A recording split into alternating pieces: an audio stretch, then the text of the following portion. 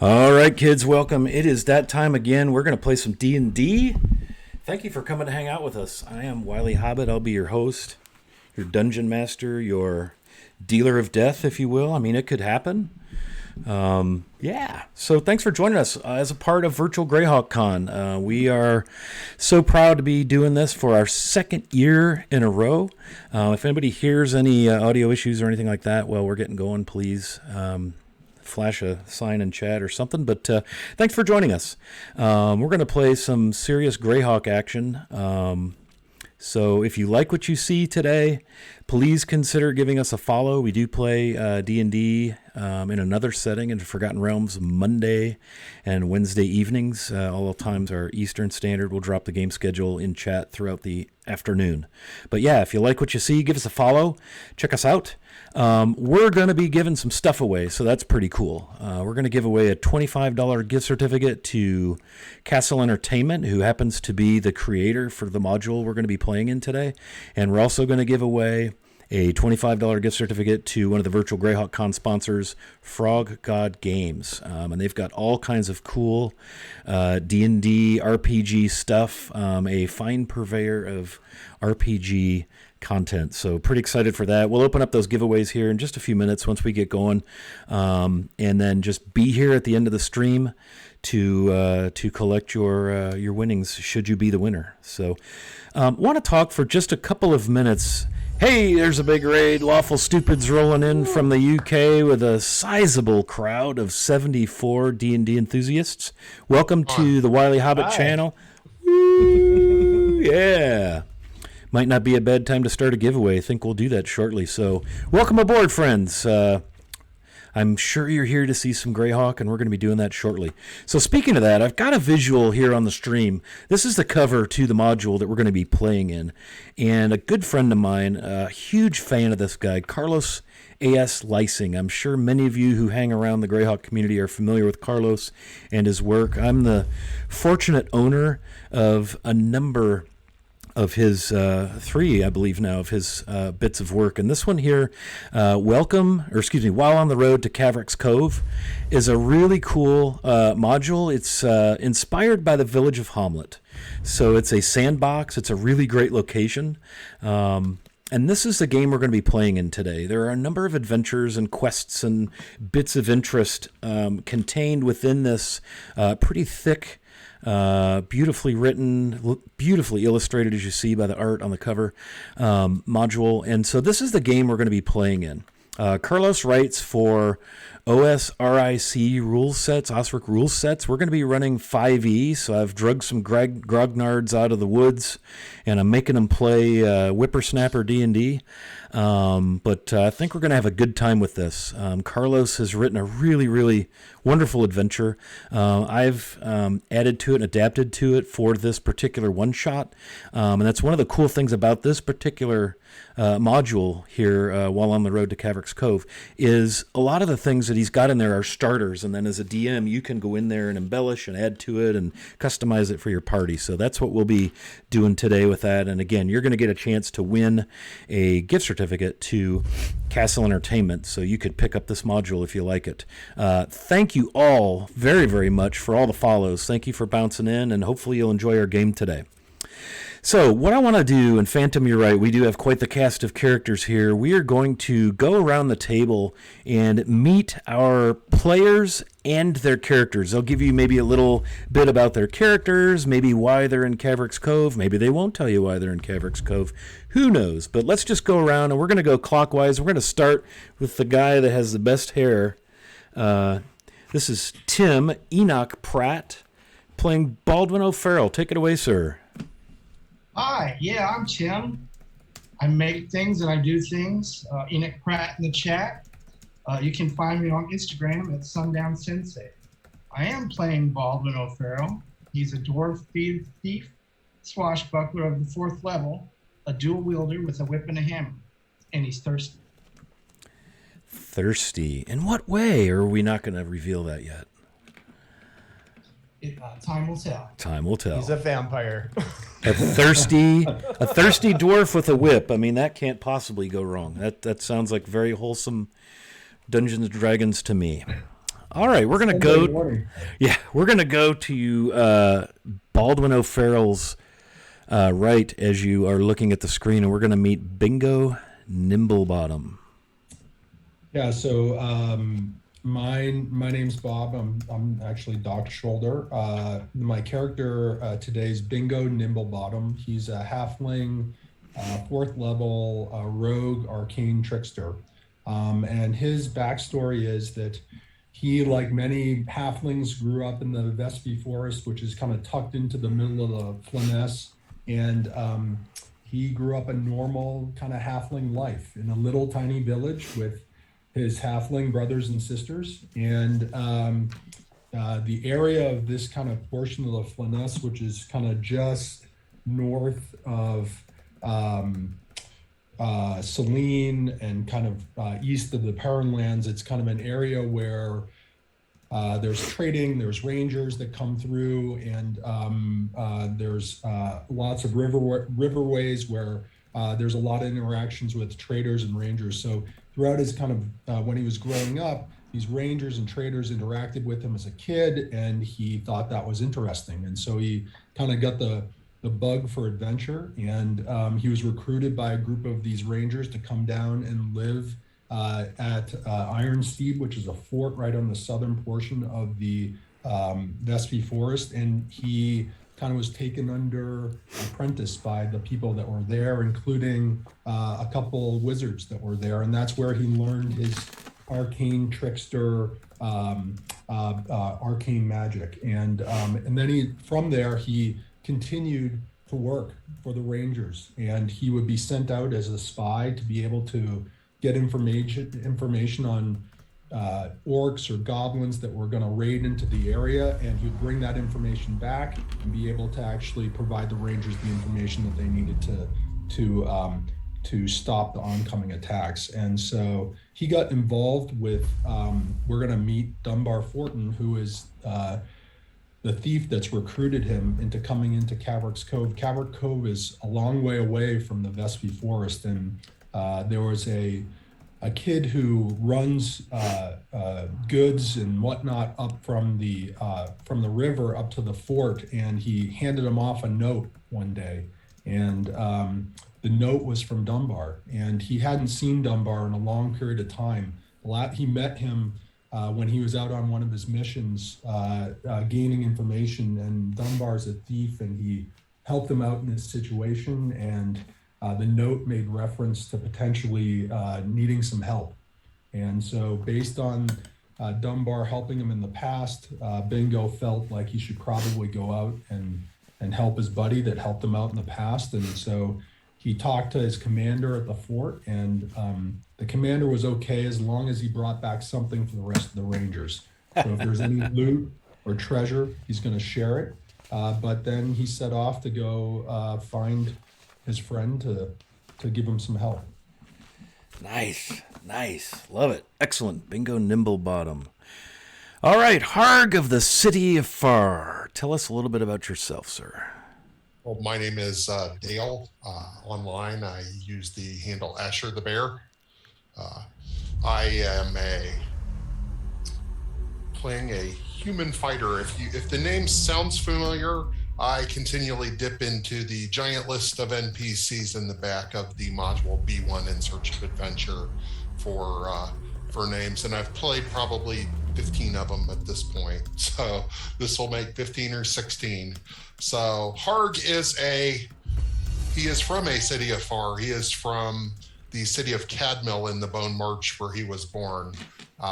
And shortly thereafter, the city was overrun by humanoids, and his family fled, and they came north to Radek as refugees. His father died along the way, and his mother took service with a Sewell lord near the Timberway. And Harg grew up and earned a place in the Lord's shield wall and fought with them for many years against raiders and against humanoids and anything.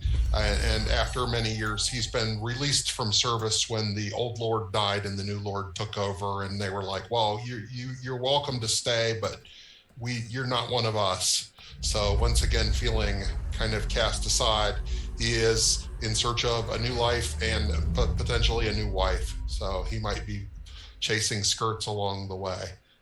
So he is a human fighter, sword and board guy. He's got a sword and a shield, and he's even got a suit of plate mail that he stripped off some knight who he knifed. So that's hard. Nice. He had met Dunbar Fortin up north, and he was surprised to hear that the partner he was with, poor Harrison, a Schnei, had been killed.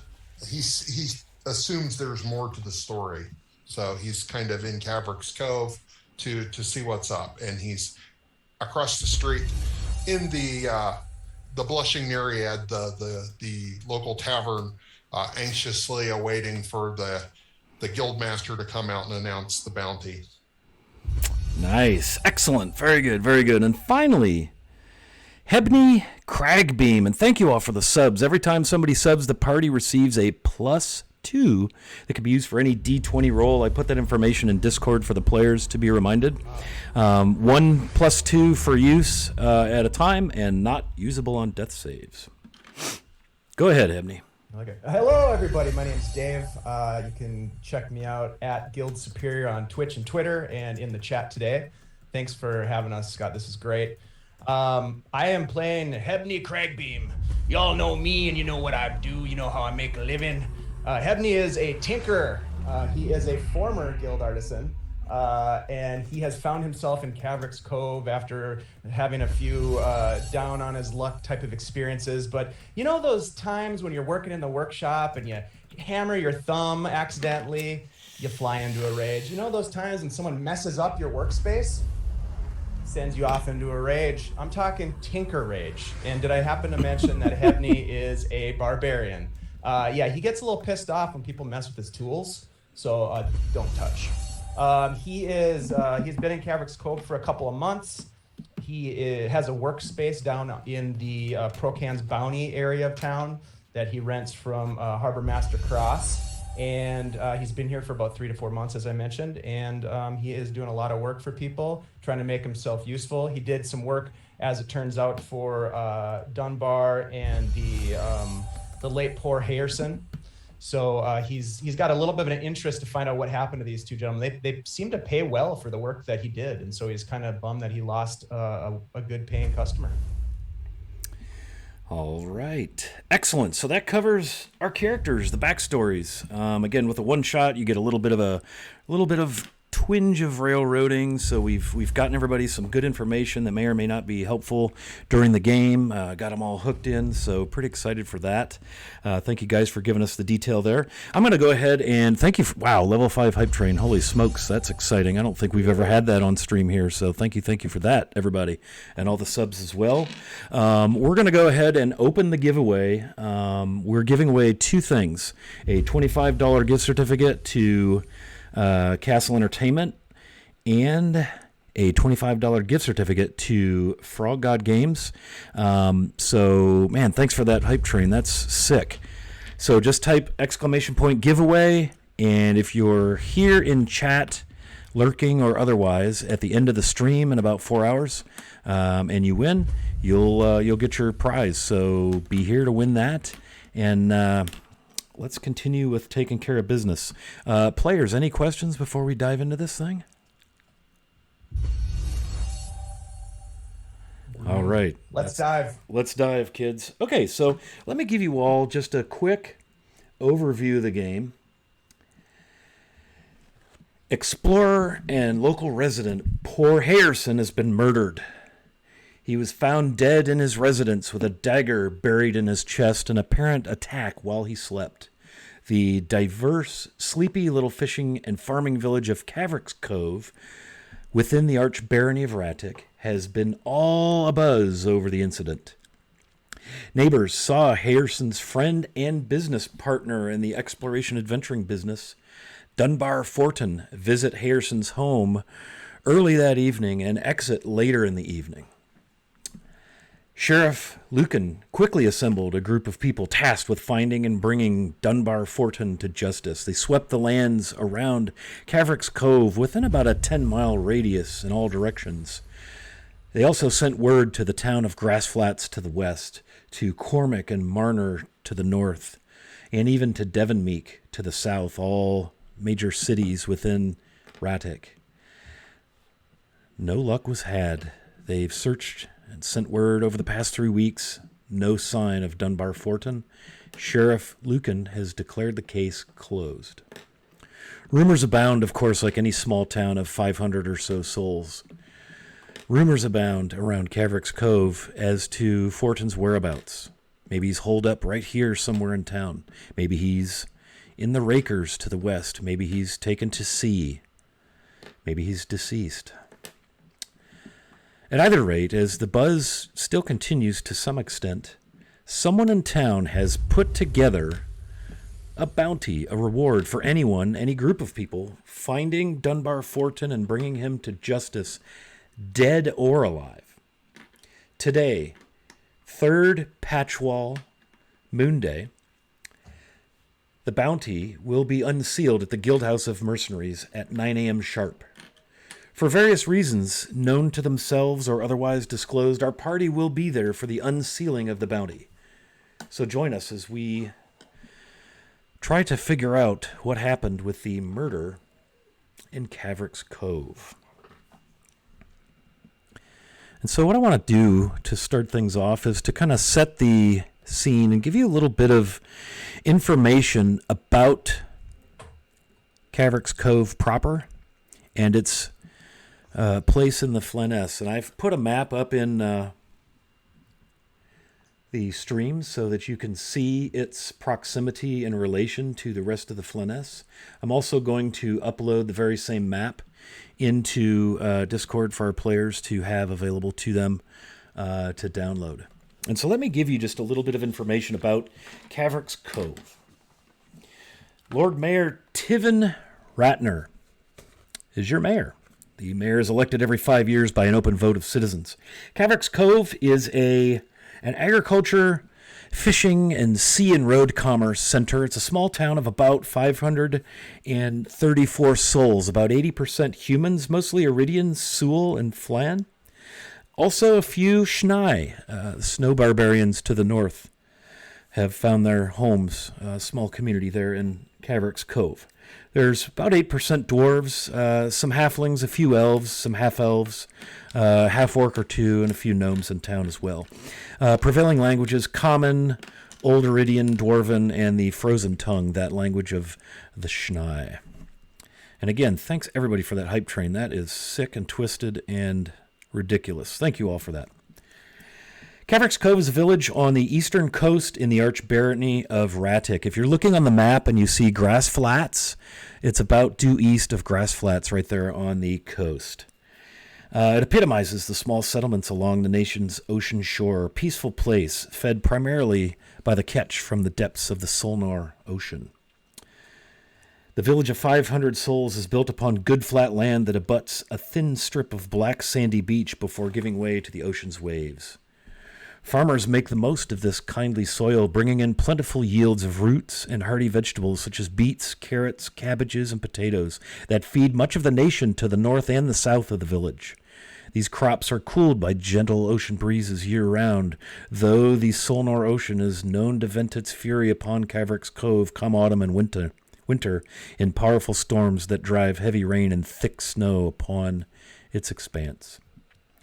The village of Cavrik's Cove itself lies at the center of this ring of farms, protected such that it is by a stone and mortar wall the height of a full-grown halfling. The area within these walls is known to the folk of the village as the Citadel, a nod to its former function, when the settlement was but a tiny bandit outpost. 4 gates passing through small fortifications lead away from these walls in vaguely cardinal directions, giving access to the cities to the north that I mentioned before, and of course Ratic's coastal road running north and south. Long before a visitor to the village sees these walls or even its farms, however, they are likely to see the settlement's most notable feature, a 40-foot-tall, magically illuminated lighthouse attached to the eastern gate dubbed the Crow's Nest by the village's residents. This is an important landmark, as it is one of very few points from which a sailor on Grendet Bay and the Boyle might navigate inclement weather. Because of this distinction, Cavrik's Cove is a popular place for vessels heading along the coast to stop. The village has prospered in no small part because of the coin and goods brought to them by such passing ships. And so you've had a sampling of the brilliant writing of our friend Carlos A.S. Lysing and Castle Entertainment, and that sets our scene for our game.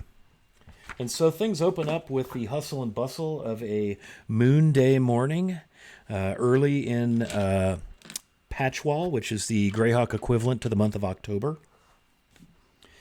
There are a number of folks who have gathered around the Guildhouse of Mercenaries, the place where the bounty the bounty on Dunbar Fortin is about to be unsealed and read. The Guild Master, his name is Corvus Devinder, a well-known former cavalryman of the Archbaroness of Ratic. Good with a sword, good with a bow, tough and gritty, not altogether friendly and amicable, but the perfect mix of fairness, honesty, and grit, as one might see along the rough ocean coast.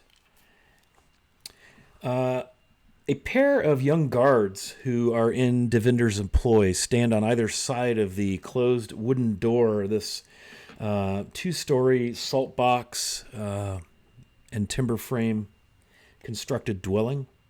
Siriv Markesh and Lartev Hanjan, a couple of young human look-to-be fighters wearing studded leather armor and longswords, raise their hands. All right, everyone, please, calm yourselves. I know everyone's excited to hear the unsealing of the bounty for the scoundrel, Dunbar Fortin. Guildmaster Devinder will step out of this door right behind us momentarily to unseal and read the details of the mission. Should any of you be interested, if you're not currently members of the Guildhouse, you will need to pay the annual dues of 15 silver pence to Guildmaster Devinder in order to enter and gain access to the details of the bounty. And there's probably 20, 25 people, mostly townsfolk. It appears maybe some outsiders who maybe are in Cavrik's Cove on one of the handful of sailing vessels that are moored in the harbor. A number of recognizable people around town. Some of the characters have been in town longer than others. You recognize a few familiar faces. Gender Cavril, probably most notable, the owner and proprietor of the Blushing Nereid, the tavern that is also sort of the center of life here in Cavrik's Cove. And without further ado, the door opens, and with great fanfare, dressed in his cavalryman's chainmail and cape, bearing the seal of Ratic, which you see there, the coat of arms on the map. By the way, I should plug that very heavily. Anna B. Meyer. Yeah, let's put that out there. I'll put a little command in. But Anna Meyer. Cheers to you, Anna. Is our mistress of cartography here for Greyhawk. Let me make sure I got That's a good title. You like that? Yeah, that's cool. Trying to remember what my command is for that. At any rate, you see the map there in I guess I don't have it. All right. Anyway, you see the thanks. You see the map there, and he steps out, and he wears a longsword. He has, thank you, Dave. The livery, the heraldry of the Archbarony of Ratic, front and center on his chest, flowing red and green cape. Good morning, good citizens of Cavrik's Cove. As you know, we have still upon us a dark mystery. Before I unseal this, I wish to honor the fallen. Poor Harrison. And he bows. Everyone immediately grows quiet, bows their heads. Now then, many of you know that Sheriff Lucan, after an exhaustive search for 3 weeks now, has been unable to find Dunbar Fortin, anywhere in the region. And he has declared this case closed, much to the consternation of some, to the great distress of others. And so it is to that end that I unseal this bounty, posted by good friend and fishing partner of the deceased, Astvar Sigurdsson, who seeks revenge, who seeks justice as it should be done, in the name of Cord and Pelor. And he holds up a scroll that has got a plain red wax seal on it. And he pulls it open, unfurls it. Individuals needed to locate and apprehend Dunbar Fortin. Travel is expected between the village of Cavrik's Cove and most likely west to the Rakers Mountains. Fortin is suspected of murder and is expected to be highly dangerous. Those responding to this notice should expect a violent confrontation upon location of this criminal. Pay packets in the amount of 25 gold crowns will be given as a bounty to all those who bring Fortin's corpse, at which time he pauses to look over the crowd for dramatic effect. Fortin's corpse. Bring it to Sheriff Lucan's office. The bounty is tripled if the man can be brought back alive to face justice. Anyone wishing to undertake this task, and you hear as he's unsealing and reading this, you hear gasps at the word highly dangerous, violent confrontation, 25 gold crowns. The sheriff had a price of 10 gold crowns for anyone finding Fortin who was in the search groups. So Sigurdsson has upped the ante, so to speak. Any takers, anyone who wishes to learn more, please come inside the guild house, but you must be members, or you must join in order to enter and view this and other jobs and bits of work. Thank you very much. Enjoy your day. And he steps around and goes inside the guild house itself, and immediately there is a furor, a buzz, people looking at each other. I thought you were, I'm not going, you know. Some folks that are very clearly not from the area seem to just stand and look and study the open doorway. They study the two guards, Sirev and Lartev, as they stand post at the door in their studded leather armor, long swords at their belts. Young faces looking a little bit nervous, unsure of what may happen with the crowd. All right, Wiley. First thing first, I'm going to finish off the boiled egg I've been chewing on while I was listening to this. I'm interested. I've been in town looking for mercenary work for a while, so I have to imagine that I've joined to review the bounties already. Okay. But if you want me, if you decide I haven't, I pull the silvers out. But no, that makes total sense. I stomp up in there in my pilfered plate mail and my well-weathered traveling cape. Am I joined by others? Yes. Hey. Oh, go ahead. I am Baldwin. I am going to join this hunt as well, and I hear my silver right here. And he asks somebody to hold his tankard for him while he digs it out. And, once he has it in his hand, then he takes his tankard back and has a big drink. Kevney Nice. steps forward, takes pull off of the rolled tobacco cigarette, flicks it on the ground. Corvus, you got some stones on you. Silver to do your job for you. I like it. I've done lots of work for you. You expect me to pay silver to do your job? Perhaps the work I've done on yours equipments and your supplies is good enough. What say, Corvus? As you raise your voice, because Devinder did turn on his heel and go back into the guild house, and the two guards immediately, Sirev and Lartev, look at each other with this look of alarm.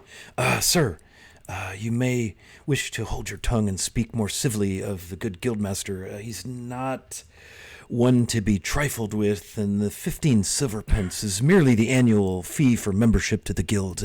He will be happy to take your coin when you enter in, should you choose to do so after your brazen comments. Brazen, boy. I've heard worse. I've said worse. Take you up on the offer. Take the coin, you greedy bastards. Wiley, Bingo looks around. He actually, so how he looks is obviously he's a halfling. He's got a long cloak. It's gray. Hood is up at this point. So he's kind of hiding behind a human that's there in the crowd. And it seems like clearly these people are going to try to find Fortin, who's his friend that he's trying to go after. But he has no interest in paying anyone any money. That's not why he's here. So he's going to try to actually get in while they go in without actually paying anything. So he's going to try to hide right behind them, sneak in the side door behind the two guards that are standing there, and try to get more information without having to going through the normal process that everyone else is going through. Okay. Excellent. So Siriv, the tow-headed, slender young fellow, raises his voice. Anyone wishing to inquire about the bounty further, please step inside and meet with the guildmaster, and he will take your annual dues to join the Mercenaries Guild here in Cavrik's Cove, and more information will be revealed. Thank you all, and if we could have everyone who's not here on business, please disperse. And locals start to kind of, wander off in groups, shaking their head. Some people kind of rolled their eyes at the mention of the patron Sigurdsson as the patron of this bounty. Some people roused a cheer. Some folks dressed all similarly, more in the garb of tribal nature, a little bit more rustic than some of the clothing here. Anybody familiar with people in the Northlands would have recognized possibly some of the slang and tone and dialect of the Schnai as they disperse. And they seem to be the ones most interested and exuberant about this bounty as they make their way across the street to the Blushing Nereid, the tavern. So, well, Harg shoulders his way inside. Okay, yeah, so you can go in. I take it Hebney, you're going in. Baldwin's going in. Bingo, are you going to follow in behind these three or seek like a side entrance? No, Bingo's actually, I think Harg's big enough that he's going to try to slink right in behind Harg, almost like right on his coattails without even Harg knowing that he's there. Okay. Well, and Hebney's making a bit of a scene as well, arguing with Yeah. the guards. So there's they're enough distracted. commotion. Yeah, sure. Probably people are distracted enough. Yeah, go ahead. I have a big round shield on my back, so people are probably dodging that. So you can probably just sidle in right there without them noticing because they're watching and not get knocked in the head by the shield. Yeah, Hebney's nice. this close. Hebney's this close to a bonus action rage right now. Nice. So, Bingo, if you want to roll, and I would have you do this with advantage, but give me a stealth roll. Sure. And you see and hear the commotion around the front steps of the, and I mentioned timber frame, I misspoke. It's actually, the building is quite old in that it's made of fired brick held together with stone mortar. And it's very clearly one of the older structures with beautiful stained front door made of sturdy oak with iron hardware. And you see Baldwin and Harg begin to make their way up the steps as Hebney continues to hassle and confront with Siriv and Lartev, who have both come to stand quite close with him as most of the folks have gone off. A few onlookers who don't seem to be dressed like or appear like locals are still kind of curious. A couple of them slipped in ahead of the party. And so go ahead and give me that stealth roll, Bingo. How did you do there? Sure. 22. Yeah, so you managed to slide right in behind Harg, and again, having some good fortune that Hebney and his normal cheerful countenance has distracted them to some extent. And so you find yourself inside the Spartan interior of this building. Inside, it's all wooden flats, such as you might see for sleeping, or excuse me, for posting jobs. And so these wooden flats are on the walls with various job board stuff and all of that. And in there is a door to what appears to be an office. There are 2 or 3 people milling about, humans, and a half-elf. Look like they're dressed for the road, for adventure, looking at some of the job boards. And you see on the door that's standing open to that office the name. It says Guildmaster Corvus Devinder. And there's nobody in there save the Guildmaster himself. Well, I just shoulder my way in there like I belong. If anybody else follows me in, great. If not, also great. Awesome. Yeah, so Harg, you're rolling in. You see Devinder standing behind a rather Spartan desk. It's not particularly decorated in here. There's a nice window that looks outside. There's a coat of arms behind him, the erratic heraldry that we saw earlier. Welcome to Lord Gazumba Jay. Glad the soccer match ended well. 2-2 tie. That's good. For those of you who don't know, Lord Gazumba is one of the primary founders of the feast for Virtual Greyhawk Con, and has been burning his candle at every known end. So thanks for bouncing in, Jay. Glad to have you around. Giveaway is underway if you're interested. Yeah, so chill out and enjoy some Greyhawk. So Harg, you come in this office. It's probably 15 by 15. There are several chairs around a table in one end. There's the desk, and Devinder stands there in all of his regalia. Well met. I take it you're here on the business of the bounty. I am. As am I. You take it right. So Bingo is right around the corner. He isn't even in the room yet. So Okay. His head is kind of peeking in. All 3 of them are inside, but he's not quite inside the doorway yet. Come in, wee man. You're welcome here. All are welcome. Glad to have you all. And he kind of side-eyes Hebney. I'm guessing that you and Devinder have probably had a couple of encounters, maybe at the Nereid, maybe down at Procan's Bounty on the waterfront. You find him to be gruff, but a decent enough guy, but he's not going to win any congeniality trophies for sure. I know the feeling. So then, you, Harg, I know you're already a member here, so let's take care of business first and foremost. Anyone wishing to undertake the bounty would need to be a member of the guild, which is a mere 15 silver pence per annum, payable and due now. And he smiles. Yeah, and I'll slap the money on his desk. Very well. What's your name, friend? I am Baldwin O'Farrell, and I seem to have emptied my cup. Do you have any ale? Not in the guild house for sure. But well met, dwarf. And he extends his hand across the desk, puts a hand down. Big, meaty, calloused hand. You hear the chainmail kind of jingles and clinks as he reaches across to offer his hand. Quite. I put down the mug and shake his hand. Yeah, and he kind of draws his hand back and wipes some of the sticky stout residue from your stout drinking on his cape. Well met, dwarf. Baldwin O'Farrell. I'm not familiar with that name, but glad to have you. And he offers Harg the same greeting. Good to see you again, friend. Yeah, I shake his hand. You're already a member in good standing. I don't know how we're going to get anything out of old Craigbeam over here, but Hepney, are you on for this? You know, justice and revenge, in my experience, are never linked as closely as we think they are. I'm in it for the curiosity. Maybe I'll fix some of their gear. He looks around at you and Harg, specifically your equipment, and sort of eyes it up, looking for opportunities to do some repairs and upgrades.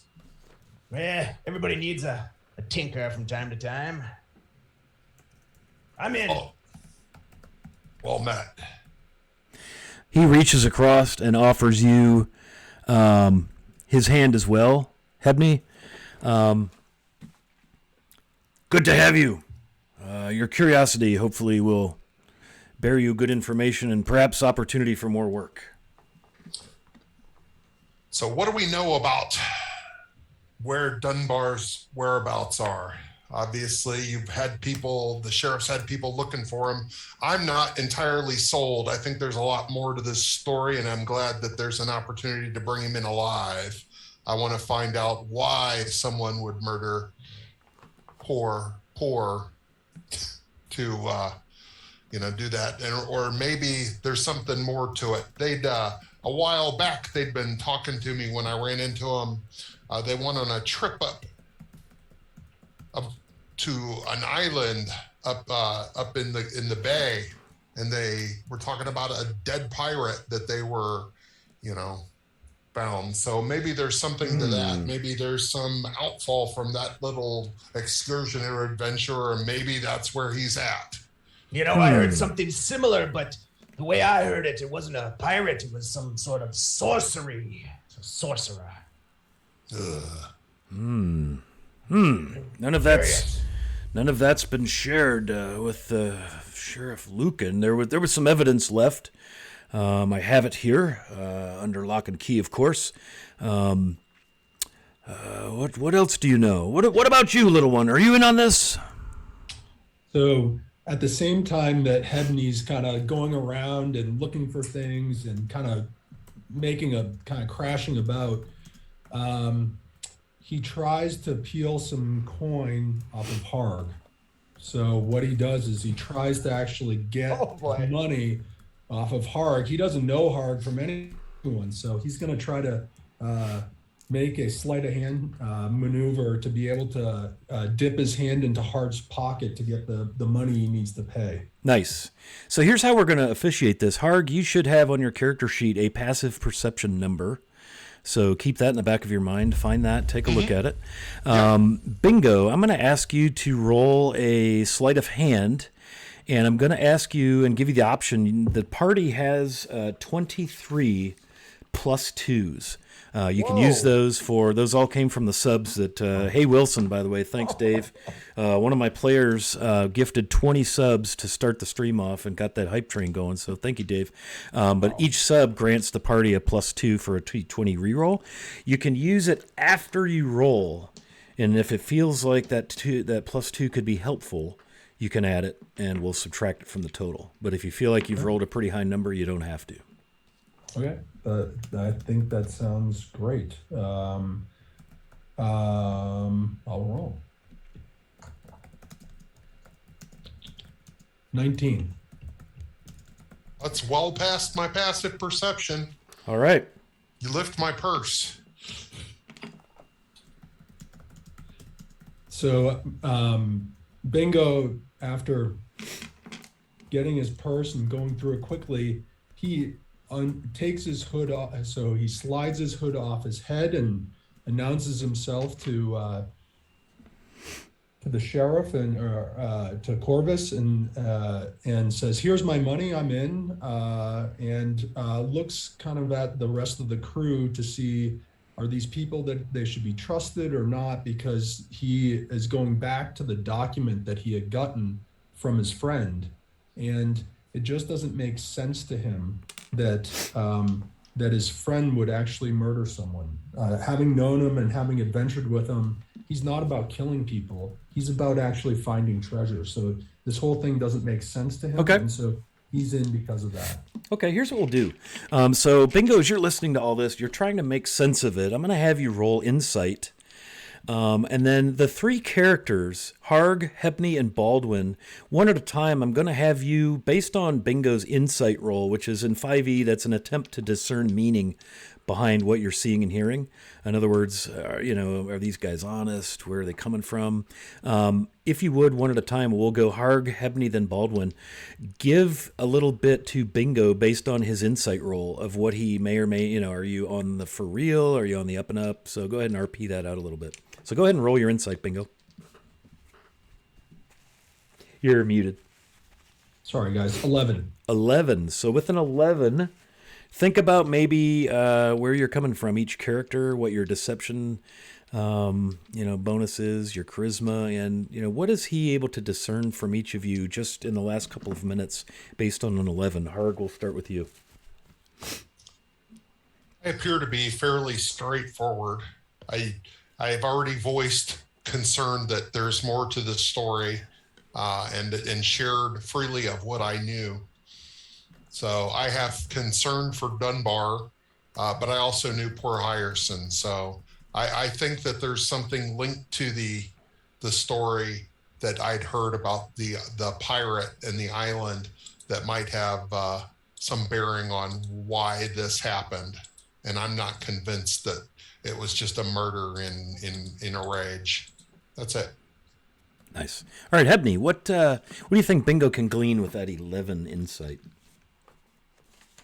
Bingo, you pick up on the fact that Hebney is irritated. Very irritated. He's been irritated since the moment you saw him. He's been irritated since birth. That's about right. Yep. Yep. That's awesome. Yep. That's about it. Okay. Irritated and irritable. Okay. And then finally, Baldwin O'Farrell. What is Bingo able to discern with an 11 insight? He is able to discern that Baldwin, his facade as a frivolous person is just that, a facade. Looking in his eyes, you can see that he's driven by something dark. Okay. All right.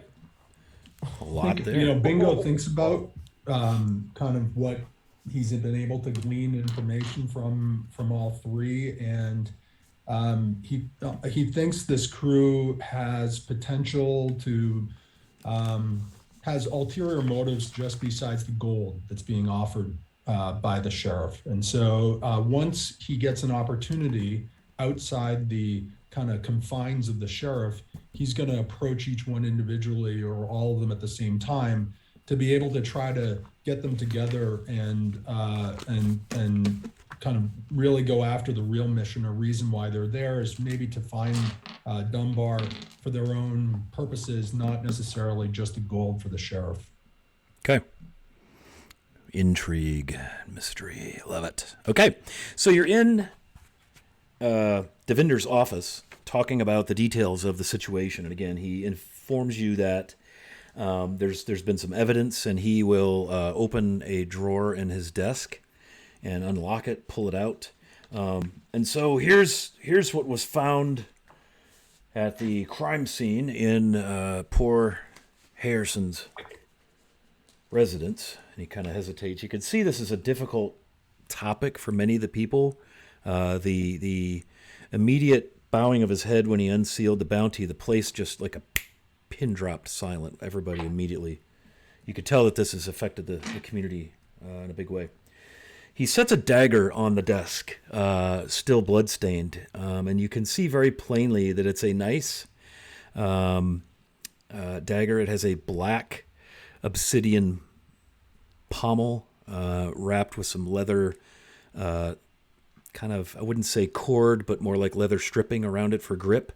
And you can see very clearly engraved, stamped by whatever means, in the side of the blade, Dunbar Fortin. Obviously marking that dagger as Fortin's dagger. And it's a nice blade. It has a keen edge. It's very well made, and it's been very well kept. There is no sheath. Neighbors of Harrison's saw Fortin enter the residence early in the evening before sundown, and then they saw him leave later on, a few hours later. After dark, they heard them talking, or they heard him talking to himself, kind of humming as he does, and his boot prints, Sheriff Lucan identified his boot prints all over at the scene.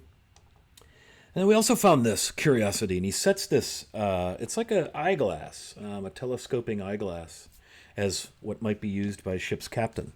And it's gold. It has some rubies, like around some of the rings.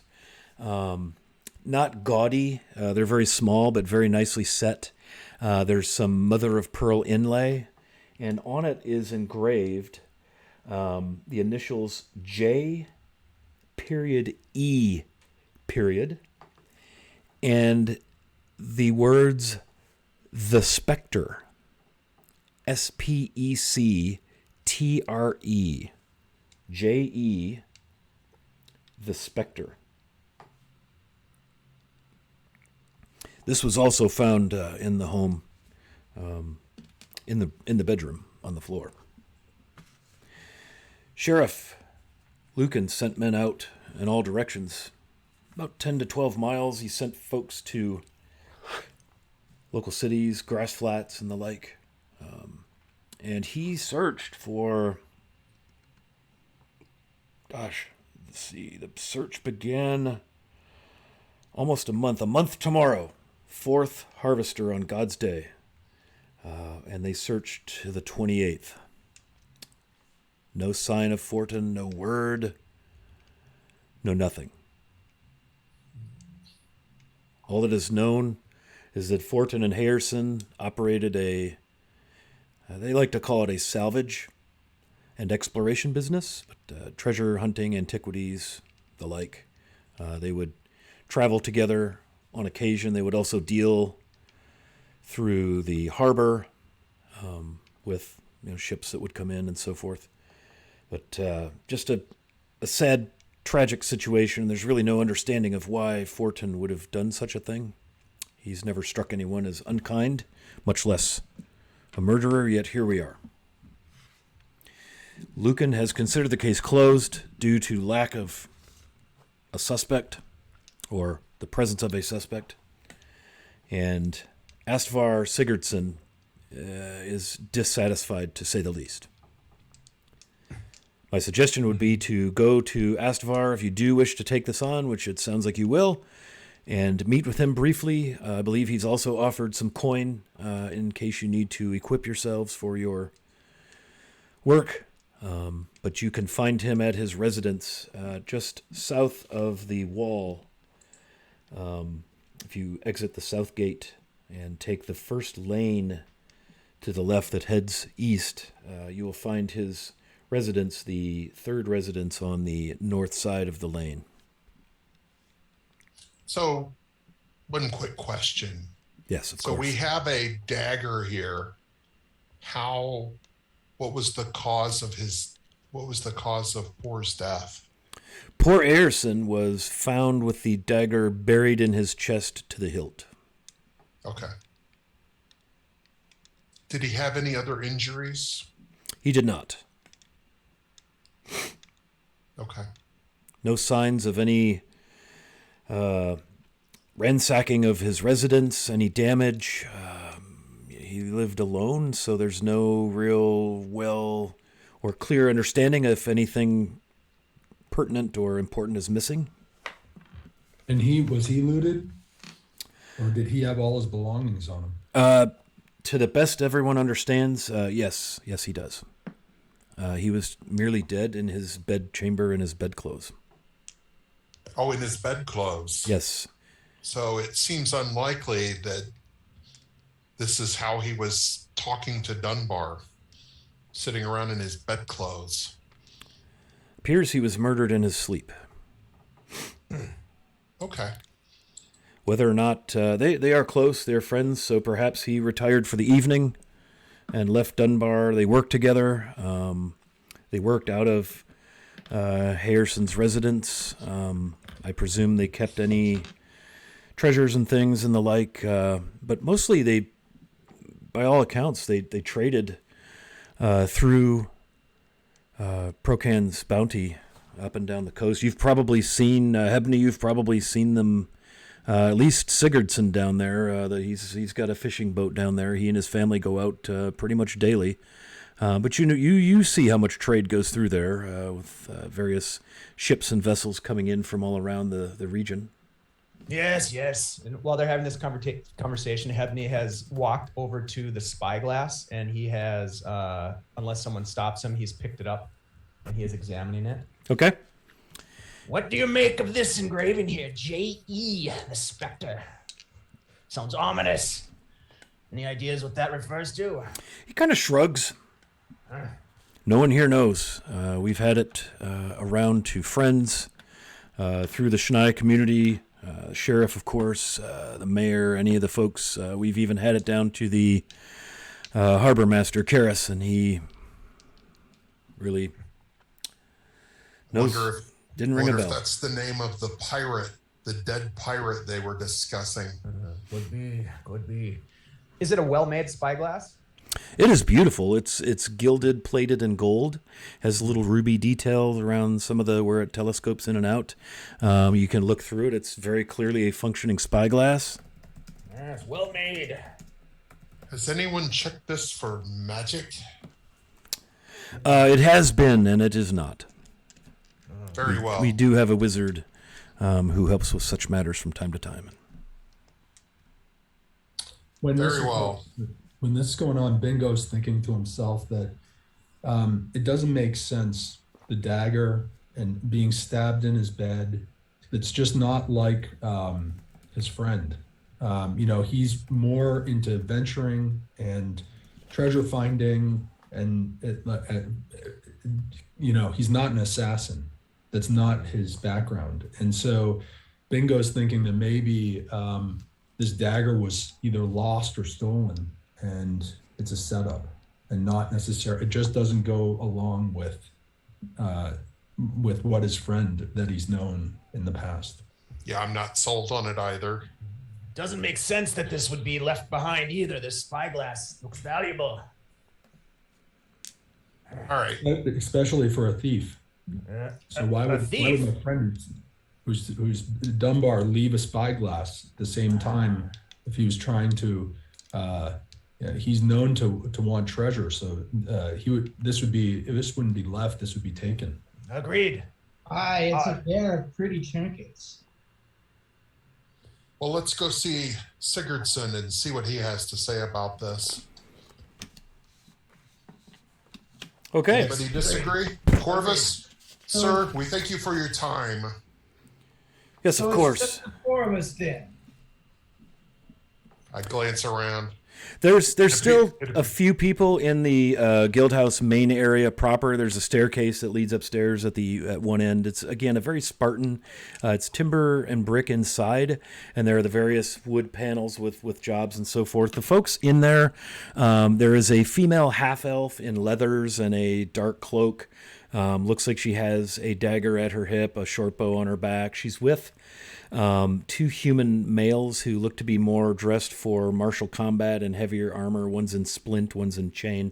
They look to be kind of your typical adventurers. There's a half-orc male looking very closely at the boards. A couple of people have come and gone up and down the stairs, you presume, probably mercenary guild members as well. But you're the only four people who have directly expressed an interest in taking on this bounty. As they leave, or as Hebney walks past these mercenary types, the fighters and the elven ranger type, he's going to hand them his card, his business card. She smiles. He doesn't say anything. He just hands the card. Thank you. Yeah. And the two guys kind of grunt and look you over, giving your grizzled visage a once-twice. She kind of looks at them. They look at her, sort of shrug and nod and look at your card. And you kind of see the light bulbs. Oh, yes. Gear, repair, tinkerer. Yes. And they kind of nod. You kind of see what you would expect, the customary kind of light bulbs go off in their minds.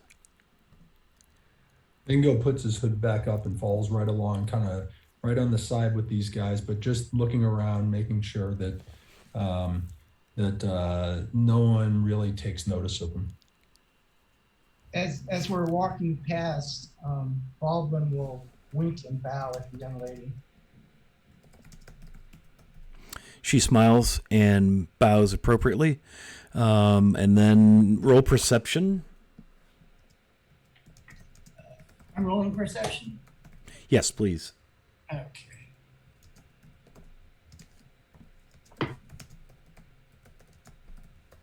$19. Yeah, so you catch her kind of side-eyed one of the guys and then rolls her eyes a little bit. presumably at the Wink. I just snicker. All right. Well, I will walk outside the guild house and just march straight down through the center of town and out the gate on my way to Sigurdsson's house. Yeah, I'll follow High Boy. Yep. Excellent. Follow as Same. well. Yep. You get a nod from Devinder. He makes some notes. While all of this conversation was going on, he would have taken your names, where you would be staying in town, just as, information about the bounty and as membership details for your membership in the guild house. So looking at the map of Cavrik's Cove, you're going to head out the south gate, which is numbered 5, I believe, and head down that lane to the south and take the first lane to your left. And you're going to house number 4 on the north side, which is also numbered 47. I take it all 4 of you are going along? Yep. Yes, I'm going along. Yep. Yes. You make your way through town. Lots of nice, mature trees.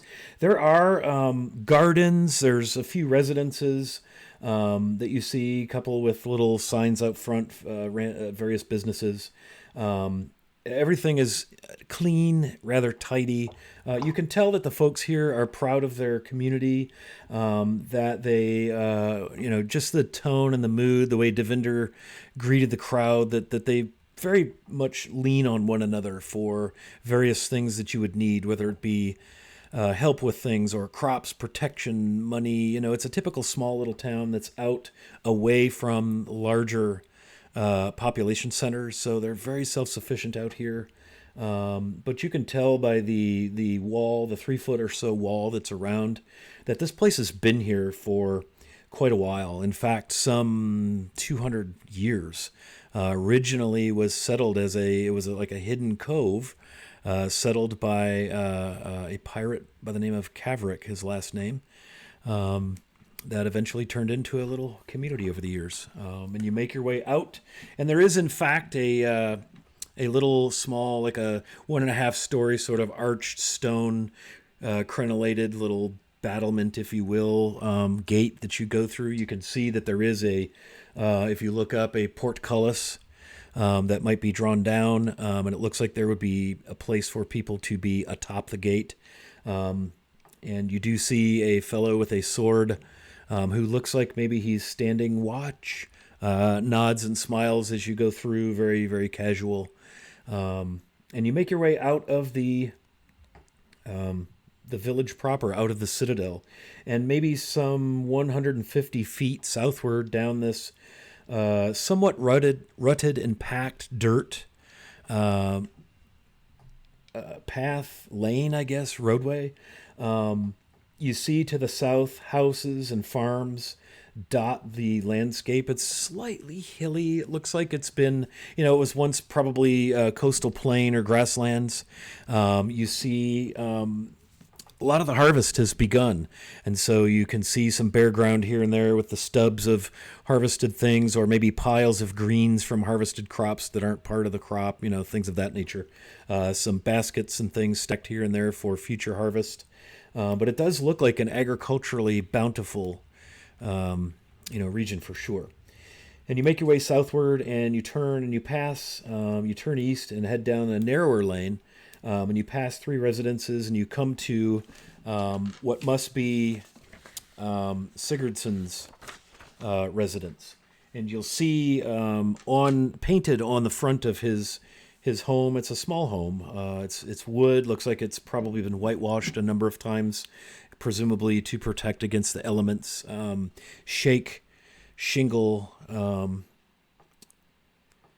roofing with it. But at any rate, you see on the front what looks to be sort of an insignia of sorts, and it looks like spears and maces are crossed. The spears are kind of the cardinal directions, and the maces are on the diagonal to form sort of a star, and it has a red field behind it. Anybody wish to roll a religion or history check to see if you recognize what that might be? I'll go history. Okay. That's going to be a 14.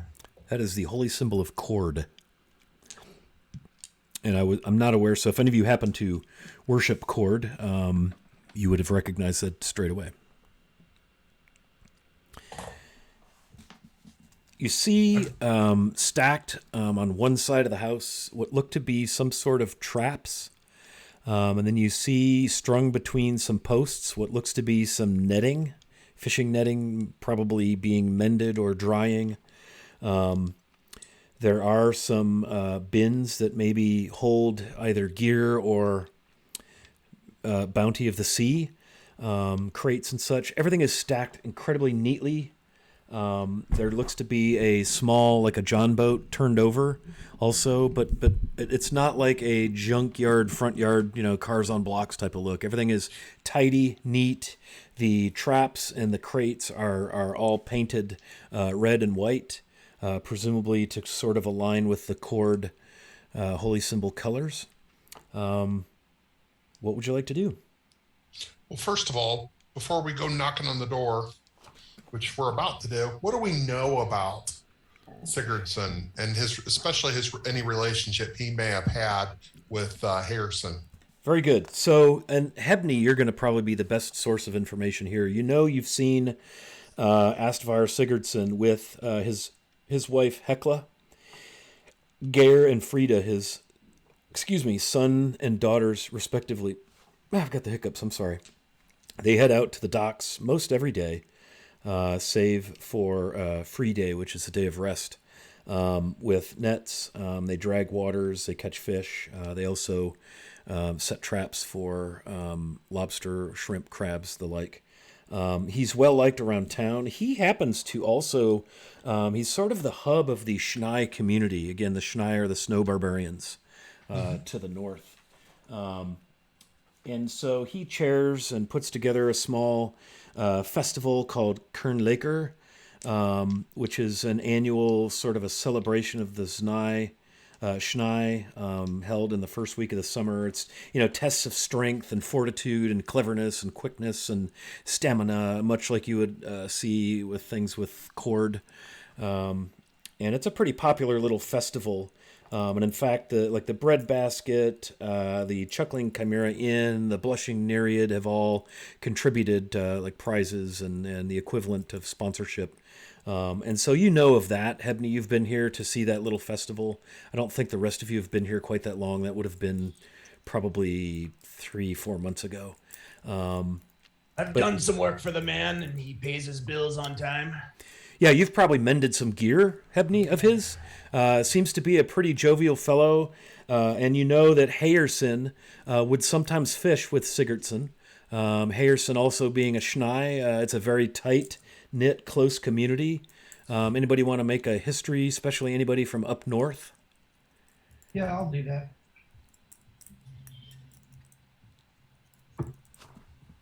Rolled a 13.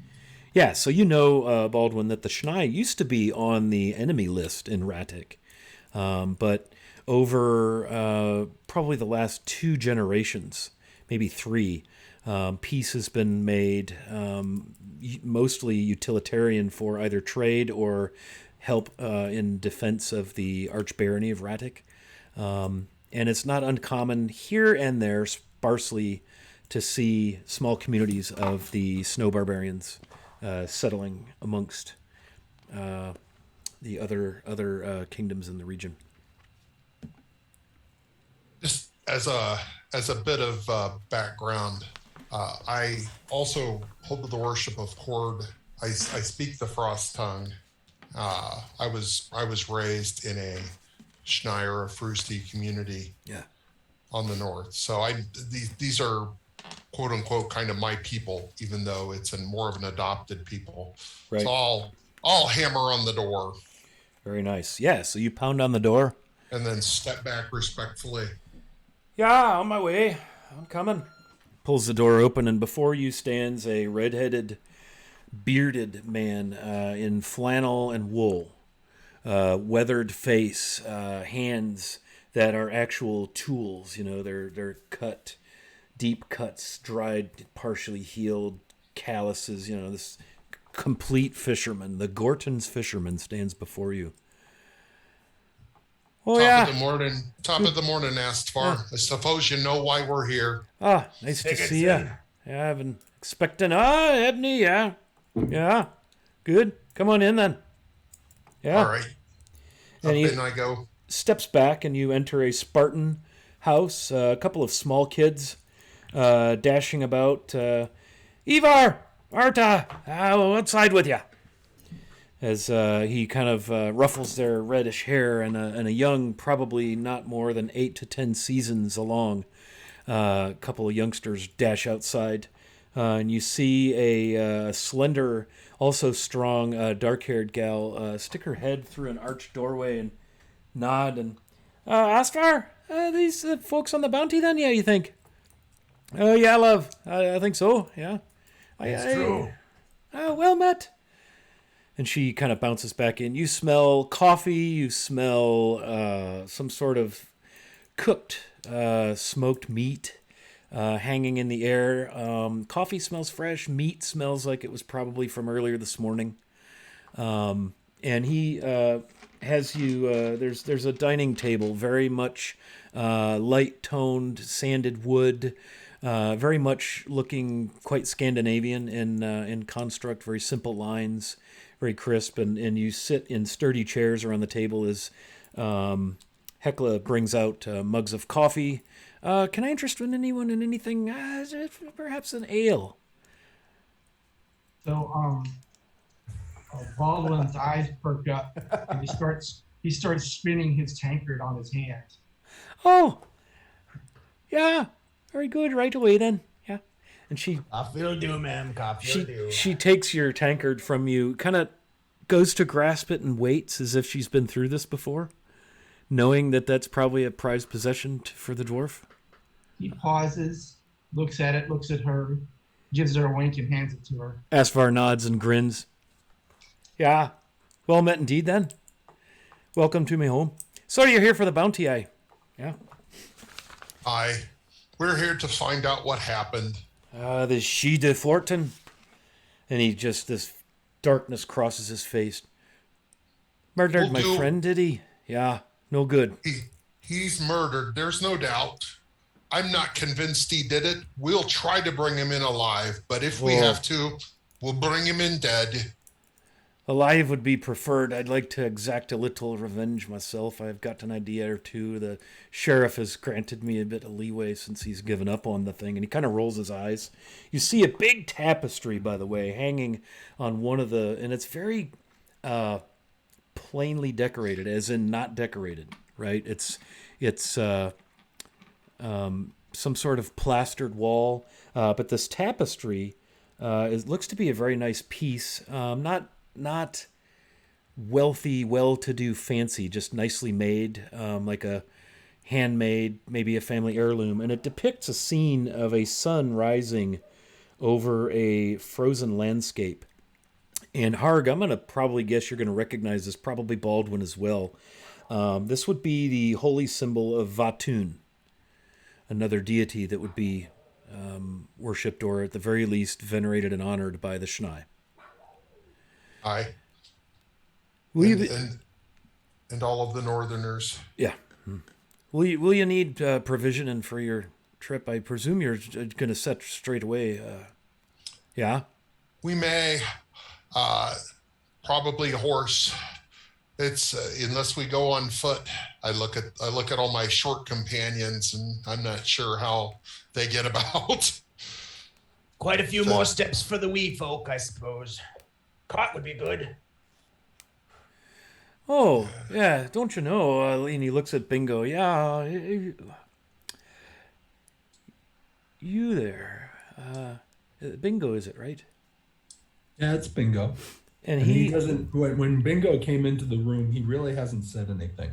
Okay. He's kept quiet. He's looked around. He nodded to just let him know that he recognized him. But when they sat down, he quickly saw the array of food that was put in front of him, and for a halfling, for them to throw out all of that food it almost brought him back to kind of where he was growing up.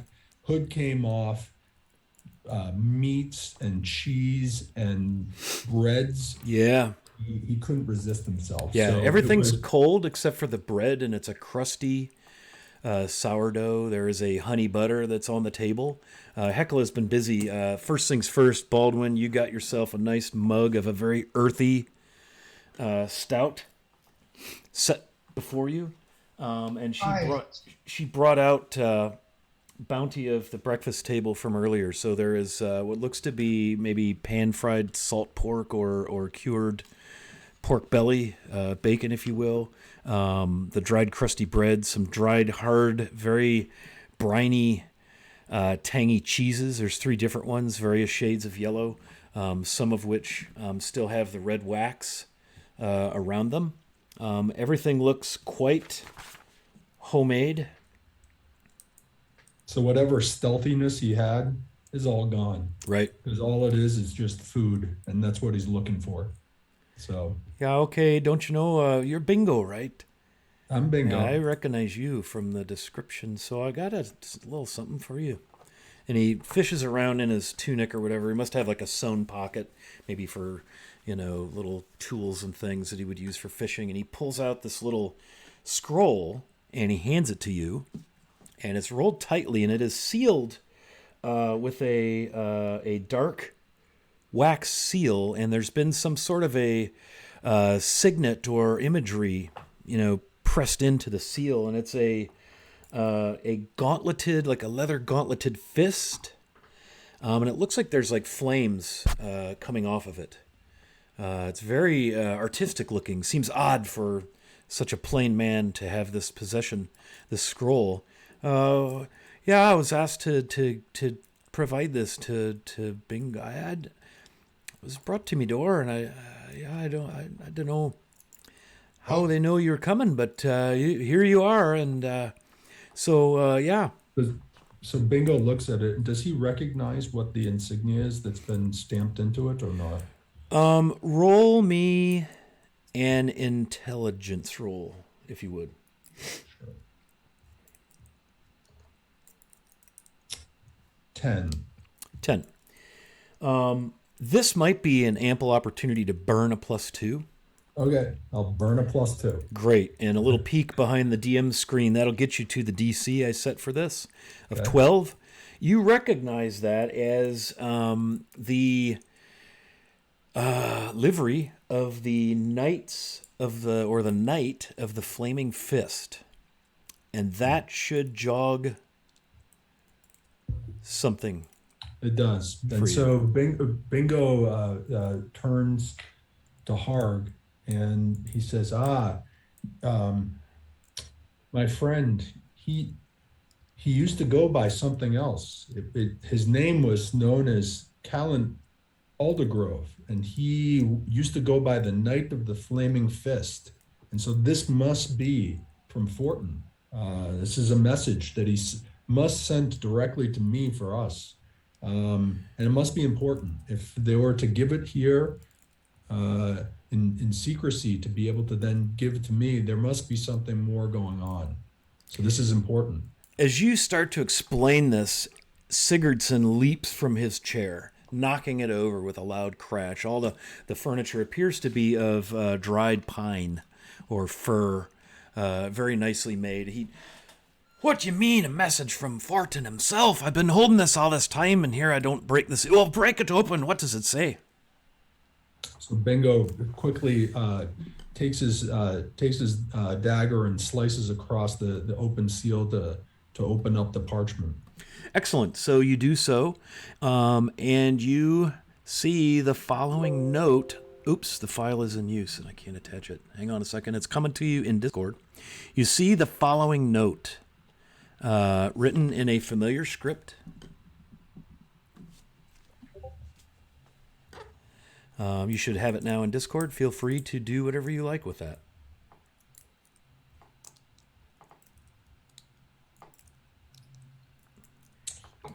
As Sigurdsson stands there looking, Hekla comes out.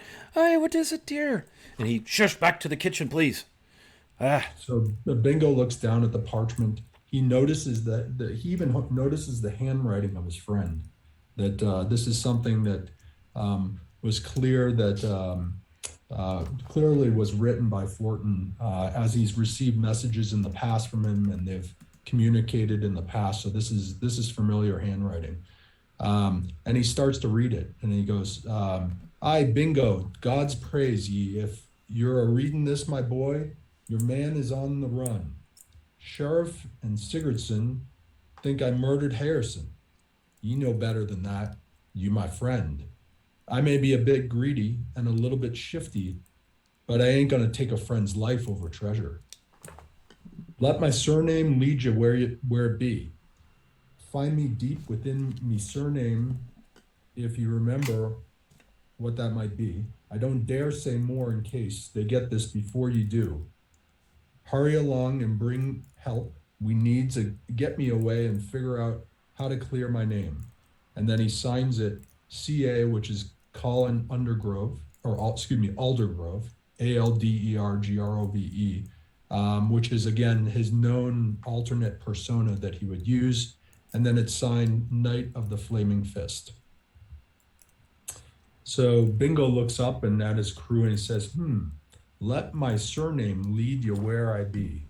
So clearly he's using that as a guide to us to be able to identify where he is. And then when we find him, we can get the full story. So do you share this with the rest of us? I do. You read that out loud? I read that out loud. Okay. To the group.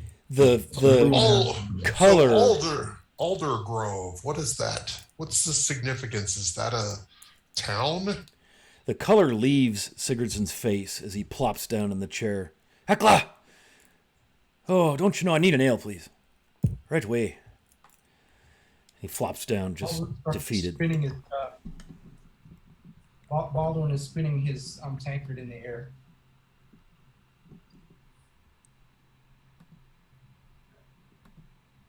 Bingo, I'm sorry for your friend, but we need to find out what happened. Be that as he may be innocent, let us find what is this Aldergrove? What does this mean? How can he be innocent? We found his dagger, we found his footprints, people seen him coming and going.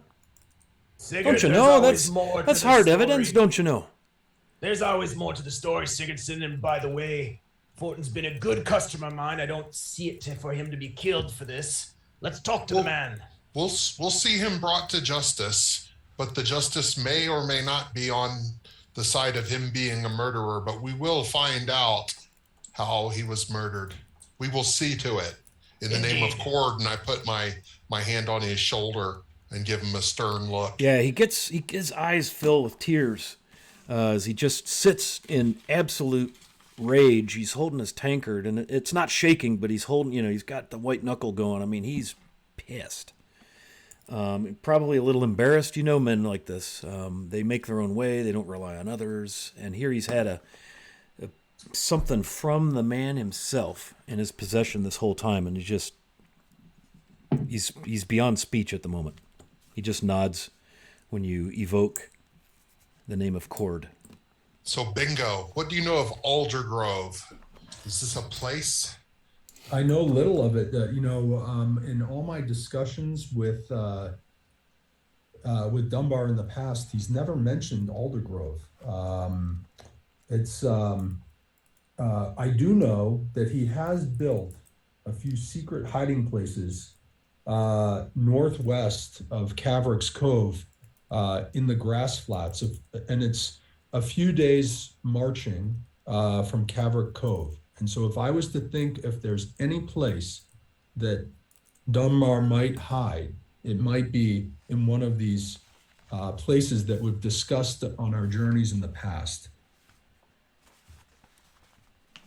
All right. Well, I think maybe let's have a look at his house and see if there's any clues there, and maybe the house, would you like to set off at once for one of these hideouts? Do you know where they're located? He had given me some rough guide with regards to how to actually get there, but it might be worth it for us to investigate just a bit further maybe we go to his house to see if there's anything further there that we could pick up clues to be able to actually get to the location. The other is that we could try to go maybe to find out more about Aldergrove and what that means maybe at the tavern. That would be the only two things I could think of. Right. There is a route that we could go, and I do know this. It's, again, to the northwest, and he had mentioned this, but I'm afraid that I may get lost on the way as my information is not as precise as I would like it. All right. Bingo. I don't disagree with your ideas of gathering information. However, we should all be aware that there are others looking for your friend and my client. Whether or not they have the same interest as we do for justice or revenge, we know not. It's true. We may actually run into enemies, and that could place a problem on our search for Dunbar, as we actually might be the ones that are killed, just as the man that that supposedly Dunbar is killed. So I'm afraid that it may be best for us to just head northwest, using the location that he had roughly given us. Or given me, in order to find this secret hideout. All right. Astvar, we'll be taking our leave now. Time is of the essence. Oh, and I clap him on the shoulder and say, we will find him. And I leave, and I was like, bring us. My friends. Bingo was your name-o, you said? We probably should. You were waiting for that. I was. Yeah, that was good. Yeah, So we ask, we probably shared too much information in that room. Astvar is going to share that information with every Tom, Dick, and Harry who comes in here looking to talk to him. Hopefully there shouldn't be any, but let's quickly make our way towards either Dunbar's house or more than likely the secret hiding place. Well, yeah. I'm afraid to leave clues, but I'm also afraid that time is of the essence. If you know how to get to this secret hiding place, maybe we should go. But at the same time, we're already here in town. Maybe we should look at where he lived and the house of the poor deceased to see if there are any clues behind. I would hate to get all the way out there and find that we should have looked for something right here. Agreed. So can I suggest we make in haste for the house of the deceased first? Yes, but let's be quick about it then. I fear for Dunbar's life. I agree. So we'll make haste for the house of Okay. Poor Harrison. Harrison, yeah. And Wiley, when we're going through this, so it's a few days march for us to be able to get to one of these locations that Dunbar has actually let me know about. Right. If there are people that are on our trail, is there any way that we could potentially look to maybe get a couple horses to be able to, when we're on our way up to search out these houses, that we could wrangle them and potentially steal them for our use? You could actually go back to the Guild House Mercenaries and equip yourselves with horses there as members for use. Obviously, if you don't return them in good condition, there would be some sort of financial responsibility. But yeah, as good standing members, you could get horses. Absolutely. So I make a suggestion. You three gentlemen seem very well suited for investigations. Let me go make the arrangements for the horses, and I'll meet you at his house, and maybe you have already gleaned some information. Does that sound like a reasonable use of time? Bingo nods his head and starts kind of already moving forward towards the house, and it kind of in agreement without even saying anything to Harley. Okay. And I'll head towards the guild house and start making arrangements for horses, because I want us to be on the way shortly. What we've done is split the party. Very nice.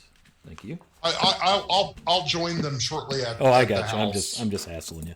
Yeah, Okay. I don't want to have a big side adventure or anything. I just No, want to no. go make arrangements for horses and then Yep. bring a couple of horses over to the house. Are Absolutely. you guys sure with doubling up or? Have Neil go with Harg. Okay. Okay, so Hebney and Harg, you're going to run back into town and make arrangements for the horses. That we'll just consider to be accomplished. Yep. And we'll go with Bingo and Baldwin as they go to Hayerson's home. And again, it's not Poor Hayerson, like Poor, but his first name is actually Poor. So I don't know if perhaps that was a little play on words by Carlos there, since Poor Hayerson has been murdered. And yes, Patrick, Bingo is a halfling. Great question. Lexfire, thank you earlier for the bits. I think you either subbed or followed. Thank you for that. And then thank you for the DM advantage. That is 2 DM advantages I have now. So, hey, man, it works both ways. So, yeah. And then Fellowship of the Tables, Andrew liked your bingo naming joke so much, Harg, that he awarded you an advantage as well. So keep track of your own advantages. And the party now has 21 plus 2s. Okay, so you guys, and by you guys I mean Bingo and Baldwin, you're going to head back in the direction you came because Ayerson's house is actually, you head west on that lane and then continue further south to number 42, which is 2 houses down from the lane. The house is set there. It's just a very simple, this one is a little bit more like a Schnei dwelling. It's mud packed, almost like an earth berm, sort of partially underground, hobbit hole feeling. It's got a arched wooden door. There's a couple of small, like a shed and some fishing gear, much like Sigurdsson's place, but it's not that timber frame like Sigurdsson's home is. It's more of a traditional Schnei. I think I said Schnur. Sorry about that. Schnei dwelling. Okay, so Bingo kind of slinks around the back. There's are there windows, or it's set inside the actual earth? It's been mounded, but there are windows, so it's not an underground home, but it kind of looks like a mound that way. Okay, so it's got like a mud sod sort of roof covering. Sure. Yeah. So he'll go all the way around, once around the entire building, looking inside, kind of peering in, seeing if there's anyone inside, and also kind of looking for escape routes if they need to actually get out quickly, or looking for other people. Right. There is a back door. There's a a dirt footpath that leads to the front of the home. From the lane itself.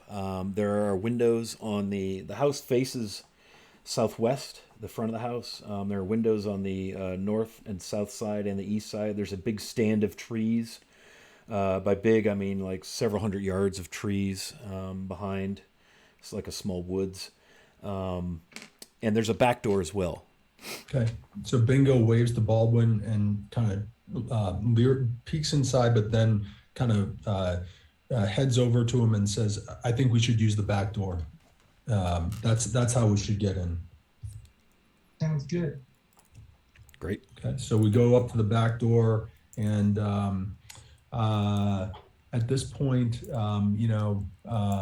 he honestly, he'll just barely creak open the door, peek inside. He's not worried about. It's locked. Okay, So we'll try and unlock it. Yeah, do what you guys do there. It's a good idea. Send in the rogues while the fighters go find horses. Good plan. So have thieves' tools, and we'll try and pick the lock. And you want me to roll for that, Scott? Yeah, go ahead and roll. I like to use sleight of hands. Okay. And if you have thieves' tools, which any good rogue would, do you happen to have expertise, like double proficiency in those? I do, but it's just basically an addition on to the to bonus action. I mean, to my proficiency bonus. Right. You basically double your proficiency bonus, add your dex mod in front of. Yeah. So basically, add your proficiency bonus again to your sleight of hand roll, and that'll pick up the expertise bit. I have the same. Ooh. Yeah, and you can assist him, Baldwin, if you wish, and that would grant Bingo advantage. Well, let's do that. Okay. So Bingo rolled a 14, or that's my cumulative. And so if we used advantage, it would be a 15. Okay. Yeah. So you see, describe for me, Bingo, how, and Baldwin as well, how you guys go about trying to unlock this door, and you are successful with that roll. So give me a little RP on that. Sure. So Bingo, again, it hoods down. He has a little pouch. In the pouch, he's got all these little fine tools that look like little toothpicks and little kind of curved devices that could potentially move into small spaces. And he places two of these devices into the lock hole, the keyhole, and at the same time that Baldwin is actually trying to move back and forth the handle of the keyhole while Bingo is rotating his two devices in his hands clockwise and counterclockwise. Nice. And Baldwin, how are you able to get in there and assist Bingo as he opens this lock? Before he inserted the tools, I took a little bit of oil that I keep in my kit and applied to the keyhole. And as I'm working a lot, my head is nearby and I'm listening. Ah, okay. Yeah. So, Yeah, and you hear the unmistakable sound of the snap of the mechanics and the gears snapping and popping as they turn, and very deftly Bingo works his thieves' tools, and the lock opens, or unlocks, I should say. So, Bingo thinks about, he pauses because he's like, okay, locked, but probably not trapped. And so he's not gonna waste the time that's gonna be needed to search for traps in this area because they're already strapped for time here, Okay. and he thinks the likelihood is low. So they go in slowly, opening the door, but moving cautiously. Excellent. So you enter, and it's just a simple hallway. There are some boots and things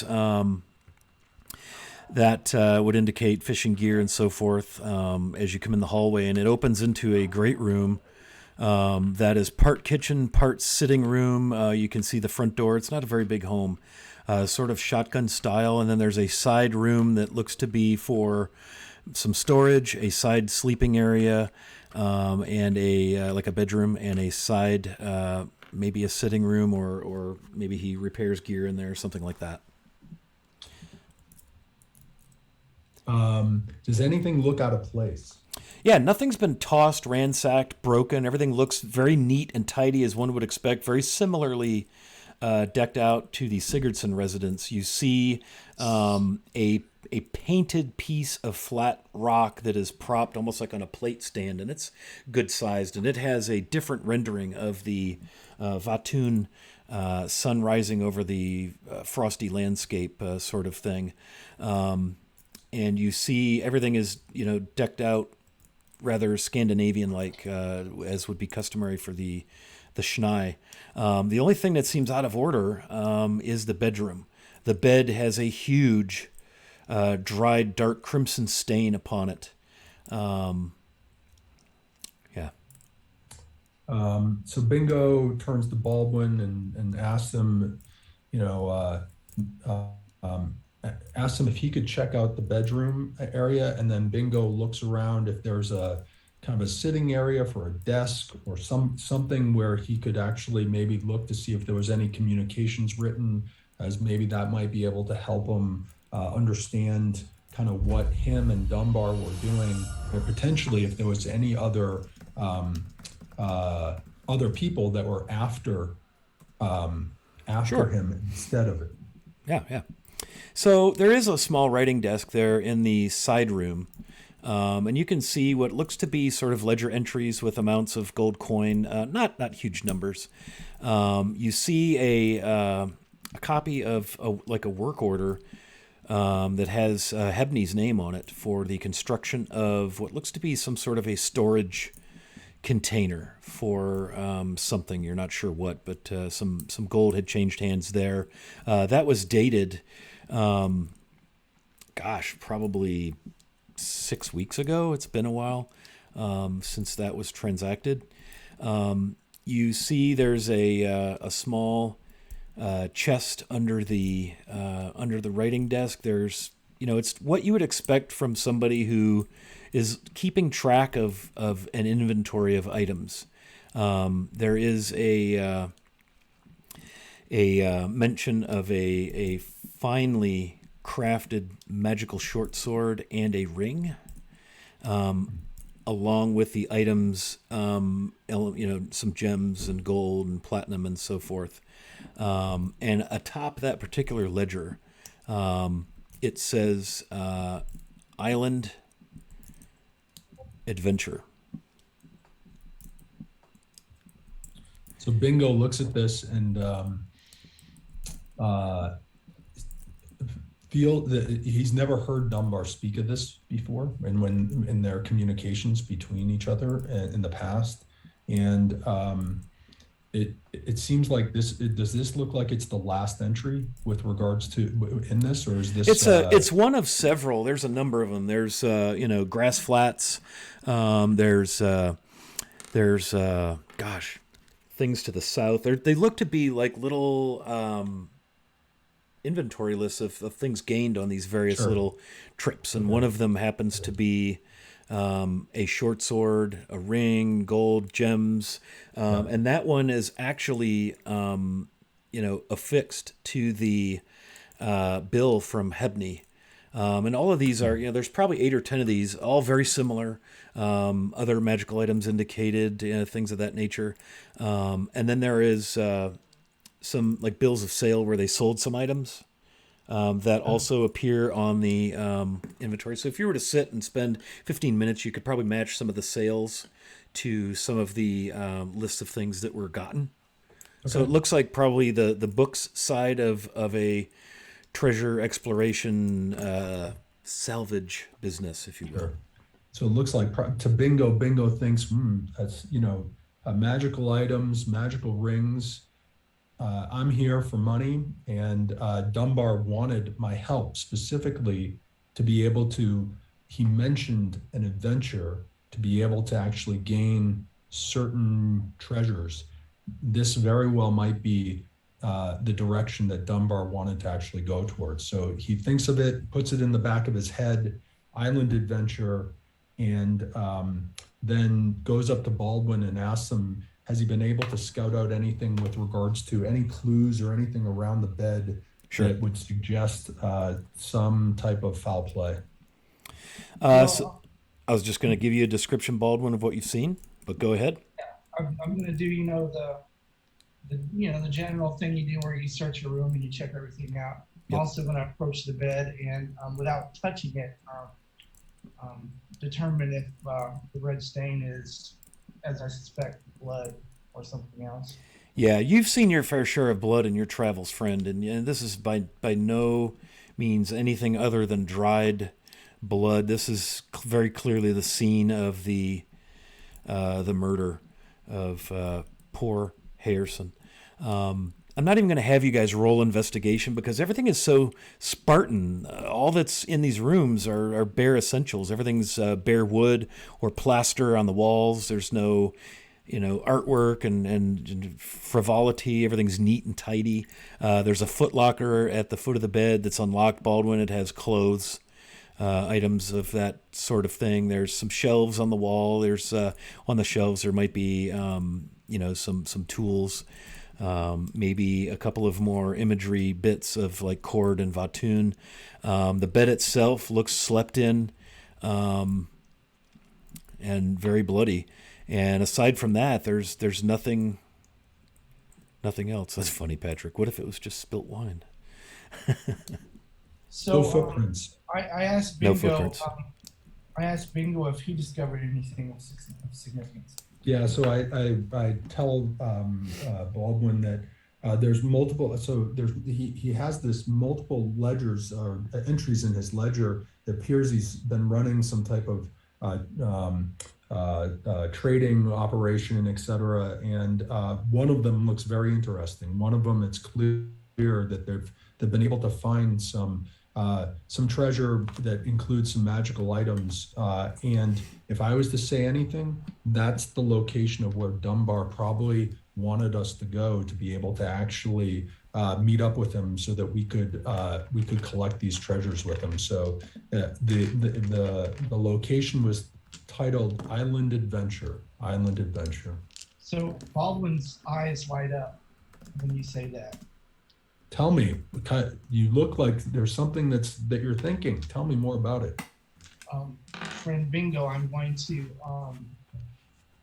to share something with you. For recent weeks, I've been plagued with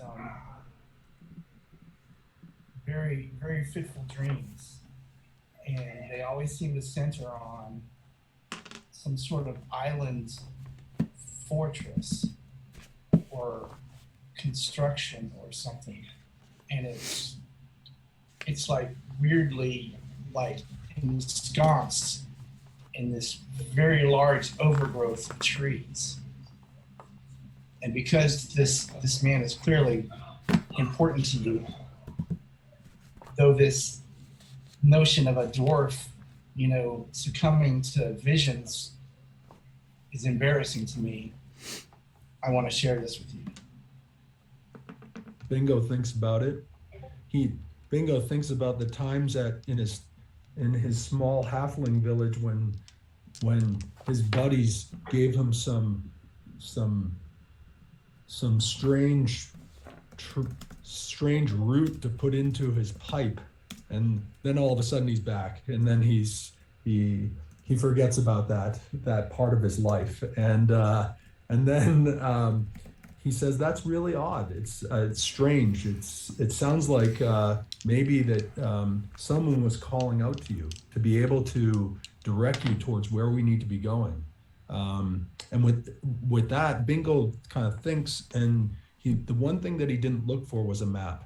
And so he goes back to kind of ruffle through the drawers to be able to look anywhere where he might be able to find potentially a map that might be able to bring them towards the location of either the island or potentially a hideout that Dunbar had mentioned to us. Yeah, go ahead and roll investigation.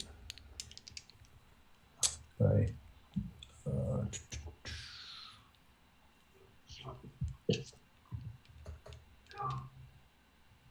23. Yeah, so you've got the chest. It's a small chest. Looks like almost like a safe, like you would keep something valuable in it. On the floor under the writing desk there in that room. But under that, you notice some of the boards are loose, the floorboards, and that seems a bit curious to you.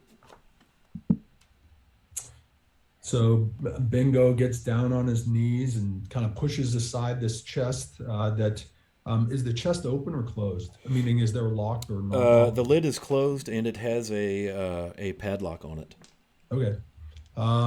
So thinks about it, but as he's pushing the chest away, the floorboards creak underneath it, like there's something that's kind of amiss, that it's not exactly fixed into place. And yells over to Baldwin, come over, and asks Baldwin to start working on the chest at the same time that he is pulling up what appears to be a loose floorboard. Yeah. Very good. So you can easily with any kind of a lever, pry those floorboards up fairly easily. And in it you see, and Hebney, I'm going to ask you to weigh in right now. I'm going to put you right on the spot and ask you to describe what you constructed, what the exterior looks like, what you constructed for Fortin and Hayerson.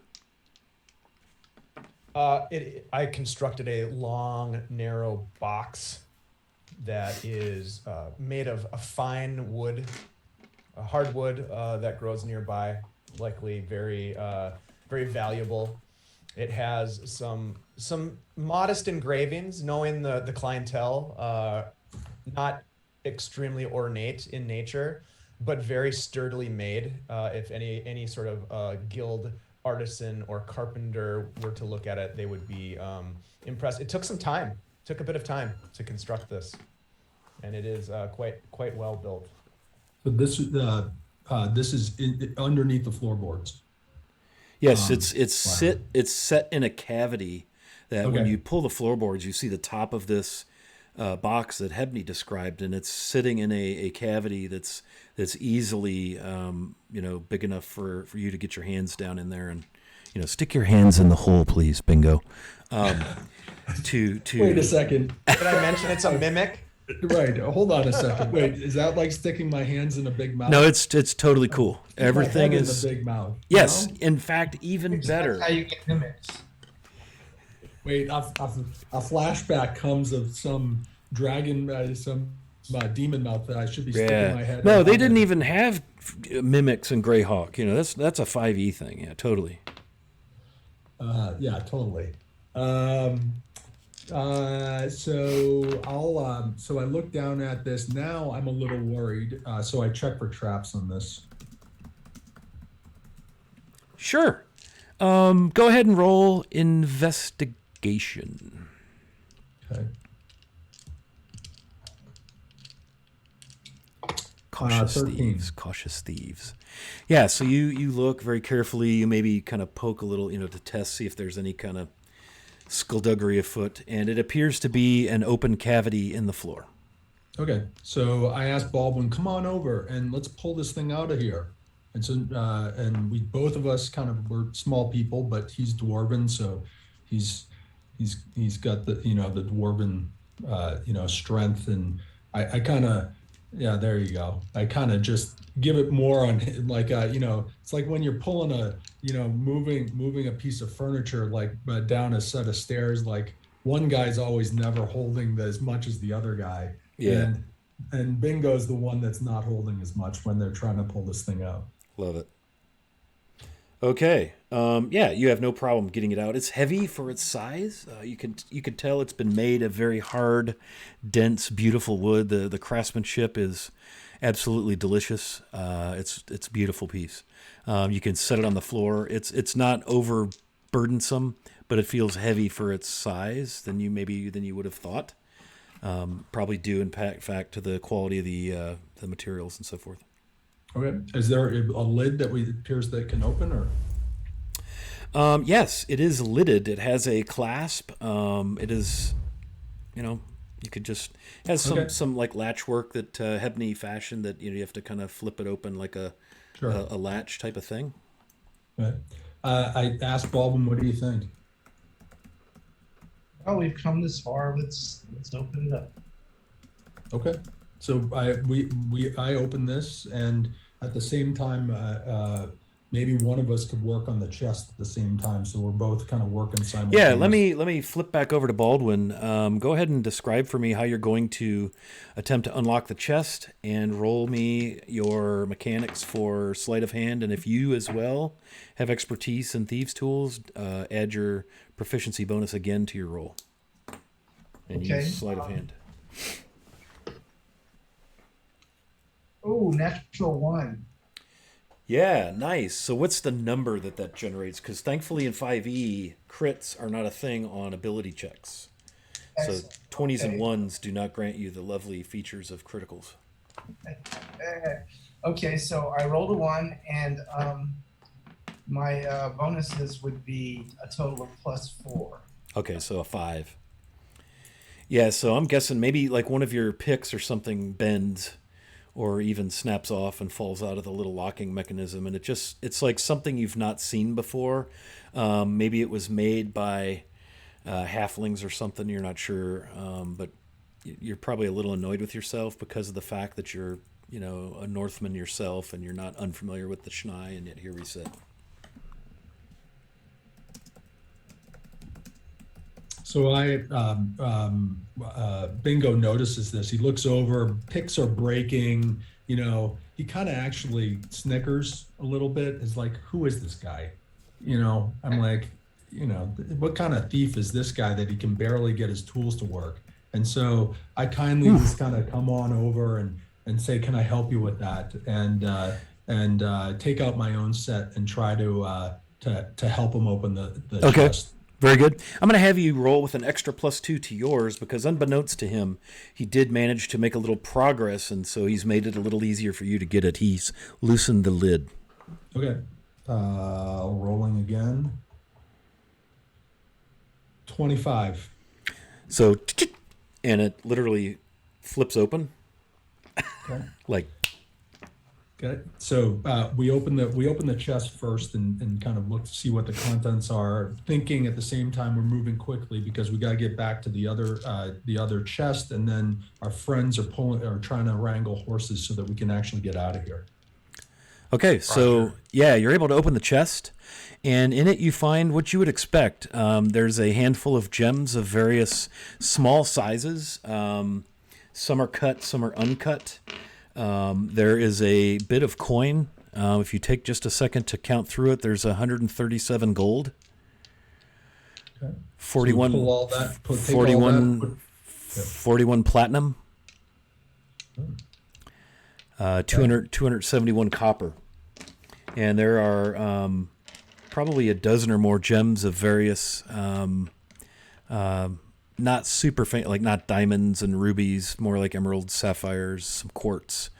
Some are cut and polished, some are not. There's probably a total of 350 gold worth of gems there. Okay. Bingo looks at it and, just like a good thief, quickly pushes all that into a sack that he has that's on his side, and it should fit enough into there. And tells Baldwin, "Don't worry, we'll split this up. Don't worry about that." And then Right. Okay. and then kind of ushers them back over to the other box to see if we can both take the lid and open it up at the same time. You have no problem doing so. Hebney, what's the inside of your container look like, sir? The inside of the box is very functional. It is not, there's no ornate nature to it. It is very, very plain. And upon a close inspection, you would see that it is fastened together in a sort of a unique way that you maybe haven't seen with other carpentry approaches. But yes, it is not decorated. It's very Spartan, as you might expect from the clients. Right. And so because it is so Spartan and not decorated as Hebney described, you don't really even notice the container itself, because before you in the container is laid very carefully a beautifully crafted short sword. It is got a very, very keen edge. The pommel is wrapped in some sort of very nice white, very tight, somehow sealed so that it's not become soiled material. The sword blade and everything, again, very keen edge, very beautifully crafted. There's just a deep red garnet set in the pommel, the end of the hilt there. Yeah, it is beautiful. So Baldwin picks it up and he says, "Don't worry, we'll split this up later." Nice. Touche. Anything else in the box? Anything? Or is it just the sword? There's a little, like a little lid. When you take the sword out, there's like a little lid you can lift that has a little pull bit of fabric on it that you can pull. Okay, we do that. It appears to be like just a little box space underneath where you might put something small, but it is empty. Okay, what do I think? Bingo remembers that there's potentially a magical sword in a ring, and this looks like probably the location of where a ring could potentially fit. But it's empty, it sounds like. He mentions that to Baldwin, so he tells him about that he thinks that this might be a secret location for a ring. So we see that it's empty. Did we actually feel in there and make sure that it's actually empty? You can do so. Yeah. Let's just double check. I mean, because we know it's empty because we can see that it's empty. Have we Sure. It could be magical and invisible. Do you want to put your finger in there? No, I want to put like a tool in there. Oh, okay. Yeah, so you put a tool in there, and it appears to be and feels and looks as if it is empty. Good enough. Now, do you want to put your finger in there? That'll be all right. No thanks. Okay. Yeah, so it appears you found a case for, a short sword, because it looks like it was made for the weapon. And the weapon is in there. And then something else might be stored, something smaller and of value you would presume might be stored in there as well. Okay. And again, no map. We can't find any location of any type of map. How large is this case? No map. Large enough to hold a short sword. Okay.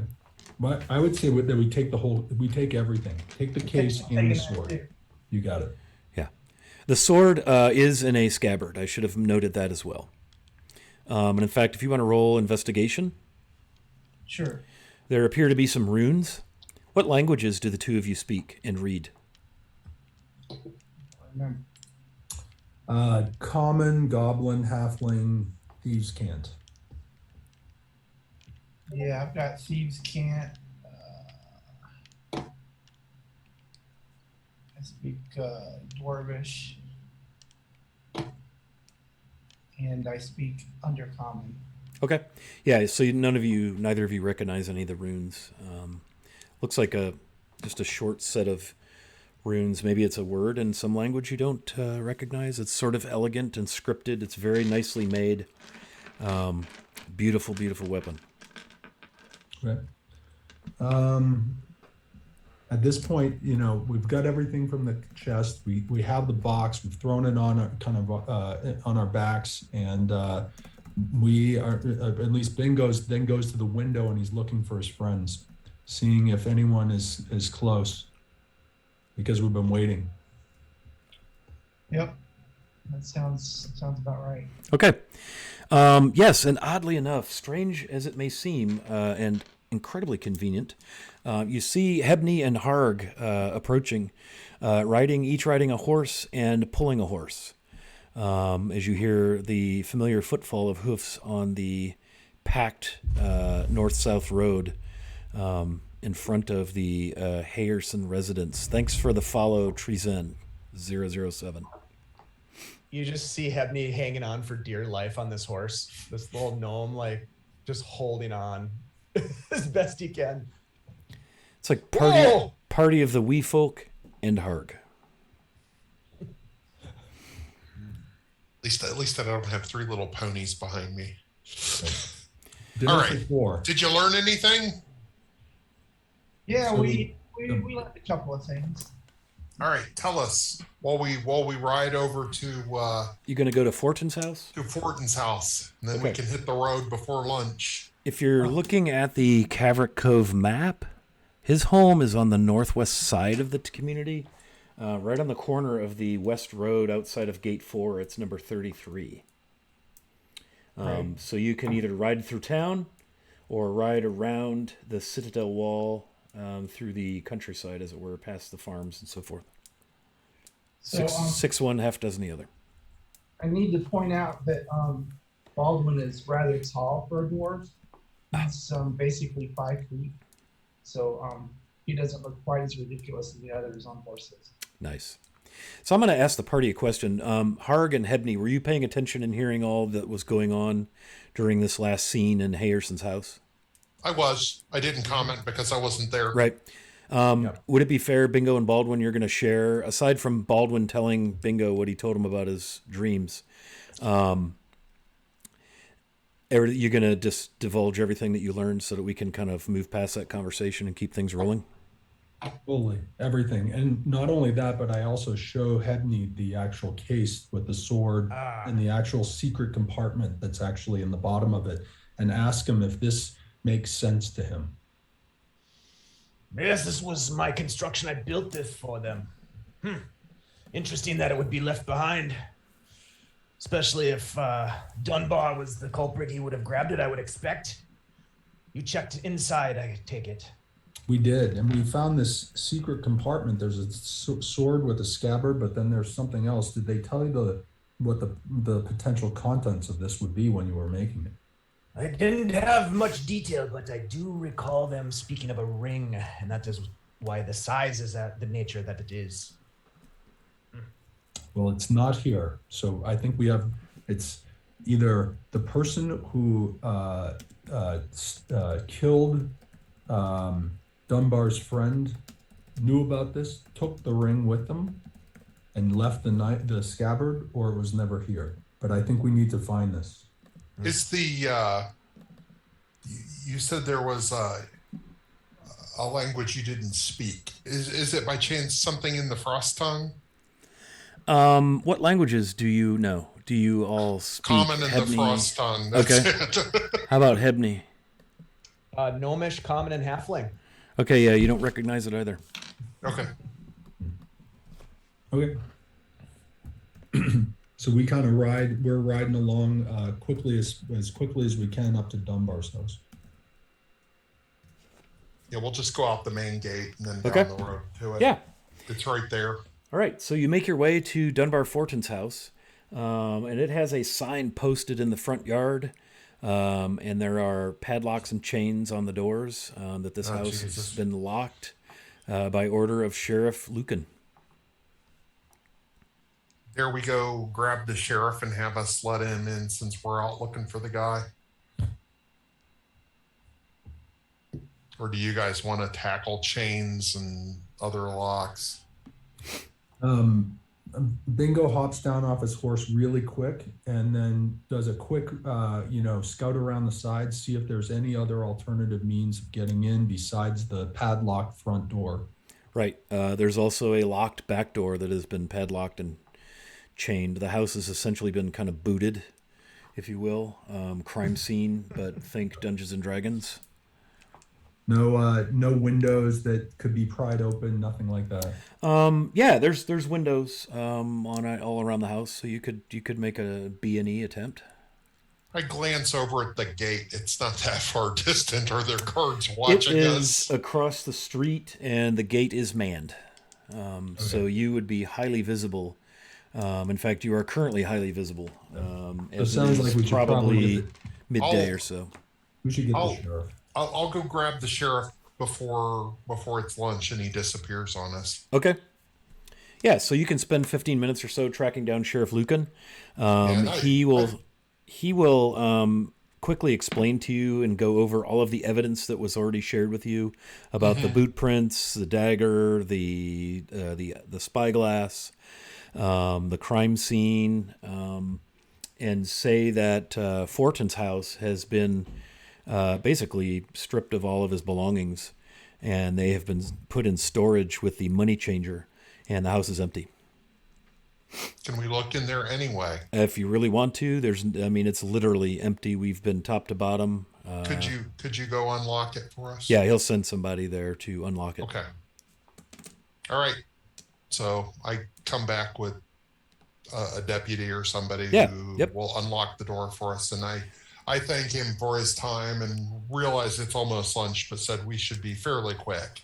Sure. But Yeah. I'm also curious if there's any sort of hidden places within that were, obviously they didn't search the actual crime scene very well. So I'm curious if there's better info at Fortin's house, especially we're looking for a map or something, although it sounds like he may have been smarter than that. On the way, I asked him, has he ever heard of a place called Alder Grove or any grove of alder trees near here? He kind of looks at you funny. There's alder groves here and there around the countryside. They tend to grow in pretty boggy, wet areas. Sometimes swamps, sometimes bogs, sometimes wet flats, grass flats, things of that nature. Okay. I clue in on grass flats. Okay. Thank you. Very And well. I wait for him to open the door for us, and Yeah, he I quickly lets you in. gesture my very skilled companions into the empty house. See if Absolutely. we can find anything, and then we will hit the road. I assume he's going to wait around to lock it up as soon as we're done. He is. Okay. Yep, he just stands outside and lets you do your So thing. I'll shoot the shit with him to keep him distracted while my friends look around. Since I have no special skill at noticing such things, and I can serve as a distraction. Very well. So, gentlemen, you're going to investigate? Absolutely. Very nice. Yes. Okay, so go ahead and roll investigation. You may roll at advantage, whichever of you wishes to do so, who would have the better, modifier or whatever, since you're working together. Okay, I rolled a 20. We'll go with that. Yeah, good. And Seems reasonable. I get a +4 for investigation. Nice. So 24. More. Very good. So you investigate, and this place is absolutely swept clean. It is empty of all, aside from furniture and foodstuffs, which don't smell so good. This place is empty. There are no hidden anythings, secret doors, panels, compartments. It has been thoroughly searched, and it is thoroughly empty. All right. Thank you.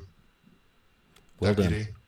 Yeah, he locks back up and What's the state of the? You say the food stuff is kind of going bad. What's the liquor situation? oh sure, yeah. There's a couple of bottles of wine on a shelf, and there's a couple of small bottles of what appear to be dark spirits. Yeah, I'm gonna pack that up. So at the same time that's happening, Bingo goes up to Harg, and he reminds him again of what Fortin had told him about the secret hiding places west of Cavrik's Cove, northwest of Grass Flats. And so if Alden Grove is referencing Grass Flats, then probably the best direction that we should be going is we should be going west. And Wait, then was it Alden Grove or Alder Grove? Alder Grove? Alder. Oh, okay, Yeah. Alder. Okay. Alder. Like Alder. Alder's a type of tree, is it not? It is. Okay. Yeah. And then so he kind of suggested to him that probably we should take off now as quickly Let's as we do it. can. Yep. And we should head in the direction of the Grass Flats or the Alder Grove that they had mentioned. Yep. I clap the deputy on the back and thank him for his time and say we're off after the suspect. He wishes you all the best on your journey, and so it is that you depart for the road west. Let's do this. Let's take a quick 5-minute stretcher. It's 2:16. Let's just come back like 2:20. Yeah, take 5 minutes. Take 5 minutes. 2:21. We'll hit pause. We'll send the stream to break. Don't forget, everybody, we've got a giveaway going on. Type ! Giveaway. We're giving away 2 $25 gift certificates. One to the creator of this adventure store and one to Frog God Games. And when we come back, the party will be headed westward toward Grass Flats in search of Dunbar Fortin. We'll get our man.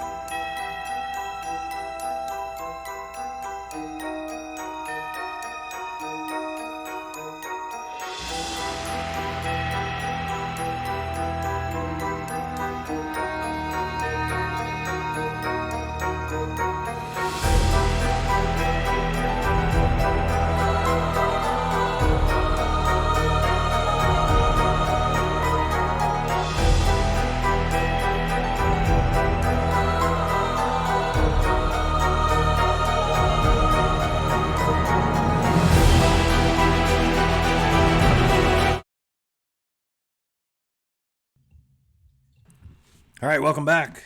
We are, I flipped everything up to the Ratic map.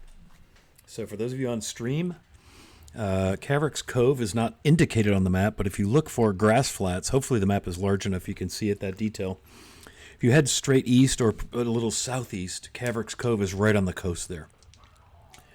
And the party is headed out on the west road, which exits the northwest gate from Cavrik's Cove. And they are on horseback, and they are in search of a murder suspect, Dunbar Fortin, a human explorer, probably a thief of some sort, rogue, ranger, something along those lines. It is suspected, based on evidence found at the crime scene, his dagger and his boot prints outside the house, and witnesses seeing him coming and going the night before poor Harrison was found. And so the party is headed west after gathering some information and hoping to collect a bounty for bringing Fortin back to Cavrik's Cove to face his accusers. And so it is that you find yourselves headed west. The road is what would be a typical trade road between towns. You know, it's packed dirt, it's pockmarked and rutted here and there. It's in better conditions some places, you know, and not so good in others, as is pretty customary for the Archbarony of Ratic. It's pretty quiet. You pass a few people that appear to maybe merchants or people traveling into or out of Cavrik's Cove from a residence or a farm. And there, you know, the further away you get from Cavrik's Cove, the less you see of any farms or residences. And you know from any mapping and any regional knowledge that there's nothing between Cavrik's Cove and grass flats indicated on any maps, save the open, you know, grasslands, the occasional fen or bog or stand of wetlands. There are stands of trees and forests and woods here and there. Not so much that they would show up on the map like you see here, but they're local stands of trees, you know, maybe several acres at the most, or a copse of trees here and a copse of trees there. The land is fairly flat, not much in the way of hills or undulation. Where there is a little bit is not, you know, it's an increase 10, 20 feet in sea level and back down. It's pretty much flats, and a lot of grassland. So hence the name of the town toward which you're riding, Grass Flats. It is midday when you set out. It's roughly a day's ride. So you would get into Grass Flats well past dark. So you have the option to cruise on in or camp, whichever you would like to do. Let's cruise on in. Maybe he was sighted. Let's check at a tavern and maybe we'll find a place to spend the night. Agreed. Very well. So Grass Flats is probably 3 times the size of Cavrik's Cove as far as hustle and bustle, the number of dwellings. It appears to be at the crossroads. This particular road comes in kind of on the due east side, but you could see there's a larger gate and sort of arched, you know, battlement entry of a major road coming from the southeast. Looks to be sort of a north-south major road running through Grass Flats, and then a road that heads west, and a couple of lanes. So this town has a number of gates around through its palisade, sort of a stockade type of wall arrangement with the stone kind of arched areas wherever there is a gate. You do see armed militia. They look like probably a local watch or constabulary, nothing with any heraldry of Ratic itself, but must be a local one. And you're greeted with a nod. There are torches in sconces on either side of the arched entry, and the gate you're coming in is actually down. There's a portcullis there, and the men-at-arms direct you to go overland southward, and you'll cross and run across the main trade road, and that gate is open. You can enter that way. And so you would come into Grass Flats from the southeast, And there's any number of taverns. There's an outfitter as you ride into town. It's fairly quiet. It is the day after Moon Day, which escapes me. I'll get it for you. I don't know. It's still actually Moon Day evening. I'm sorry, because you're still the same day that you were getting the bounty and so forth. So it is Moon Day, the 3rd of Patchwall, which is basically October 3. And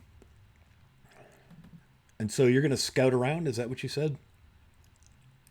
Yeah, head towards. By the way, the next day is going to be God's Day. Thank you, God's Day. But we're good. Let's head for the closest tavern. If he was fleeing, he might have stopped for a quick drink before he moved on to his hideout. Sure. I concur. Let's do that. Okay. So closest one to the entrance. Very well. Closest one to the entrance it is. And you see, oddly named, the next ship, which seems odd for a landlocked town. And it does have a typical tavern sign above the door with a painted 3-masted sailing ship upon it in a sort of a harbor scene, very nicely painted. And it appears to be an actual inn and tavern. So 2 floors, typical post and beam timber frame construction with a whitewash applied to it. And yeah, you enter, and it is exactly as expected. You have some folks in there. It's not packed. It's by all accounts, for all purposes, it's a weeknight. But there are a few people at the bar. There's a few tables full of people. You smell cooked meats, the smell of bread, the smell of stale ale, and there's a bit of conversation going. It's not an overly raucous environment.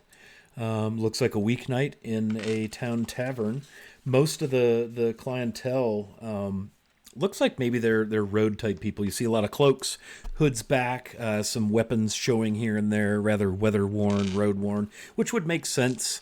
The first tavern on the main road coming in from the coast, which may tip off the next ship, as far as the name of the tavern. But yeah, and you see a female half orc behind the bar, tending bar, taking care of business. Seems pleasant enough.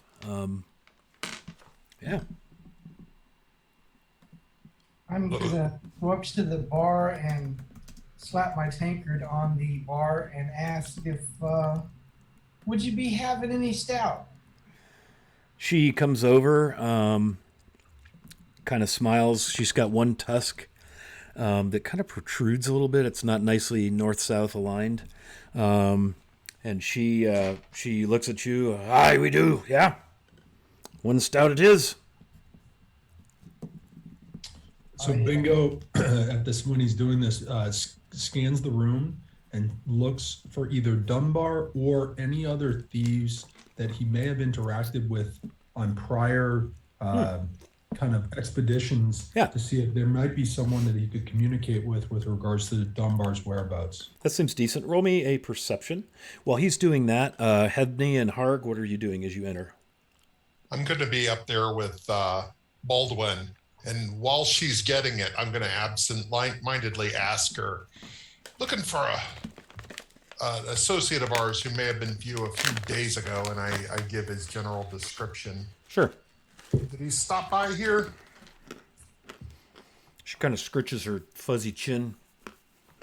You see she's got kind of a cottony snug blouse. She's probably average build, maybe 5'9". She's got very dark hair, sort of pulled back. She smiles. The other tusk is straight up, has a little gold cap on it. Not my type. No. I don't see anyone that looks like that, but we get many people through here, mostly coming through for trade, or locals, of course, farmers and merchants. And Where would somebody pick up provisions for a stay? right If they were going to say head out into the wilderness. Sure, yeah. You would go to the. Hang on, I'm trying to find it on my list.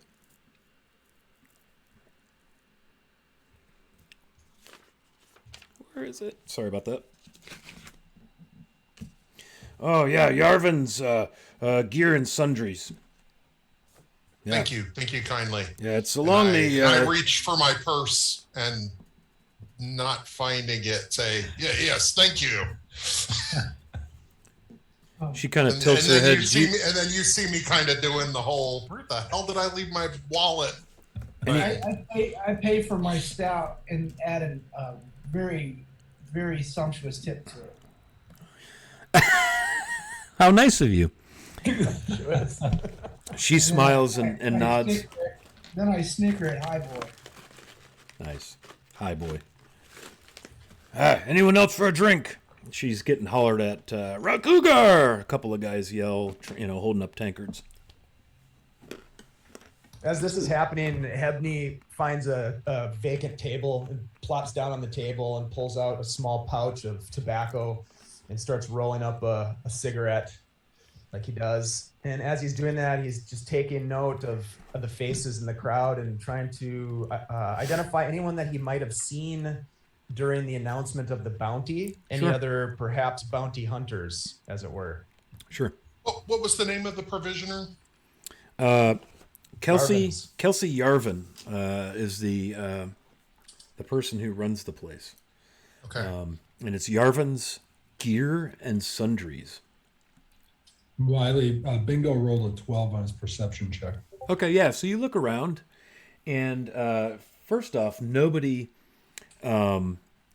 seems to fit the description of Dunbar Fortin at all. Either Dunbar or Kalen Aldergrove. Okay. You don't see anybody matching any of that. So Bingo then goes and kind of sits himself next to Hebney and kind of says, I don't recognize anyone here. I think either we get information quickly or we use the information that Dunbar gave me that we head northwest out of here and we try to find his hideout. Agreed. I think the most important clue we have is what you hold in your pouch there. That letter from your friend. Agreed. All right. Well, do you want to go in the dark? Should we check with this provisioner and see if he bought anything? Or should we just head out? I'm fine any way you slice it. If we check with the provisioner, we're likely to have to wait until morning.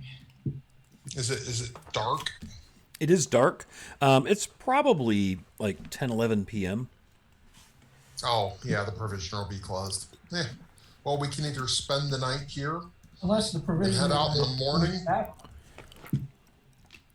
Would you be lucky enough that the provisioner is actually in this tavern right now? Do you ask? Yes, I'll ask the bartender. Nice. In the tavern. She smiles and gives you a crooked smile. How's your stout, dwarf? Fantastic. I'll have another. Excellent. So you shall. That So you sounded like shall. a euphemism. How's your stout, dwarf? Dwarf. Sure. Yeah. He's over there in that back booth. Next to that goofy gnome sitting on the table smoking. Hey, looky there, High Boy. There's the guy we want to talk to. All right. Thank you. I head over towards the booth. I'll take my mug and I'll follow him. Good day to you, sir. Are you Kelsey Arvin? Yes, I am. How can I help you? It's late and I'm not opening up. Understood. Just a All quick right. question. And he takes a pull from his tankard. Associate of ours was through town, or we suspect was through town just a couple of days ago, and he may have headed out into the wilderness and just curious. And I give the general description of Dunbar Fortin. He probably would not have used his name if he was going on the lam, but he might have stopped in for provisions. Okay. Yeah, so you described it, and do you give him the name Dunbar Fortin? I see if his eyes alight, and if they don't, I say it might have been Dunbar Fortin, and others may have been looking for him. And then I nudge at Harg and say, remind him about Callan Aldergrove. Or he may have used the name. Yeah, he may have used the name Callan Aldergrove. He kind of scritches his beard. Roll me an insight, anybody who's paying attention to this. I'm picturing like Harg and Bingo are probably dialed into this conversation. Hebney's over there smoking goodness knows what, sitting on a table, tinkering a bit, and Baldwin is probably staring at almost the bottom of the second tankard of stout. I'm going to use it. I'm going to use advantage on this roll. Okay. Because I roll terribly. Let's see. Let's see if I waste the advantage too. You said insight? Yep. Yeah, I totally wasted that. I got a 5 and a 7. Sweet. Or a 9 and a 5, I'm sorry. Oh, I'll roll as well for that. It's fair. I got a 14 and a 3. 14 and a 3. Okay, so with a 14, you see his reaction is his eyebrows shoot up when he mentions Callan Aldergrove. Like, for a second, he seems surprised to hear that name. The Dunbar Fortin, he just kind of let that one go by. And then he kind of tilts his head and, well, who wants to know? I'm going to let you react to that because I didn't catch that. Yeah, so Bingo kind of tilts his head and says, yeah, we're just mates of Callan Undergroves from a long time ago. We've been trying to meet up with him. He sent me a message that was of high importance to be able to meet with him, and I'd like to be able to find my friend. Baldwin is going to signal to the bartender that he wants to buy a round for the name. She nods and, yeah. She sees to it that that's done. And Kelsey kind of leans back and smiles. You say you're friends? Friends with this Callan, what was it? Aldergrove. Aldergrove. And Baldwin says, well, associates more like. What kind of associates? What business do you have with them? And I'm going to let your 14 ride on that insight, Bingo. And he is definitely trying to play it cool here.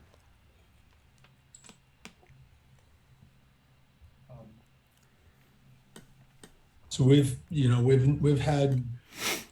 worked before, working together as explorers, and have had certain adventures. And one of my colleagues here has also worked for him in the past, and so or one of his business partners. He's done some work for him. And where did you say you guys were from? So we're coming from Cavrik's Cove, but we've all come from different locations to be able to actually come and assist our friend Mr. Aldergrove. Assist, you say? It seems there's been some people looking around. I'm having trouble remembering though. And he kind of looks down at his empty tankard, and looks around a little bit. And it looks like he's kind of checking the room as he's talking to you guys. I'm trying to assess if his eyes linger on anybody in particular. It looks more like he's scanning the room. So at this point, Bingo asks him that if would he feel more comfortable if we actually maybe step to the side or in a side room or even outside to discuss this further.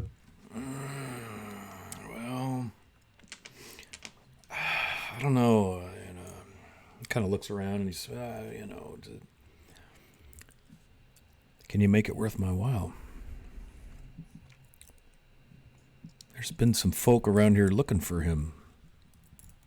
Folk from Cavrik's Cove, wearing swords and badges. I pull out one of the fine bottles of wine I collected from Cool Breeze's house, and I put it on the table in front of him. Let's see. Well, let's go around the corner here. And he hops up and walks away, almost as if he doesn't know you guys. So Bingo follows right after him.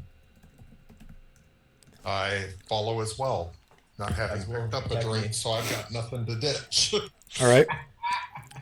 Hebney, are you staying put on your table? No, And as Baldwin, he- what as are you he doing? sees- as he sees his companions exit, he will join them. Yeah, I'm gonna follow along as well. Okay. Just a quick break from the scene. Just want to welcome Anna B. Meyer, the mistress of cartography for Greyhawk. Good to see you, Anna. Thanks for joining us. Glad your power's back on, and we got one of your maps up here front and center. So if you like Greyhawk mapping and cartography, this is kind of the gold standard. Yeah, so love it. And thanks for the Advantage Mystical Unicorn painting. Appreciate that. All right, so you guys head out. It's dark. The streets are not packed by any stretch. There's a few people moving about here and there. The town itself is clean. It's a little bigger, a little less clean and pristine than Cavrik's Cove. But he quickly heads down the side of the building and goes through between some buildings into a looks like a little park, and he just kind of plops down on a bench, waiting for you all to arrive. Oh, we wander over. So, I think if you've got anything shiny, I might be able to help you, but I really need to know the nature of your business with this Aldergrove fellow. So Bingo looks back in his little satchel of all the goods that he took from the chest a little bit earlier, and kind of mills over it and really has a hard time with this. But then he pulls out 5 platinum pieces and says, "What can you do for us?"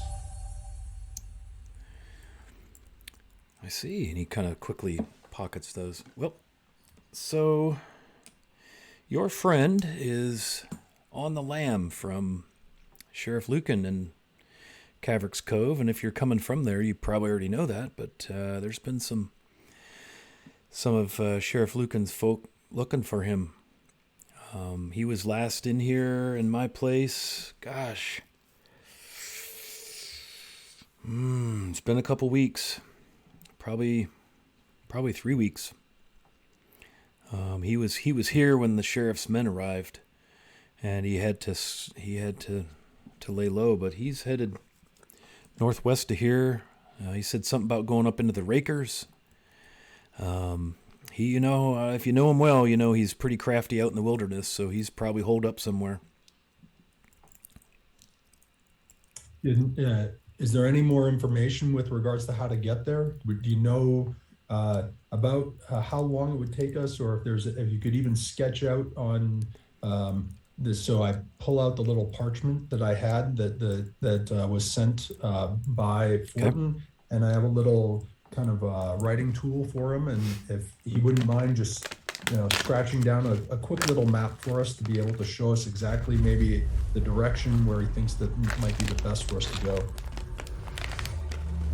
He has a look at that. Hey, thanks for that sub, Lord Gazumba. And thanks for the gift subs there, Fellowship of the Tables. That'll get you some more +2s there, party. You're up to 25 because that was 3 months of gift subs. He looks at the parchment and reads it. And you see him kind of get this crafty grin on his face. Yeah, you guys are friends. I recognize the handwriting, and I recognize the clue he's given you. You're going to want to ride out of here to the northwest.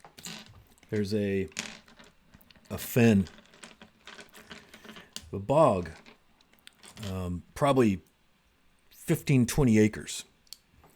And it's loaded with alder trees. I don't know for sure because he didn't tell me, but based on what he told you here in this note, I'd bet these 5 platinum crowns he's somewhere holed up in that bog. Alder Grove. Yeah.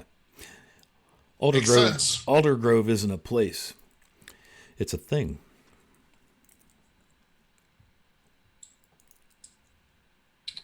That makes sense. Think we'd be able to find it in the dark? Probably Well, not. it's a big, big fen. So you head northwest of here, and he begins to sketch. There's no road. You're going overland. And he begins to sketch you a rough indication of where you want to head. And it looks like this bog is probably 4 or 5 hours ride.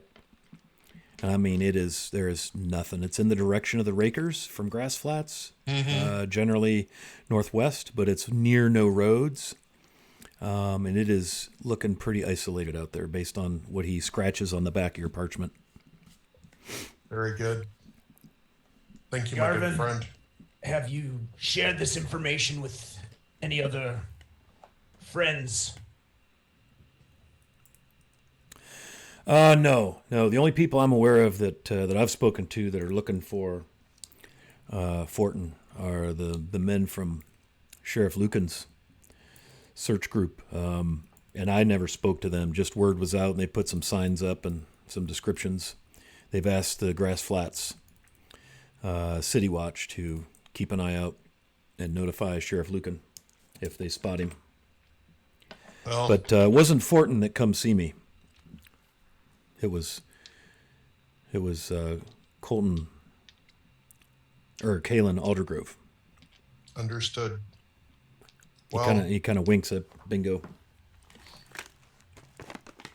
he is wanted, but we don't believe that he's done the deed he's accused of. So we're out to talk to him. No, something's going on there.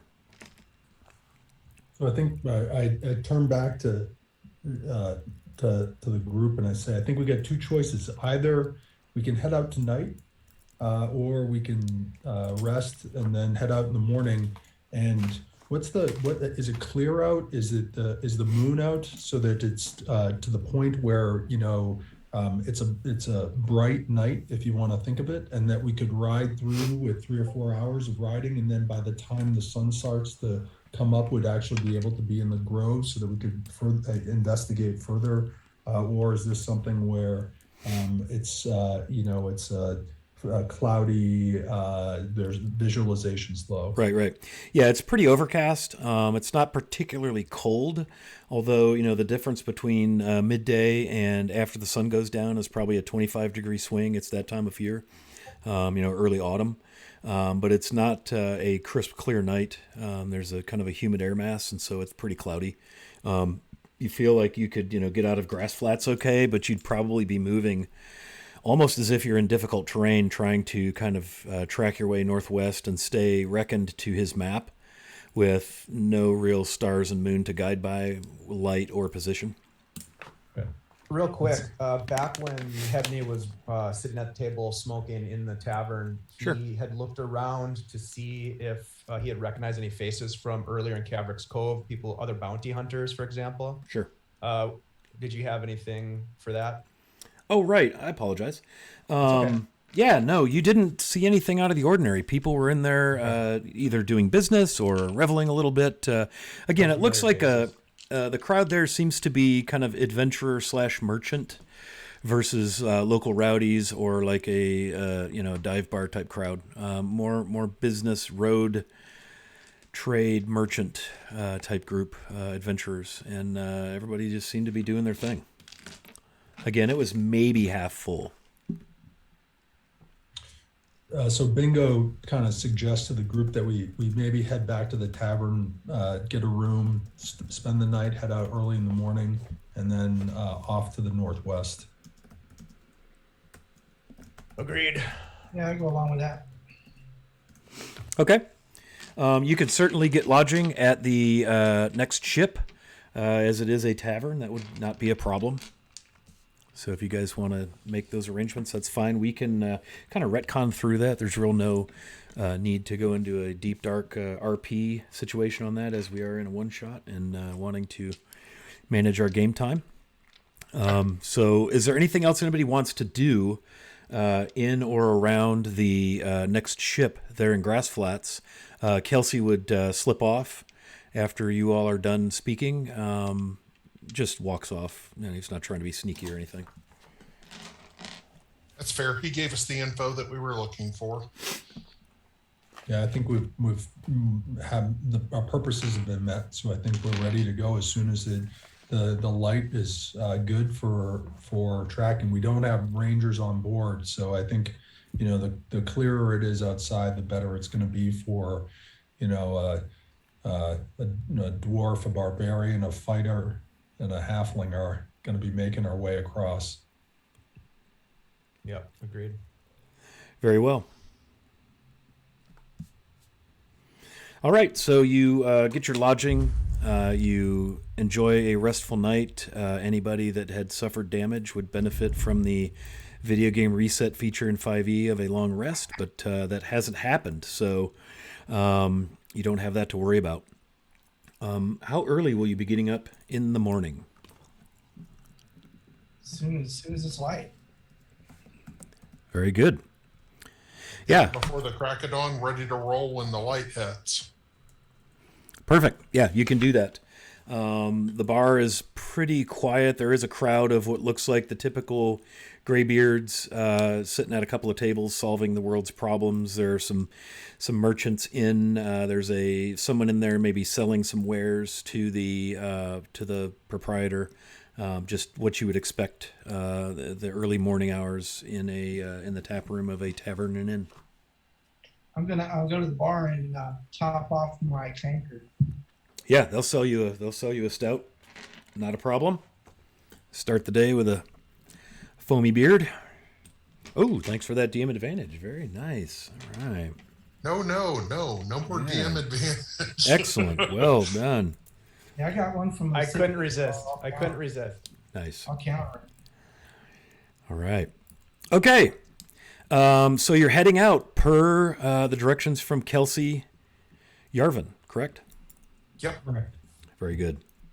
All right. So he's basically just sketched you there's no trail out here. You exit a gate on the road per his direction that heads northwest. And then, a mile or so out of town, he had given you a landmark of a really big stone boulder type thing that was on the kind of northeast side of the road. To exit the road at that point and make toward the northwest.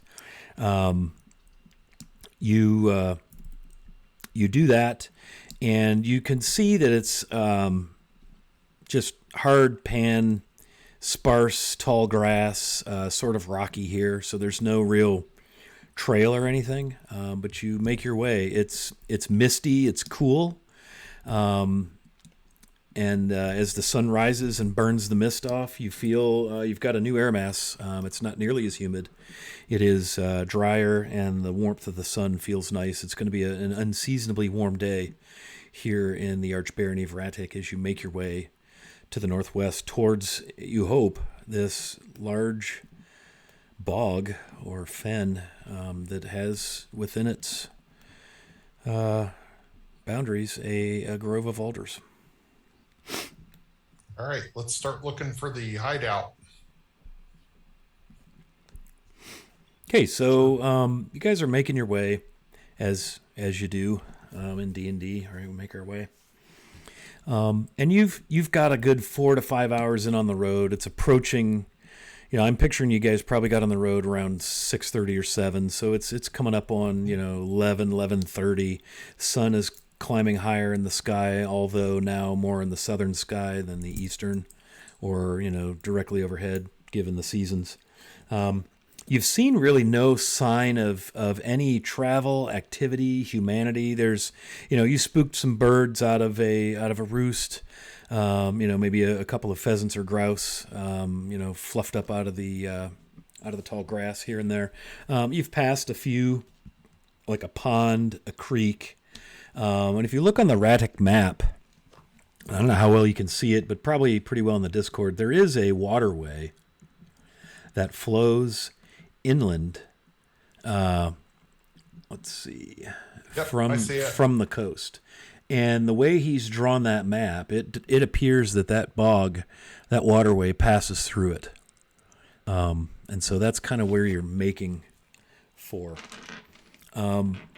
Let's go ahead and roll perception checks just to see what all you're noticing. There's been a couple of rocky hills, and by hills I'm talking like 8 to 12 feet high, very gradual slope and back down. You can see bare rock where the turf gives way, maybe from the wind or the elements, but it's mostly flat. But now you notice that your thicker grasses, taller grasses, less bare rock exposed, different types of, instead of scrubby looking trees, they're more deciduous, or even a few patches of evergreen. Occasionally you'll hit the squish of some moisture. So as you approach this region, you feel the topography changing a bit, as the ground softens, if you will. So does anybody have a perception roll for me? 16. Using one of those +2s, 21. 21, 16. 11. Yeah, 11. Yes, I would say the guys above 15. You've seen a few game trails now that you've gotten into the taller grass and the softer ground. It's easier to track some things. And something strikes you as odd. It's not so much a game trail as it is like grass that's been pushed down as if something or someone has been through it, kind of crossing your path.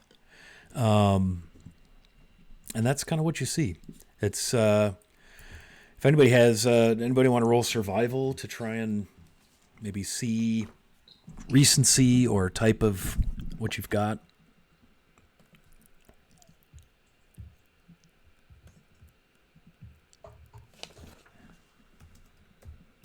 Bingo got a 5, so he's really not kind of with himself out here. This is not the location for him. Right. Not I either. I rolled a 2. Have Neil give it a go. I'll take a +2 on this. 9. I rolled a 1. 10. Man, you guys are definitely living up to your character skills here. The best I can give you on a 9 is it looks like some of the grass is recently broken down, like something's passed through here. As far as it looks like multiple things, but you can't tell like beast or human, horse, but something has crossed the path. And as tell you're direction. the grass is bent as if they're walking to the northeast.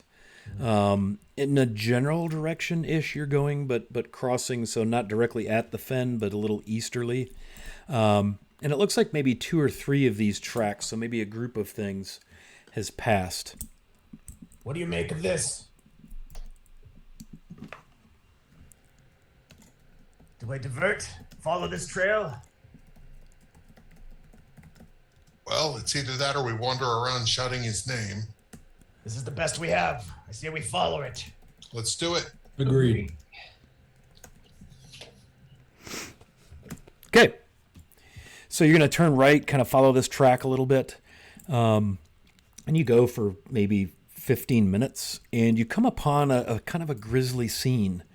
You see an area where grass has been matted down, and there's kind of trails zigzagging. And what you see are 3 deceased, rather large dogs. Baldwin, you're kind of an outdoorsy guy. Why don't you roll me a nature?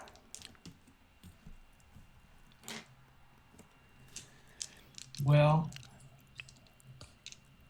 I rolled a 2 and I get a +2. Wow. So 4. Really big dogs, sort of mangy, definitely wild animals, beasts, if you will, right? My friend, Oh, they look like really big dogs. Vivacia is rolling advantages in the direction of the players, so if you really want to burn one, I'll let you do that. Yeah, I'll burn one. And there's also, In addition to those, go ahead and roll that second d20. In addition to those, there's also some humanoid bodies, rather large, 6'5", 7 foot. There's probably 3 of them. Gnolls, ogres. They have the head of a dog, and I would say most of you are probably familiar with gnolls. Tribal trappings, typical weapons and gear. Hey, thanks for the DM advantage. CTHA3H. I saw you won some dice last night, I think, or a module. Nice. So thanks for that. I rolled a 17 that time. Yeah, and so then there's that. those are large hyenas. So it looks like you may have come across the remains of a hunting pack of gnolls. There's 3 of these gnoll dudes. One of they're all pretty grisly, damaged. With They smell terrible. necrotic damage. There's some electrical, some flame. They've been abused pretty bad. Same with the hyenas. What would you like to do? Electrical damage. That's not good. Yeah, like burns, Yeah. melty fur. Search the. Does it look like there was an encampment here or a group that was just taking unawares on the road? Yeah, it looks like there was an encounter here versus like all smashed down and the campfire signs and all of that. Okay, Looks- so there was looks a like- campfire. Okay. Yeah, like no, none of that is present. I'm Oh, sorry. none of that. Okay. Yeah, it looks like they came upon something or something came upon them and something happened, and there are 3 dead gnolls and 3 dead large hyenas. There's bloods, here and there. There's trails leading away. There's blood leading away. Greyhawk the Knolls. Any loose change? There is Any random coin here and there. There's pouches with small bits of gold, teeth, fur in Good, the I'm not pouches. destitute anymore. Sticks and stones in the pouches, crude weapons notched, probably stolen and repurposed for the gnolls, various trinkets and tribal, knotted leather necklaces and bits of shiny things, and typical gnoll fare. Some of them have bones. There's a sack that has some kind of rancid meat, probably left from their last meal. Which Yeah. which way do the blood tracks leading away?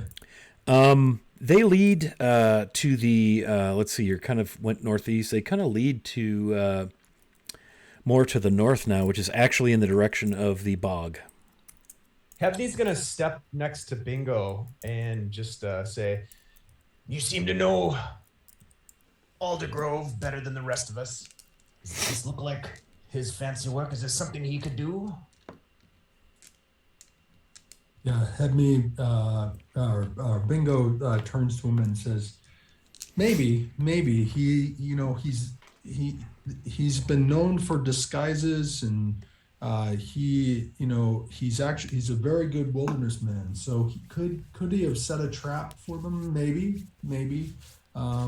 but he is still a thief. So this is a lot of damage for one person. So I would be concerned about one person being able to do all this damage. So he might be with others. He might be with more than just himself, or by more than just himself. Yeah, looking at especially those of you that are familiar with gnolls and familiar with combat, it looks like something really hammered these guys pretty bad, and it looks like there's some bloody tracks. The grass is pressed down, going in the direction of the bog. We should proceed with caution, I think.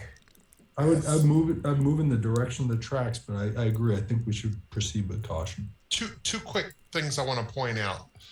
Number one, I take the scraps and loose change that I find and declare we'll divide these later. The second thing I want to do is note: does it look like something really big took these things out? Is it a lot of grass smash? Oh yeah, no, it looks like a not military, but a martial. Have a good safe trip, bud. A martial, battle took place here. Good. It wasn't doesn't like look a like dragon ate right. a whole bunch of gnolls and we're Right. following it. Okay, No, good. yeah, no. I mean, I would never do that. Come on, Asher. You would. I just don't want to mean, you walk right guys into are- it and say, I gave you all the signs, man. You guys are acting like something bad's gonna happen here. I mean, we're just playing a little afternoon D&D on Sunday. We're hoping. With all the DM advantage, something bad is going to happen. We just don't know what it is yet. All right. Follow my friends through the bog. Yeah, let's move through the bog. Try to find Fort. Should we risk and shout his name? I think why don't we move through to the point where and search a bit, and then if we can't actually track out further on what we're actually kind of looking on the ground, and when we lose any opportunity to be able to find him, then maybe that's our last ditch effort. But I'd say let's follow the tracks first and see where they take us. We potentially have the element of surprise right now. We should keep it as long as we can. Okay. You're looking at somebody totally out of his element in the swamp.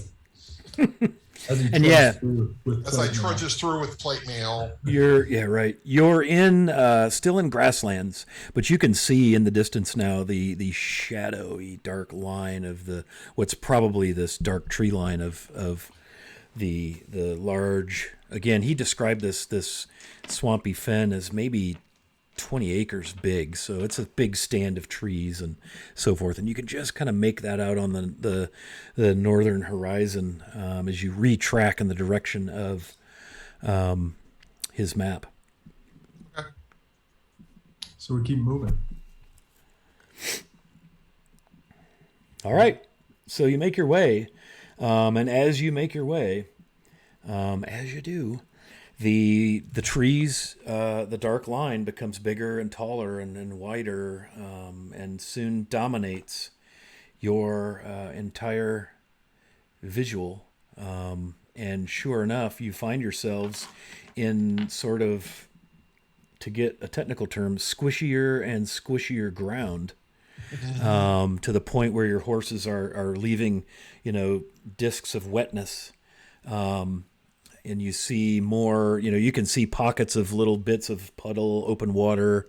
And of course, you've got the kind of the sulfuric, rank smell of swamp. And it's really what it looks like is a grassy wetlands fen that is now giving way to a wooded, pretty darn wet bog. As you break into this wooded area. And again, if anybody knows anything about trees, there are a lot of alder trees here. The water that is visible here and there is very dark, as you might expect. A lot of tannin from the trees, from the vegetation. There are pockets of bad smell. And if you did, were you following the tracks that left the battle scene? Is that That's what you right. said? Yeah. So as you follow those, they lead you there.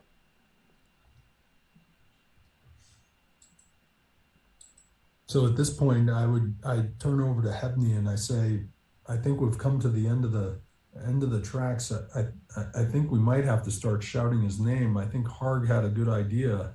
I worry though, but I think it might be. I think that's our next step at this point, because it's either we do that or he knows we're coming and he finds us. And so he sent us the letter to come to find him. So maybe he's actually searching for us at the same time. Yeah, you're probably right. Let's do it then.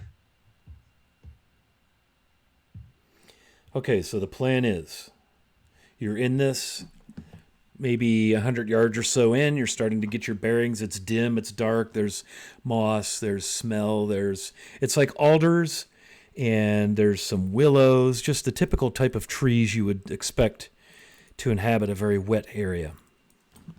And then just every couple of minutes, we'll just loudly go, Colin! And the only other thing that Bingo does, Wiley, is that he casts Find Familiar. And so when he casts it, his familiar is a hawk.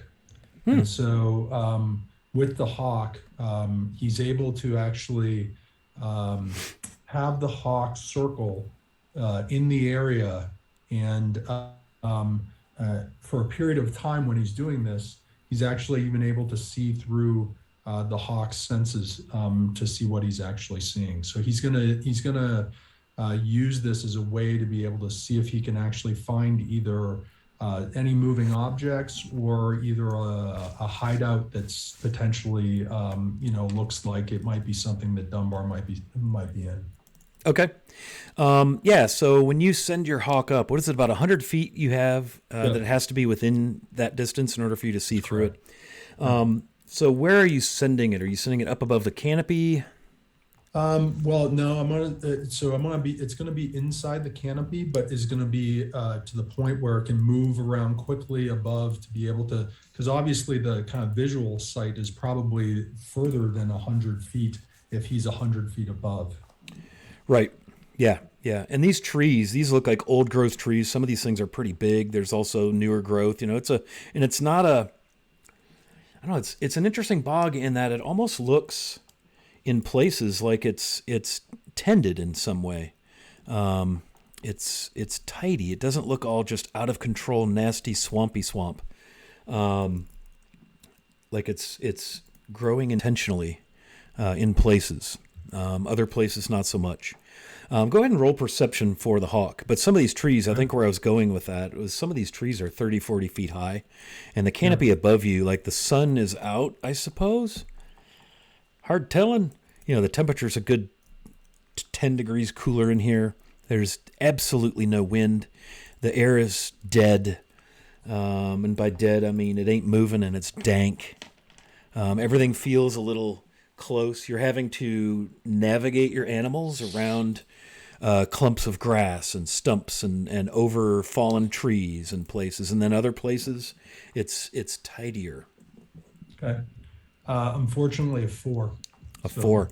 Yeah, so your hawk, and you see it from time to time, it doesn't have much room to soar or glide, so it kind of flies and moves about, always remaining within that 100-foot kind of radius it's working around you.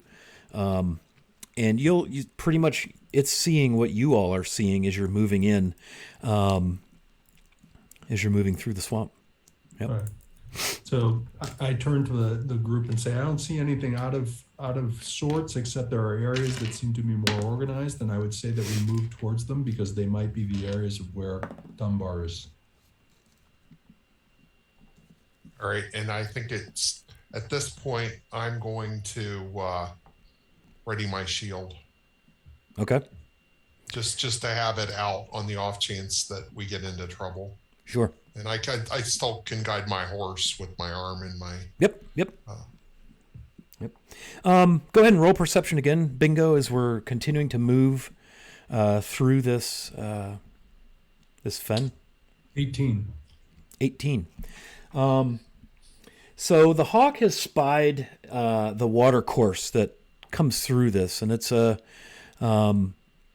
not clearly defined banks where you'd have like rock or hard earth, but you can see a winding through its eyes. You can see a dark winding waterway where the water is less dark than some of these pools you've navigated. There are spots where there appears to be a little bit of higher ground, like knobs of grass, where there's a little bit of earth. So it kind of defines, but it's pretty much, it feels a lot like a delta as this waterway picks its way. And in places, it's probably 12 to 15 feet across. Other places, almost immeasurable because the banks are kind of gone. And an interesting feature that this hawk has spied with that 18. Thanks for that advantage, Vivacia. That's 6. All right. Just in time for the last hour of D&D here, too. I mean, not that anything's going to happen in the last hour of D&D, but the hawk spies a couple of things. One is a very orderly arrangement of alder trees. I wouldn't say in a circle, but there appears to be a bit of a clearing where some light has kind of dappled its way down through the canopy, and that's the first you've seen of that. And much of that is the hawk. It finds a little room to circle a little bit. Appears to be somewhat drier ground, areas where you could get down on foot and not get soaked. And maybe if you were to measure that, you'd say it's probably a good 40 yards, give or take, in a very roughly circular-ish. Yeah, almost like an intentional grove space. There's a couple of large rocks there that just seems a little odd for a boggy area. And the other item, probably 300-400 yards away from that, is what looks like a beaver lodge. I don't know if anybody's ever seen that, but it's like felled limbs and trees, things of that nature that are all stacked and kind of piled into a kind of a mound. And you can see waterway leading under it. You can see water near it, that sort of thing. So Bingo relays to Hebney. It says that, I see two things that might be of interest to us. One is that there's a dry area that's more open space, and then what looks like a lodge.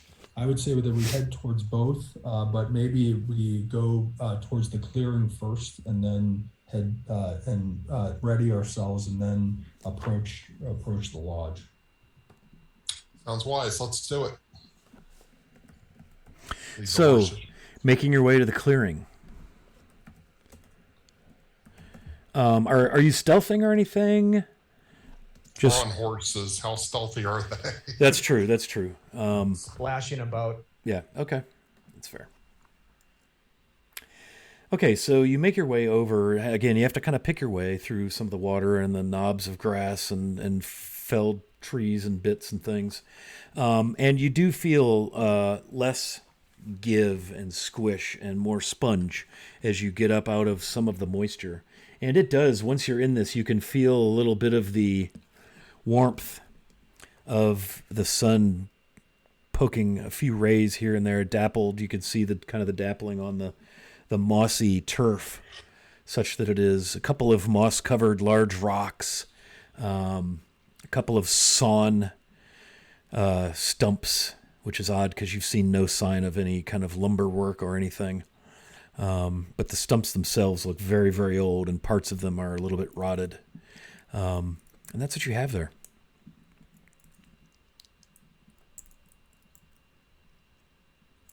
Any reason to stop, or should we make our way to the hideout now? I would say that we keep moving towards the hideout. And the thing is that Dunbar knows us. So if we approach, he's not gonna be potentially alarmed. He sent us here, so he should be expecting us. Do we think this is a good time to shout out his name, just so that he knows that? Well, obviously calling him Colin rather than Dunbar. Colin, friends are here. And we continue on towards the hideout. Okay, yeah, and it's probably 400 or more yards. So you begin picking your way through. Go ahead and roll perception as we're making our way. As we're making our way, Hebney is gonna kind of ask Bingo. There's aldergrove of the kind that would be setting up booby traps and that sort of thing. Might he's obviously he's particular. He likes to be by himself. He's good at concealing himself, and it might be worth it for us to search a bit when we're moving towards him to make sure that we don't fall into one of his traps. But I think Agreed. Baldwin had 18 on perception. Yeah, Baldwin. So you notice on one of the kind of flat geometric sides on those big rocks, kind of jumps out at you as you're riding by, kind of exiting this drier, more open area, this clearing, if you will. That you see a disc of green. It looks like jade has been inlaid into this face of this dark moss-covered rock, and it's a circle, like a disc, and it looks like it's pieces of jade that have been cut and inlaid to make it look like a disc. It's not one round piece that's been inset. And within that, you see pieces of white and yellow and various colors, mosaic. It looks like a portly female silhouette or figurine is also inlaid inside of that green background. And it's probably, the field of green is probably a good, 24 inches, give or take, around. So it's very easy to make out the image of the portly female silhouette that's also inlaid inside of that. I say, "Oi, you lot, take a look at that." I hop down off my horse. Is that Biori? Yeah. As well, yep. That is the holy symbol of the Orth Mother, Beori. Fairly common up here in these parts that were once populated by the Flan, and still are. Many people are part Flan. I believe this to be a good sign for us, fellas. All right, lead my horse by its reins and continue to walk towards the house. Colin. Okay, so you make your way. And again, it's probably 450 yards, picking your way through. Bingo.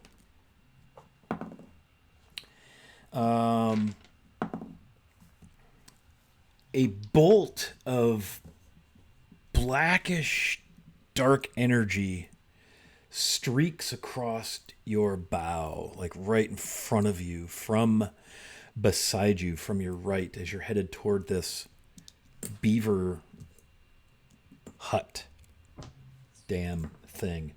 What is your armor class? 14. 14. Okay, so it does not hit you, but it's close. And I'm going to ask the party to go ahead and, if you would please, roll initiative for me. You're probably within about 50 yards of this mounded, pile of sticks and mud and, swamp debris. Let us roll some initiative, and I'll ask you, 25 to 20, that sort of thing. Give me 2 shakes here.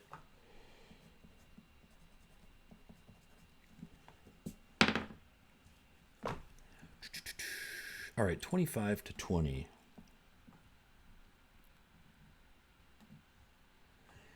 Did you guys hear me? 25 to 20? Nobody? Okay. Well, we heard you. Oh, we heard you. Yeah.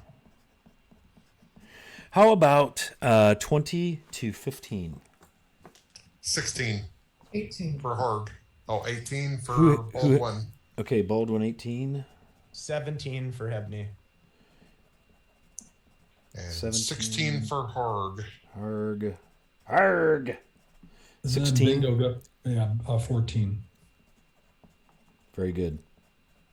Okay, so Bingo, you just had this absolutely icy cold blast of a bolt and it was kind of a slithery tendril wisp across your bow from your right side, and all of the party would have seen, Bingo, whoever, I didn't really establish a marching order, not really that important.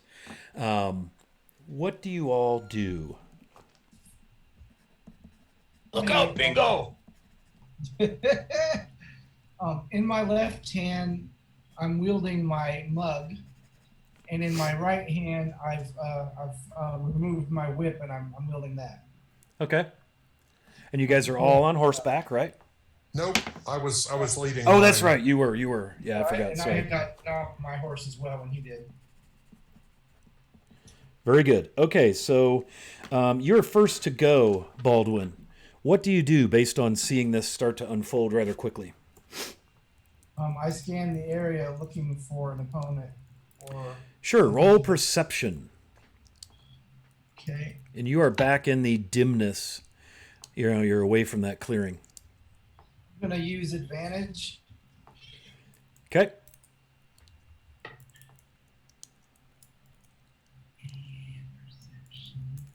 So I have a 6 and a 12. Okay. Yeah, so you look in the direction of where the bolts, and Bingo flinched up on his horse. And you see probably 50, 60 feet away a form moving between the trees. It's dark against dark, but you see something over there moving. You also hear, and I'm going to say all of you hear this, coming at you from in front of you from the direction of the Beaver Hut Lodge. You see two gnolls walking rather stiffly towards you.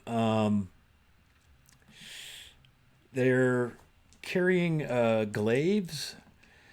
As they get closer, they're moving kind of slowly, and they look like they've been hacked up a bit. And alongside them is a large dog-shaped animal that also looks like it's been carved up a bit, and it's moving much more quickly than the others, but not as quickly as one might think. And they're probably about 50 feet in front of where the group is toward the Beaver Lodge. The thing that you saw, Baldwin, is off to your right about 50 feet, moving through the trees in your direction. And you hear, "Aye, Bingo lad, you found me!" from behind the gnolls and the giant hyena that's coming towards you. And you recognize immediately Hebney and Bingo, the familiar voice of Dunbar Fortin, who is just coming into your sight in the shadows, running toward the group.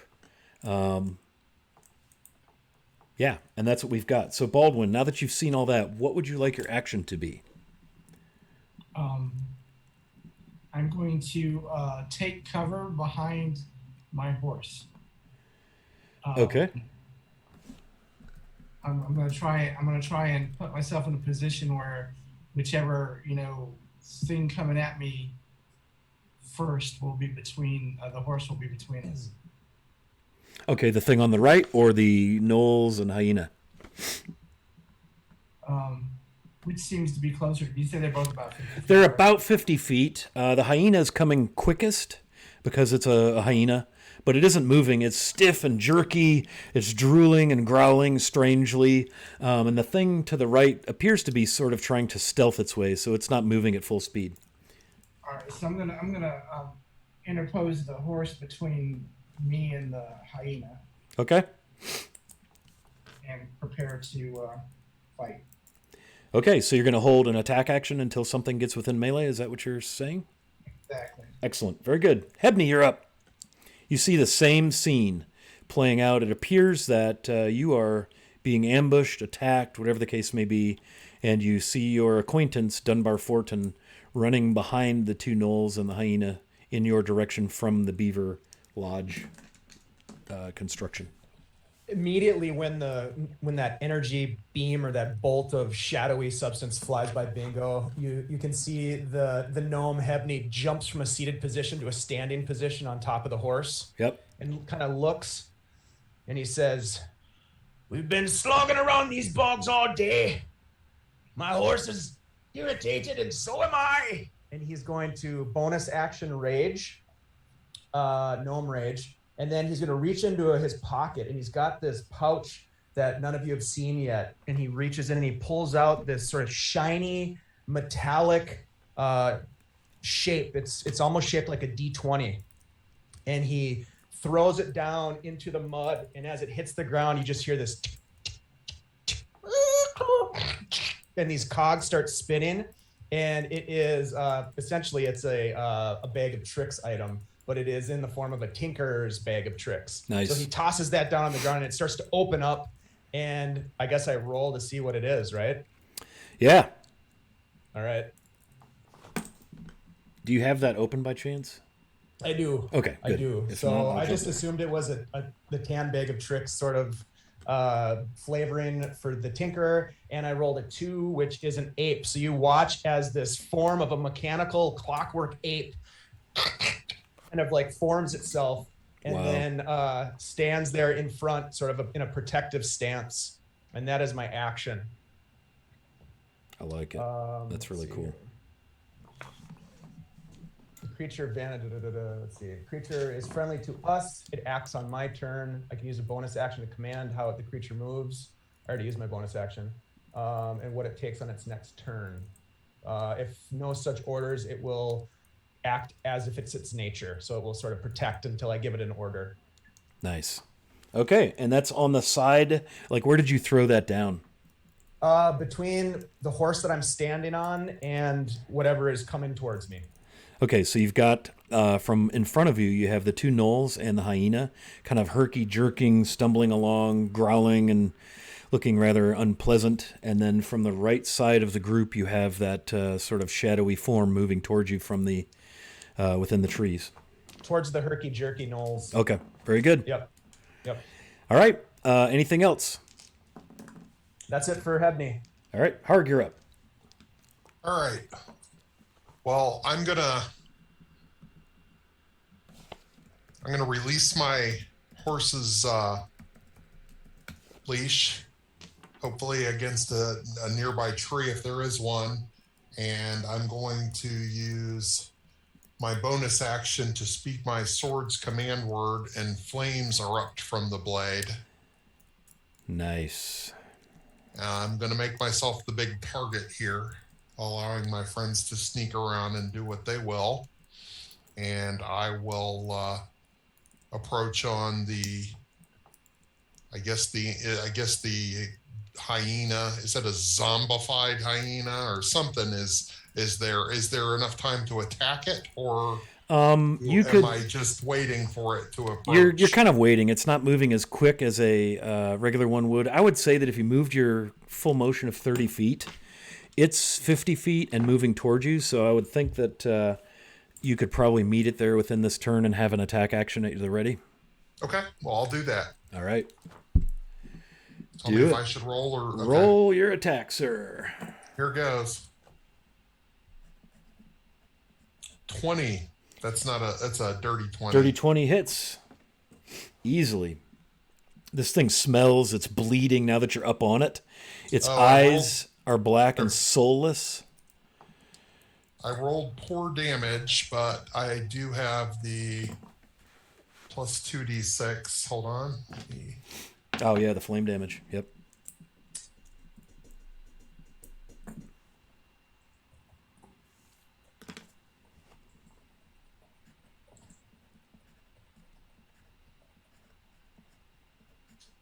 Where's my dice kit here?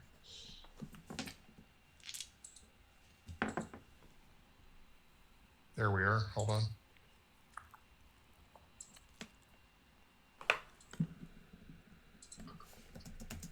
And an additional 7 points of fire damage. Okay, so what's the total? That was my previous roll. Sorry. It was... So total of 13. Okay.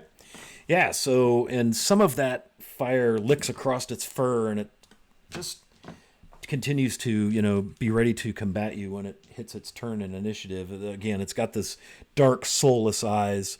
It looks like it's been burned already and hacked, much like the damage you saw on the three hyenas that were deceased back at that battle scene. Yeah. Anything else? Nope. All right, bingo.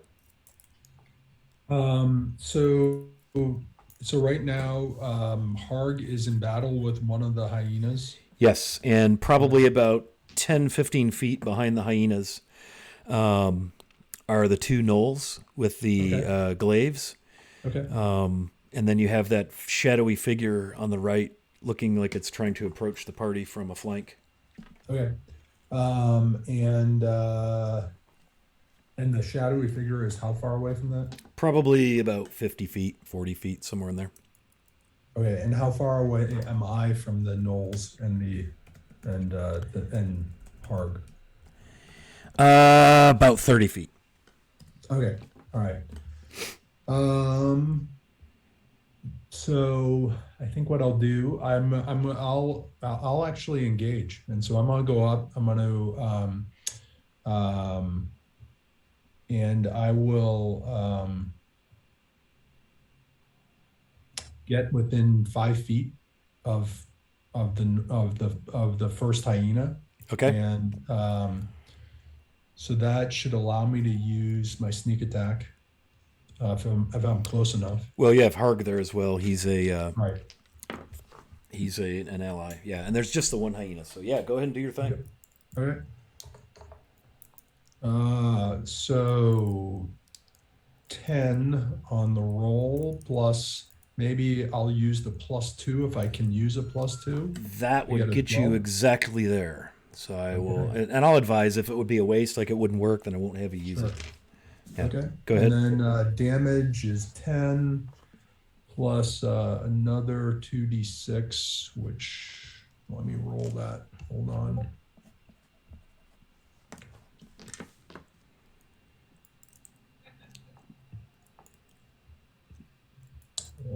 Sorry.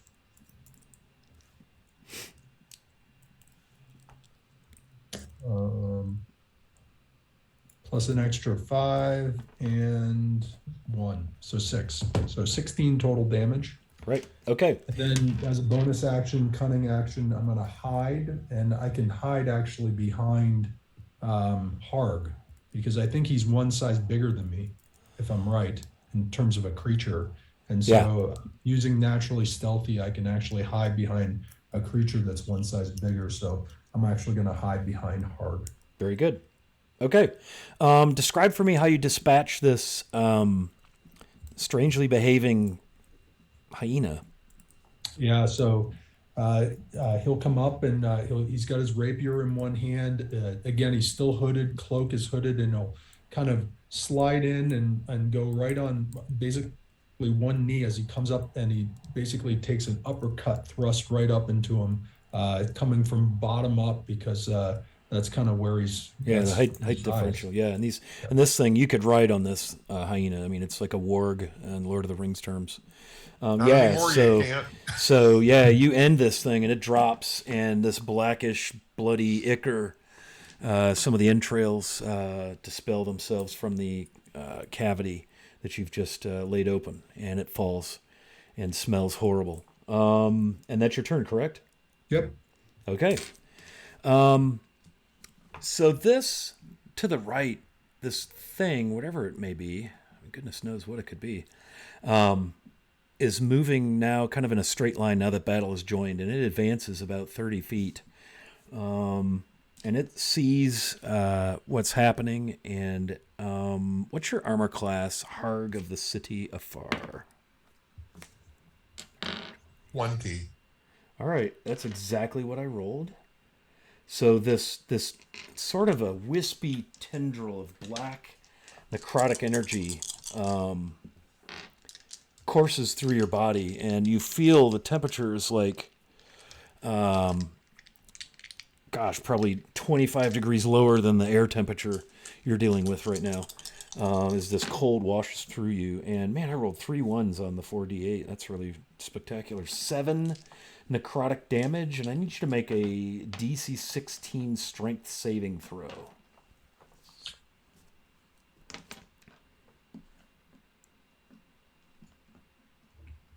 Strength saving throw? Yes. Okay. 26. Okay, so you are not restrained, but this energy kind of wraps around you and then dissipates. How many points did you say I took? 7 necrotic. Okay. Yeah, horrible Marked. damage roll. Okay, and it has advanced towards you. Baldwin, would you do me a favor and roll me a charisma saving throw? Excuse me, that was lovely. As you see this thing leave the cover of the trees, you recognize this very, very, very clearly as the blood in your veins runs chill. I've seen this before. You sure have. Okay. And this thing is a humanoid, but it appears to be floating above the ground, suspended by these tattered black wings. It's got tattered robes on, kind of clawed hands, empty eyes. It's not incorporeal, but it looks like there's this swirly darkness around it. How was your saving throw there, Baldwin O'Farrell? Look it up. It's I did 11. 11. Okay. So you are now enjoying the condition frightened as you just stand rooted in your spot. Your jaw kind of drops and you realize this is what you've been seeing. It is here. And you're kind of crapping. You can, at the end of your next turn, make that saving throw again to try and become unfrightened. Okay. So go ahead and take a peek at the frightened condition there in D&D Beyond.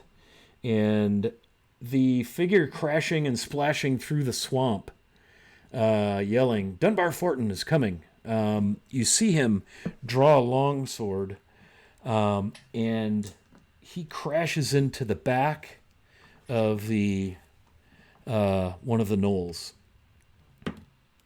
And he rolls a number that, thankfully, is enough. And he strikes the knoll with his longsword. Two hands, just, kind of a, Scottish Highlander charging the, fields of Bannockburn. And that's 8 plus his strength bonus, which is 4. Okay, so he does 12 damage to this dude and opens up a big gash across its back, and it just kind of growls and turns toward him.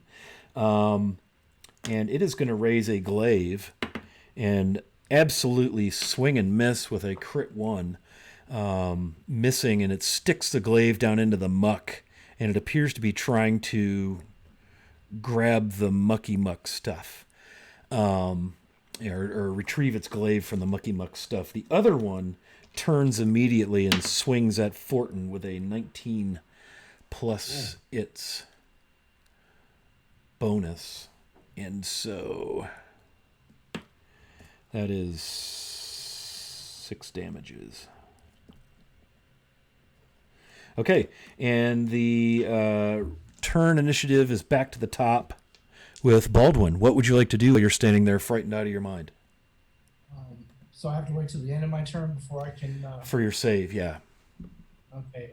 You're welcome. All right, I'm going to reach down to my belt, and I'm going to open a decanter that's hanging there. Nice. I'm going to point it at the creature and say a command word, and a geyser is going to blast in its direction. Okay. Decanter of endless water. Correct.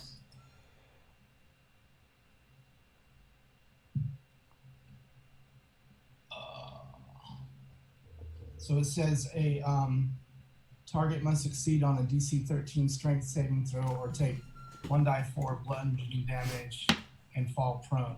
Okay. I rolled a 19, so that's not going to be a problem.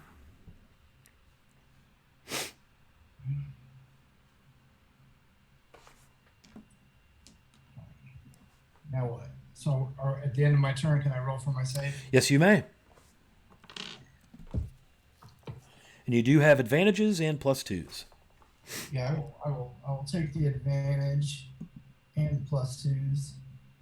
And that gives me, I have a choice of 12 or 13. 13 with a +2 will not get you there. You've got a DC 16 charisma save, so close. Now, you can move, but you cannot move toward that creature that you are frightened of. Okay. So, that would keep you from moving into its melee range or moving anywhere toward it. You do not need to flee it. You just can't move toward it. And actually, let me check something really quick here. Okay, disadvantage on ability checks and attack rolls, not on saving throws, so you're fine. But your save failed. Yep. Do you wish to move? Yeah, I'm gonna try and put a little bit of distance between me and it. Okay. I'm gonna basically go the other direction. Okay, so you're going to head, like if you were facing forward toward the knolls, the bad dude's on the right, you're going to go to the left. How far are you going to go? I don't know, say about 10 feet. Okay. Are you bringing your horse? No, Okay. Very good. Anything else? that's it for now. Cool. Excellent. Hebney Cragbeam, it is your turn, sir. Yes. You have a clockwork ape under your command. You have goodness knows what other tricks up your sleeve. What you got? Well, real quick, there's something important that I forgot from last round. Okay. When I went into a rage, this is an important class feature. I am a Path of Wild Magic barbarian. So with your permission, sir, I would like to roll for my Wild magic. Wild result. Surge. Yeah, let's see what it is, man. Hit it. All right. I Think- rolled a 3. So an intangible spirit, which looks like a flump or pixie, we'll go flump, appears within 5 feet of one creature of your choice that you can see within 30 feet. At the end of the current turn, the spirit explodes and each creature within 5 feet of it must succeed on a dex save or take 1d6 force damage. Nice. I can summon an additional spirit each turn as a bonus action. Okay. That's pretty cool. So this exploding would've- exploding flumps. an exploding flump, and that would have been. We don't have to do the damage since I forgot. I apologize for forgetting that. That's all right. That's actually why Hebney was kicked out of the Artisans Guild, because he would go into a rage and things would blow up. So, nevertheless, this round, I can see the downside of that. Yeah. yeah, it's not good. This round, he will give a command to Hal the ape to kill. There's still a couple gnolls up, right? There's 2 gnolls engaged with Dunbar, and they are not too terribly far, about 10 feet away from Bingo and Harg on the direct in front of you position, about 10 foot or so from Bingo and Harg, who are about 30 feet from you. Okay. He'll say, "Hello, Hal. Kill gnolls."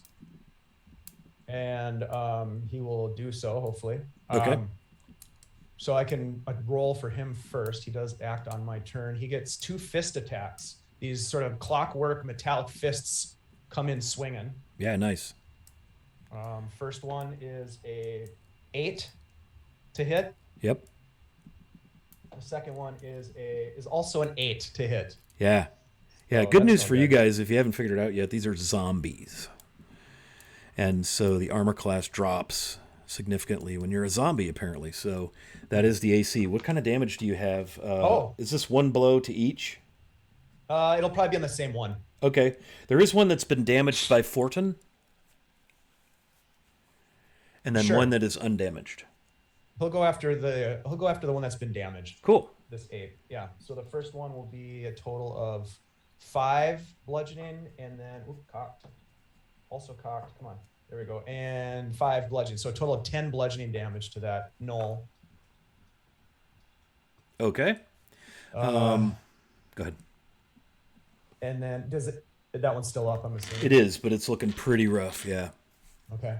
And then Hebney will just cry out, "Dunbar, you're a fool. What have you got yourself into?" And then he'll launch himself off of the horse with his warhammer. It's actually a little bit smaller, but it's a warhammer nevertheless. And he's going to launch himself as far as he can, run up and try to smack the that same gnoll that the ape is fighting. Okay.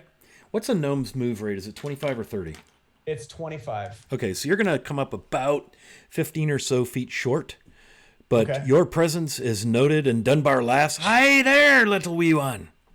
Good to see you. In don't that know. case, can I use my sling? Yeah, All right, I'm gonna go ahead and use my sling to attack then. sure. I gotta attack Attacking. something. That's right, man. Got to get that rage out. Are you attacking the damaged one or the undamaged one? The damaged one that the ape was fighting. So that's gonna be a dirty 20 to hit. That'll do it.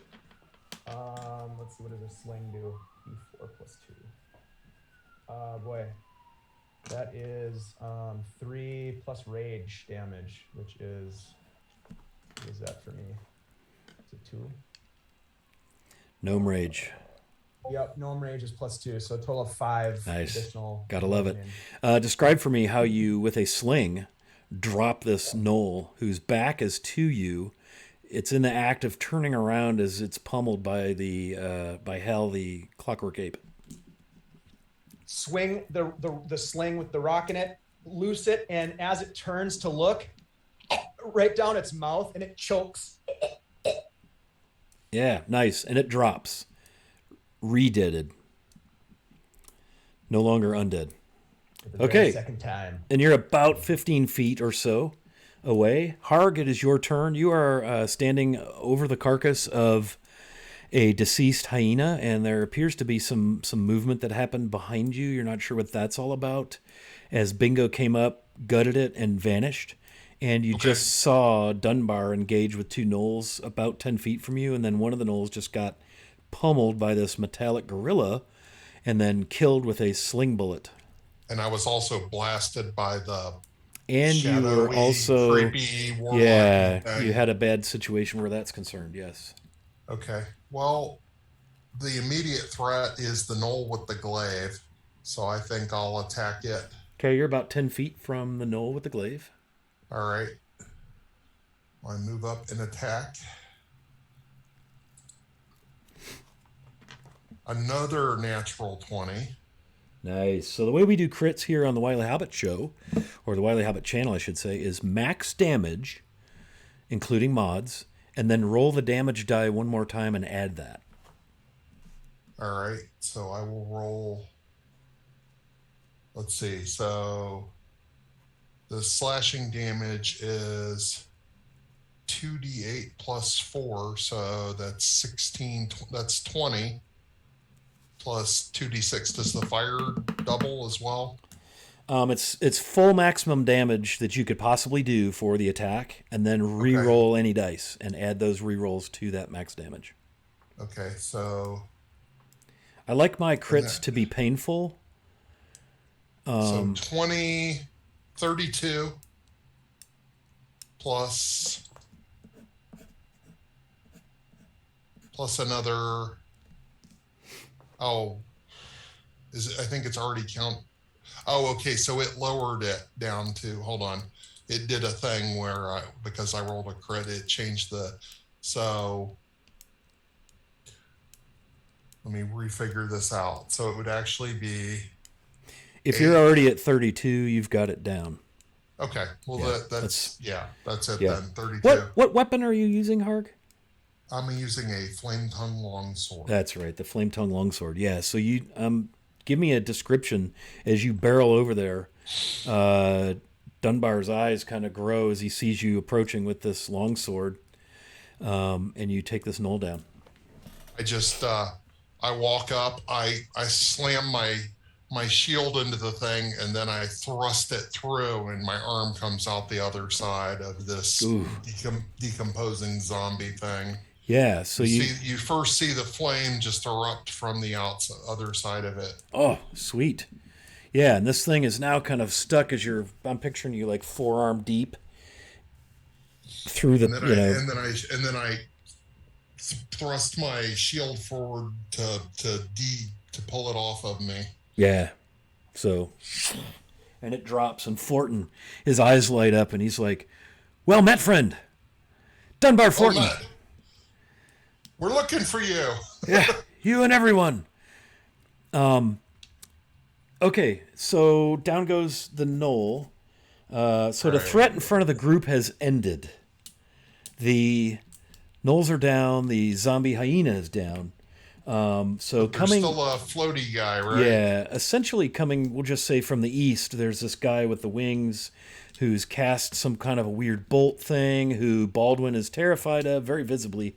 He's moved away, which is very uncustomary for Okay. a dwarf of his I- stock. I would like to use a bonus action. Let's say, or actually, is that something I can do as a bonus action? Hold on. Where is it?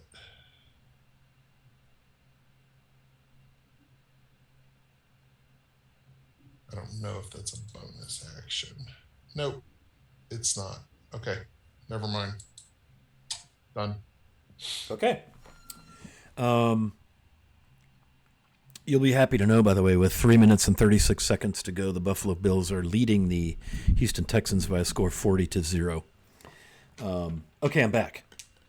It is, let's see, that was Harg, right? So bingo, you're up. Yep.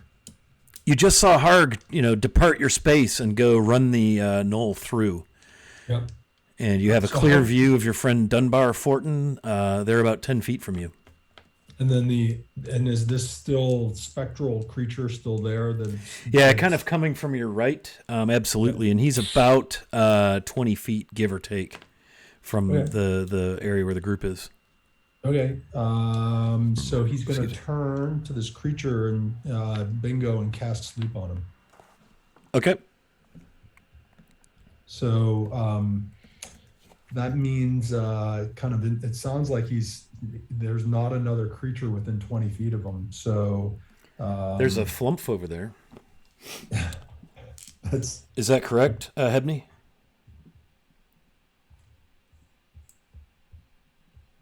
Yes. Okay. Any idea how many hit points a flump has? I will look it up.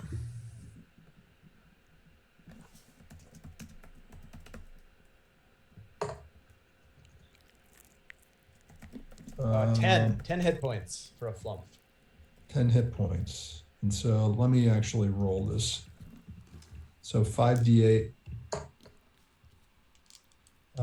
23. So you have 23 total hit points of creatures that will fall asleep. Correct. Okay, and it goes lowest to highest or highest to lowest? Highest to lowest? Lowest. Okay.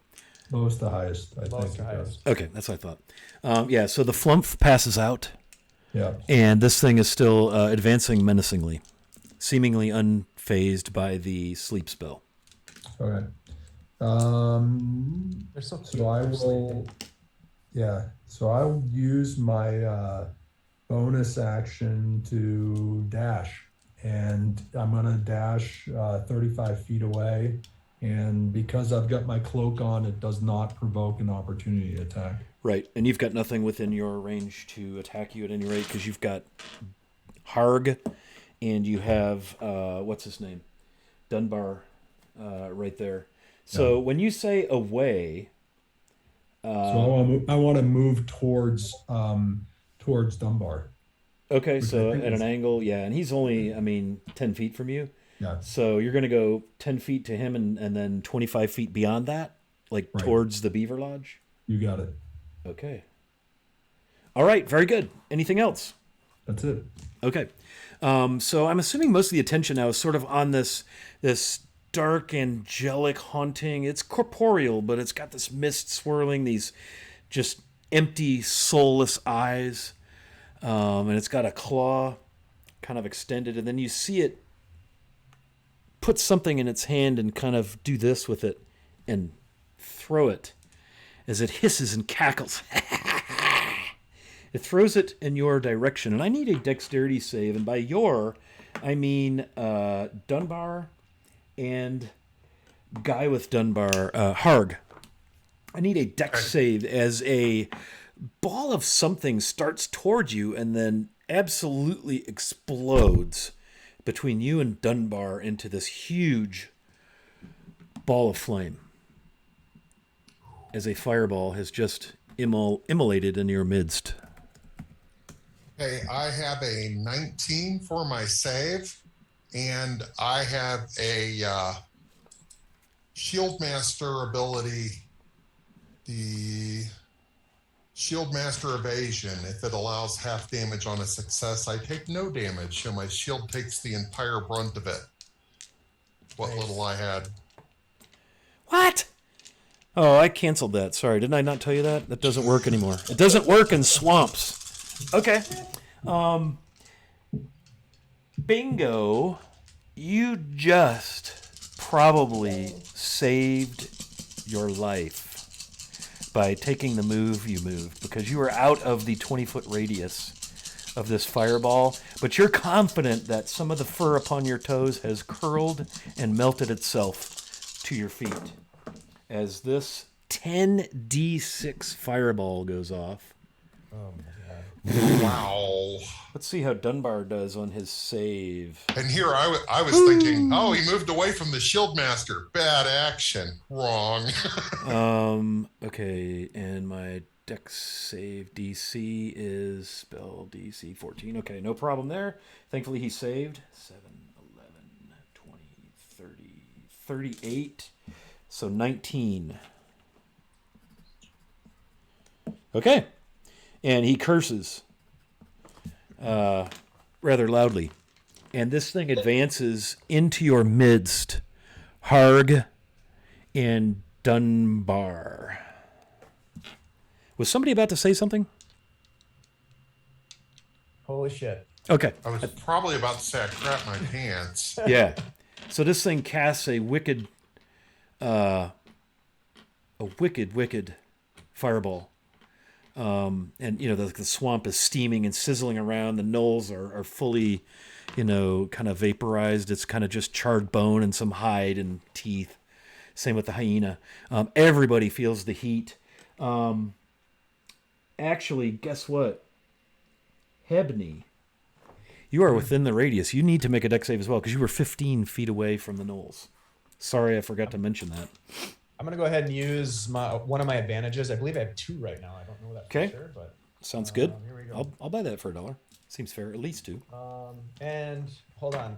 As a barbarian, it looks like I already have advantage on dex. Is it a dex save? Yeah. It is, yes. Against effects I can see. You can see this and feel it and hear Okay, it. So Yes. then, yep. So I already have advantage, so I'm not gonna. Yeah, it is. It is omnipresent. That is a 21. You have saved, and therefore you shall take half damage, which is 19, as it was 38 points of deliciousness. 19. Of flaming fire damage. Yeah. Yep. I have to warn you, Wiley. That's going to make him angry. You wouldn't like him when he's angry. Right. Yeah, I like that. You won't like him when it's best to let the Wookiee win. Yeah. Nice. Okay, and that was my turn. And that brings us back to our good friend, the dwarf, Baldwin O'Farrell. All right. Okay, so how far am I from this creature? Okay, so you moved 10 feet, correct? That's correct.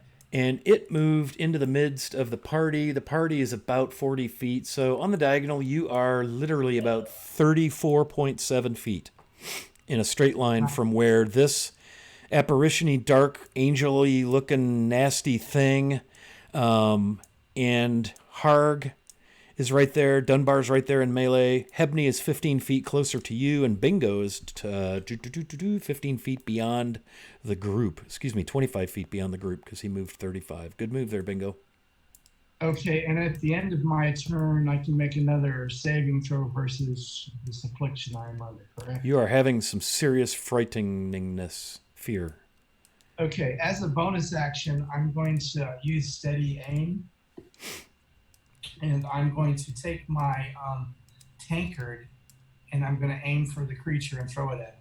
Nice. You do have, as a result of being frightened, I believe you have to roll your attacks at disadvantage. But you may still have +2s and or advantages. So if you were to burn an advantage, that would take you to a regular single die roll. That's exactly what I'm going to do. And as a bonus action, I get to give myself an advantage anyway with steady aim. Nice. So, yeah, we'll do that. Nice. That is cool. It's a great little thing you got there. So I have an 11 and a 9. An 11 and a 9. Okay. And that's with your mods? Oh wait, I didn't check my. I'm gonna as a missile weapon, I'm gonna use dexterity. Yes. Yes, you will. So yeah, no, that would be 13 and 14. That'll Is hit. that right? That'll hit. Yep. Okay. I do 1d4 plus 1 with my tankard. Nice. You know the dwarf's pissed when he throws a tankard that probably still has stout in it at this thing. And you all are kind of stunned to see his behavior. He's clearly frightened of this thing. So yeah, I do 6 points of damage. Okay, duly noted. Anything else? Going to make that save now? Now I'm gonna pull my actual hammer off my belt, and yes, I'm gonna roll for the save.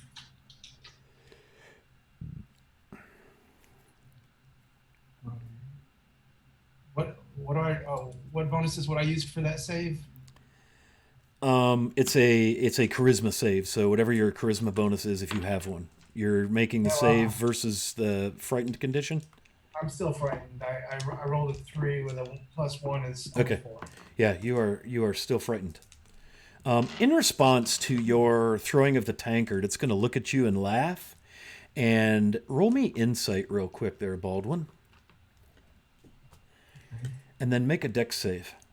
As it points this bony, clawed, pale hand at you, extending its index finger, hissing. What was your insight? My insight was 11. Before I make my dex save, I'll point out that I am wearing a displacer cloak. Okay, that gives you some kind of a bonus on your dex save, correct? I think so. Let's see what it says. It says,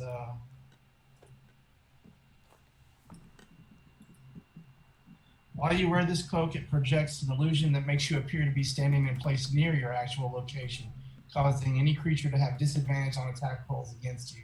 If you take damage, the property ceases to function until the start of the next turn. Okay.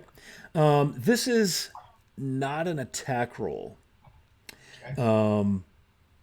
This guy raises his finger, and you hear something in some horrible, profane, just horribly evil language. And Dunbar, Harg, and Hebney hear this. I don't know that Baldwin would because of his distance of 34.7 feet away. And you're immediately surrounded. Just these flames, dark purple and black flames, just leap up around you. What was your dex save? Using an advantage, I have a 8 and a 5. Okay, you take 18 fire damage as he casts Hellish Rebuke in response to your throwing the tankard.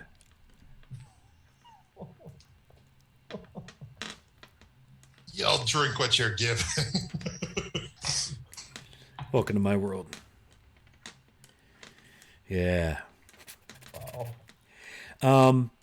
I'll take on your insight, Baldwin, you see very clearly that this thing recognizes you. Like its eyes kind of light up, if that's possible, from a soulless, cold, icy stare. But it does. And that'll end your turn, my dwarven friend. Hebney, you're about 15 feet away from this absolute force of malice. It is corporeal. Everybody go ahead and roll me an intelligence roll. Whoops. I rolled Arcana by accident, but it's the same, no bonus. Oh, okay, okay. 11. 11. 15. 7. Bingo. You recognize this as the form of a celestial. The wings, it's humanoid, the cheekbones. I mean, it's distorted, it's grotesque, it's dark, it's black, it's soulless, but it looks like in physical corporeal form like it's a celestial. And it is Hebony's turn. What you got, bud? Hebony's just got a cigarette in his mouth, just pulling hard on it, sucking down some smoke. Big ash, real red. You said I'm about 15 feet out. Yes. He pats Hal, and he says, "Hal, do what I designed you to do, me boy. Kill that thing." And he's going to send Hal forward to engage, and he is also going to move forward with this time with his Warhammer and start fighting this thing as well. So I'll roll for Hal first. Now I will use my advantages. I'm going to use them for Hal. Yep. I think I have 2 of them. I don't know. I'm not keeping track, but I think I have 2. So that's fine. Sending in the gorilla, huh? And we're going to run a little past 4 in case you all haven't noticed. But and when we do wrap up, we'll draw for the winners, and then we will raid Blue Box for more virtual Greyhawk goodness. I did that. 18 for the first fist attack from Hal. Yep. That hits for, oh, nice. 9 bludgeoning. And the second fist, it's only going to be, 17. That hits. For another 9 bludgeoning. Okay, so 18 bludgeoning is bam, bam. These things just pound into it. So And then Hebney comes sliding across and hits him with the Warhammer. okay, nice. Let's see here. There we go, Warhammer. This is just a straight roll because I don't think I have any. Do I have any advantages left? Do you know? I don't know. I had 2. Yeah, if you had 2, did you use both of them? I did. Okay, you're fresh out, my friend. All right. I think everybody had like 3 advantages, and I think Asher got, or Enoch got 1 extra one. Straight roll. Oh, that was close. That is only going. Well, that's still good. 17. Oh yeah. It's almost a 19. All right. Let's see. It's gonna be total of 10 magical bludgeoning damage with the Warhammer. Nice. Magical. Why are you telling me that? Why do I care if it's magical? What do you mean? Well, I don't know. Sometimes Why do I need to know matters, that? Yeah, okay. Yeah, I see. You DM before? Is that what you're saying? Yeah. Nice. Yeah. I just like the optics of a gnome running across the fen here with a Warhammer, just totally pissed off. A raging gnome barbarian. I love it. Yeah, so you bury this Warhammer into the side of this thing, and you hear ribs crack, and it hisses and looks down at you with this icy cold stares. It's kind of salivating. It's this kind of a skullish face, very gaunt, skin stretched across it. Looks like it has not been alive in decades by the condition of its skin and its fact that there's no life in its eyes. That could be a Hebney takes another strong draw on his cigarette, which never left his mouth while he was running. I'm picturing like Bruce Willis in Die Hard when he's smoking those filterless European cigarettes. You nailed it. Yeah, buddy. No, you nailed it. Nice. Hard. That's my turn. 'Tis your turn, All sir. right. I look at the creature and say, "Are you J.E. the Spectre?" Its eyes widen. Who wants to know, you living bag of flesh? As it spits all over and looks at you. The one who's killing you. And I launch forward and attack him with my sword. I am here to claim what is mine. And he points at Fortin as you make your attack. All right, I'm going to use, I think, my last advantage.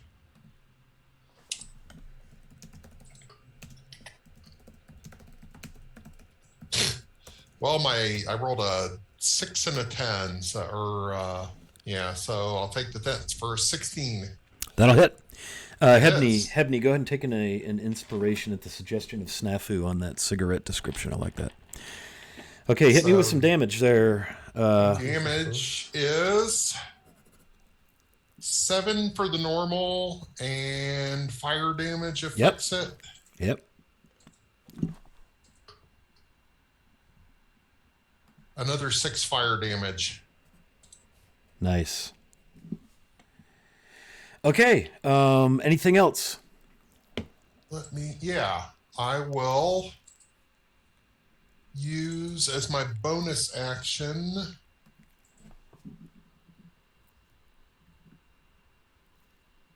Let's see, I thought I had an extra attack I could use.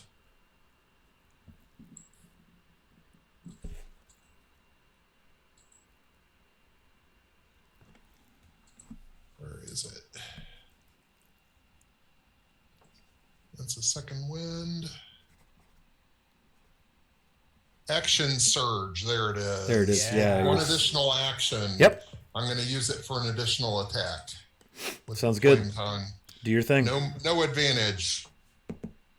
Another 16. That'll hit.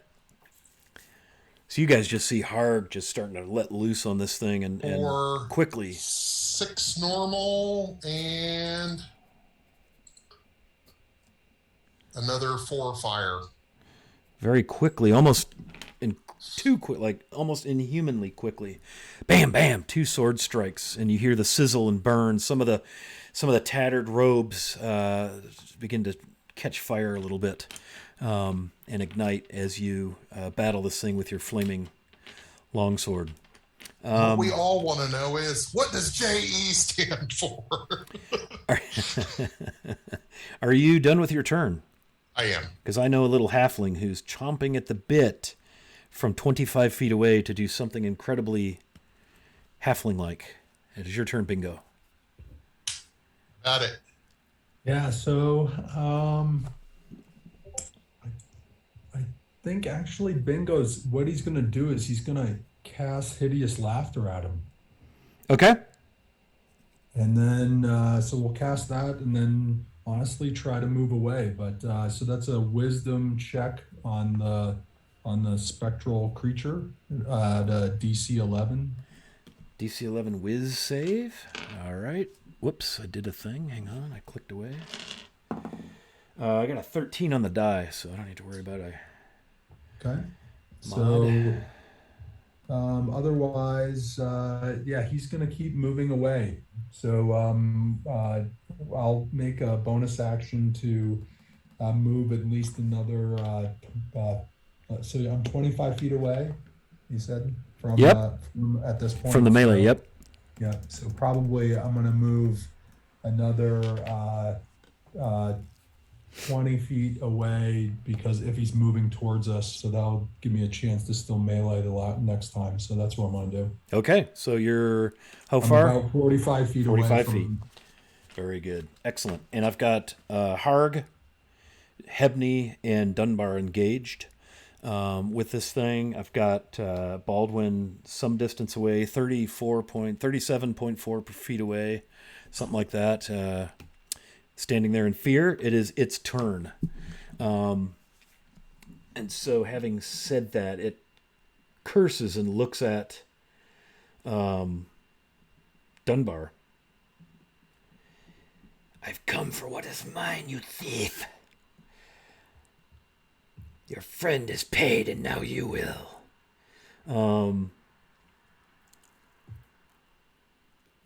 The best thing, I think, is he's going to attempt to claw this guy. And that is, I'm going to burn an advantage for sure on that. Yeah, that's better. That's going to be a nice little hit. And Fortin is going to writhe in pain as he takes 12. What do you call that? Necrotic from this huge just claws. This thing reaches through and scratches at it. And it'll be Dunbar's turn to hopefully repay the favor. And I got to mark off an advantage down to 4 of those. And Dunbar swings with a 1. And he will drop his sword into the muck at the feet of this thing as his eyes just kind of get really big when he realizes what's happening. And he looks at Harg and he says, did you say J.E. and Spectre? I did. I'm haunted. This is a pirate we looted on the island. It is Baldwin's turn. Okay, 2 questions. Do I have any advantages left? I think you had the most. I believe you had 4. So I've used, how many have I used? that's a good question. I'm going to have to leave you to that calculation. I'll say you got 1 left. All right. I've put you guys up against something gnarly here. The other question is, I couldn't tell by my reading, brief reading, am I able to use steady aim again, or is that something I have limited amounts of times I can use it? Let me look it up. Hang on.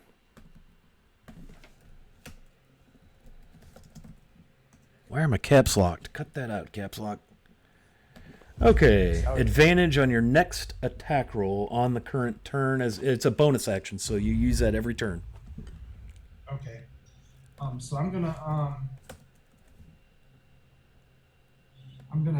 save the advantage that I have, and I'm gonna use the advantage from steady aim, and I'm gonna do the exact same move I did with the tankard, but using my actual hammer this time. Gonna throw the hammer.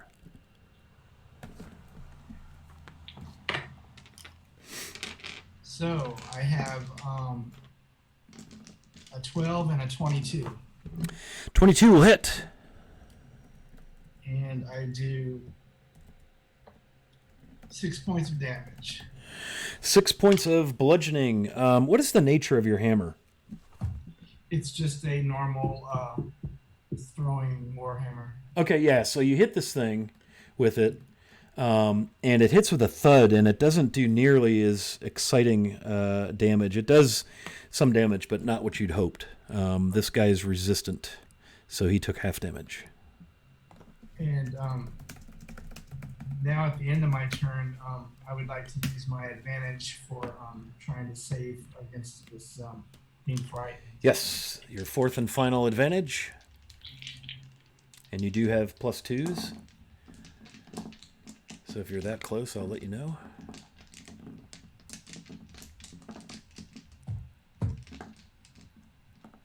I have a 9 and an 11. Ah, gosh, dude, neither of those are going to get you there. So don't burn a +2. It's a DC 16. I'll save it. Okay, and that's your turn? Yep. All right.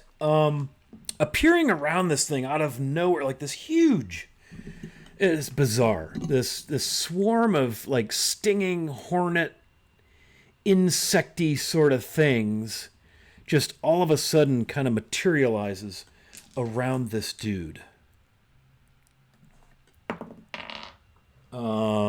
And that ain't gonna do it for the save. It's this huge swarm, and they just start stinging and attacking this thing, and it begins to shriek and wail as it takes some scary level damage from this swarm of insects. Let me get all of my D6s together. Oh, wait a minute, those are 10s.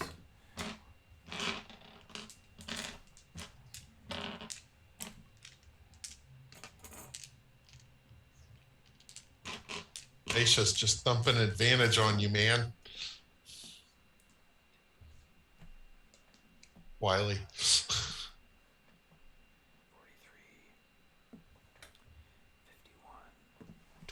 63 damage. Whoa. Whoa. As Who is this that on? huge, the Angel of Death guy thing, Jaron Evwild, this thing, this undead thing, these insects swarm and bite and cover it, and it's just writhing and squealing and screaming. And Hebney, it is your turn. It is still up, but it is having an issue right now with some insects, and it's looking bad. Where did the insects come from? That's a great question. Well, first of all, Hebney takes another pull on the cigarette, and he's going to bonus action flump. So another flump appears just behind this Angel of Death creature, and will explode at the end of the turn. So I'll roll for that flump explosion. That's going to be 2 force damage from that. Okay, I will note that. I will Poor attack Flump. The Flumps are with good my guys. war. They're like I know, drink dogs. They're like they're exploding flumps. They're great. I I love know. them. I will use my inspiration to roll advantage. Thank you. Who gave that to me again? Snafu. Awesome. Thank you so much. So a Warhammer attack against it. Yep. Ooh, that's good. That's going to be a 27 to hit. Nice. That should definitely hit. And that will be that will be a total of 10 magical bludgeoning damage. And then a couple of ape fists reach up and start punching. So first Yeah, you know what's cool about that, though? Is as the Yeah. ape fists begin to punch it, it falls. And these insects just begin to feast upon its re-deceased corpse. Re-dead. However, I would like everyone to make a con save as this awful, wretched, just cloud of dark vapor. And by everyone, I mean Hebney, Harg, and Duncan. I'm going to roll his con save at advantage because he's hurting pretty bad. Using one of the +2s, I got a Hard gets a 14. Okay, you hit it He's a exactly. +2. Okay. It's for a 19. Okay, anybody 14 and up did just fine. You see Fortin drop his sword, which is still in the muck, so it's already down. And he falls to his knees and begins to hurl and vomit and reel and cough as this horrible, stinking cloud and hangs over because of the humidity and the closeness and the wetness of the swamp as this thing expires. And all grows silent in the woods, but for the musical laughter coming from behind you. Baldwin, roll perception.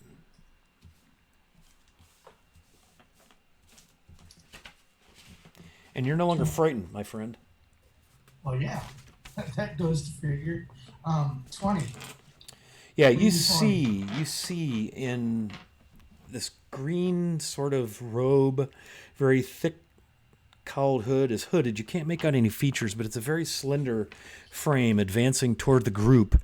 But the robe itself looks to be made of holly and mistletoe and ivy leaves and very green deciduous leaves as it walks forward and kind of chuckles and throws the hood back, and you see this beautiful visage of an elven female, very dark hair, striking pale skin as she stops and puts her hand on your shoulder, Baldwin.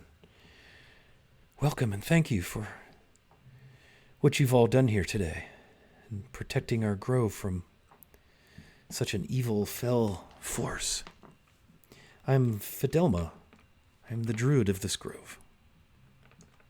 Greetings, Fidelma. I am Baldwin. It's a pleasure to meet you, and I wink at her and bow.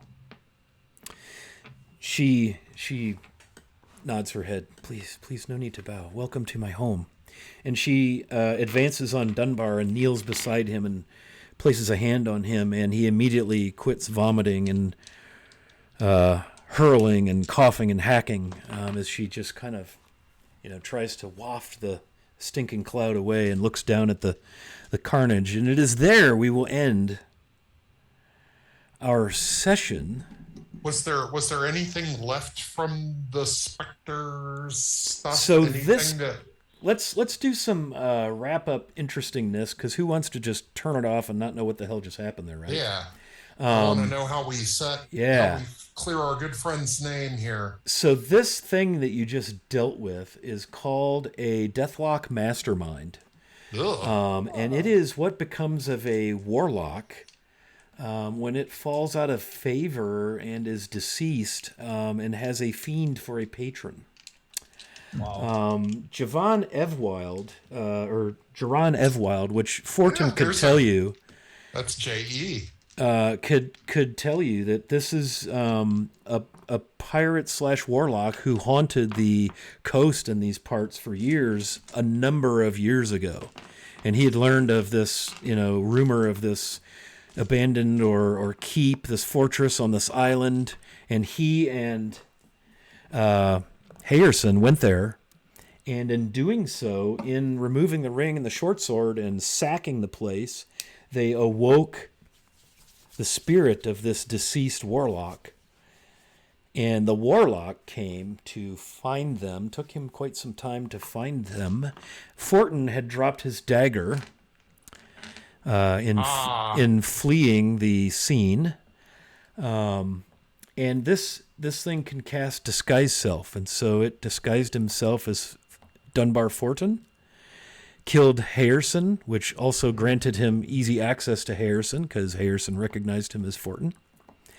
Dunbar happened to have been out of Cavrik's Cove the morning the body was found, and when he heard the kerfuffle in grass flats where he was at Yarvin's Guild Gear and Sundry, he did his own disguised self and hid. And he happened to choose this Alder Grove, to leave some sort of furtive clues for his appeal to Bingo for help. He sent people he knew to deliver messages, and he actually disguised self as a person who delivered the message directly to Sigurdsson, because he's just a smartass that way.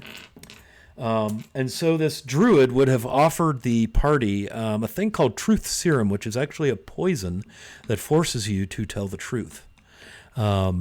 And she was going to offer 2 doses, one to a control subject and one to the suspect, so that they could both be imbibed. And the control person would be unable to tell a lie, which would then indicate that Fortin also, and he could be then interrogated, and all would be cleared up. Yay. Whew, but we ran late, and so we had to get through the cool battling and so forth. But yeah, all of that would have been concluded with your druid, and so all's well that ends well, and you would collect your bounty from Sigurdsson, who would, of course, forgive Fortin and all of the other thing. I just envision Hebney riding off into the sunset on the shoulders of the ape that he... Yeah, on the shoulders of hell. Yeah, so you clued your way over, did a nice job of getting over there, and you managed to figure everything out. So, nice job. Fantastic. Ooh, sorry we ran over on time so severely, but there was just so much good RP and detail. I think everybody was enjoying it. Chat seemed to be engaged. I know I sure did. So, let's go around, quick round the horn. If you want to get in the giveaway, now's the time. Exclamation point giveaway, because we're going to close that momentarily. Quick outros for each of you. Just tell people where they can find you out there, should they wish to do so. All right. So I'm Enoch Pratt in the chat. That's where I am in the Cannon Fire Discord. You can find me there. You can also find me on Instagram as Sundown Sensei. Nice. And there I post pictures of projects that I work on, because I make things and I do things. Nice. It's good to make and do things. Excellent. All right. Thanks a lot. Bingo, what's up? This is great. Scott, great job. Thank you. And guys, great afternoon. It was, you did an amazing job. I'm Doc Shoulder, and for whatever it's worth, I just hang out in a couple of the different Discords. And Asher and I play on Friday nights on Castle and Crusades together on Phantoms. Phantom NJ. So if anyone has interest in actually coming over there to actually hang out for a little bit, it's fun on Friday nights. And so anyways, thanks again, Scott. This is a great job. Good. I'm glad you enjoyed. All right. Keep going, Asher. All right, so my name is Dale. I hang out online as Asher the Bear. I got that name from my EverQuest Shaman, which I still play regularly, but you will more likely find me hanging out on Cannon Fire or the Greyhawk Online Discords, where Excellent. I sit there and am a proponent for the Great Kingdom. The Great Kingdom, of which you know a lot. Excellent. Okay, and then last but not least, Hebney. Hello. Hi, everybody. My name's Dave. I am at Guild Superior in the chat and on Twitter and on Twitch. On Wednesday nights, I run a game called Beyond Saltmarsh, which is a Greyhawk-based game. We have headed far south of Saltmarsh now. We were on Cybert Isle for about 28 episodes. Oh, wow. Random. Back to Monmurg before we head to Neresben. I had a pleasure playing with you guys. It was super fun. Good. Thank you so much. I'm glad. It was really great. Thank you guys for joining us. Anna, you're still in chat. Thanks for hanging out. Thanks for the incredible map work. Your work is so great. And you're such an ambassador to the community, and you're just a freaking national treasure. So thanks to all 4 of you guys. Thanks to Carlos at Castle Entertainment. We're going to give away a couple of gift certificates. Carlos's game. did some stuff to it. But this is the module. Whoops, I'm going to show you right now on stream. And if you win the gift certificate, you can go over there and buy it. The undead spirit avenging the loss of the trinkets and the home invasion was the whole point of the story. I added a lot of stuff, but all the NPCs, those are all Carlos. Those are all placed in Cavrik's Cove. I set the swamp part. I put the druid in. I beefed everything for 4th level. But this is Carlos's story. So the whole plot, the whole murder, the whole, the setup for all of that was all Carlos. So I love those kind of games when you can just build a little bit on an already really cool story nugget. So thanks to Carlos and Castle Entertainment for the story. I'm going to go ahead and close out the giveaway, and I am not going to pull a J and blow anything up in doing so. Last night was so funny because he always picks on himself for hitting the wrong button, and the stream literally poof right when he went to close the giveaway.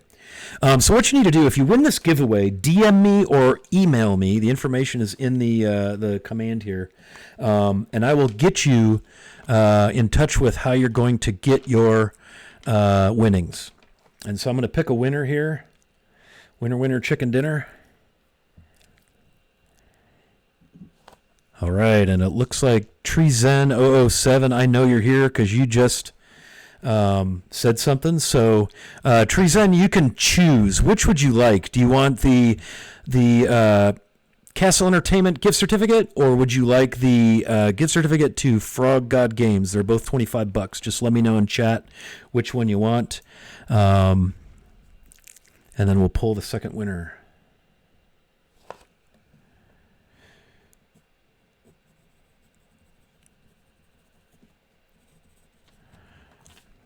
Okay, Treezen, just let me know which one you want, and I'm going to pick another winner. And that other winner will get the other thing, and the other winner is Katha.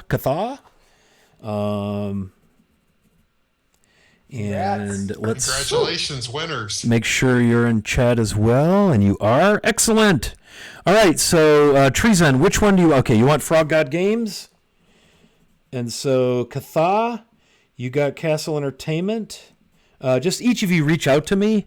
I'll put my email in the chat here. Or I'm Wiley Hobbit on Discord, or you can DM me through Twitch. But hit me up. And Katha, if I don't hear from you, if you're lurking, I will find you. I will hunt you down, and I will get you that gift certificate. We just got to get in touch with each other. So thanks to everybody for hanging out. Happy Greyhawk. Let's go raid John and the folks at Blue Box, because if I don't get in there and raid that, Jay will hunt me down and end me. So thank you to everybody for playing. I had a blast today. Had a blast prepping this thing, and what a fun group. Congrats, players, for getting that thing wrapped up. And so here comes our raid. Go in there and make a big noise for Blue Box.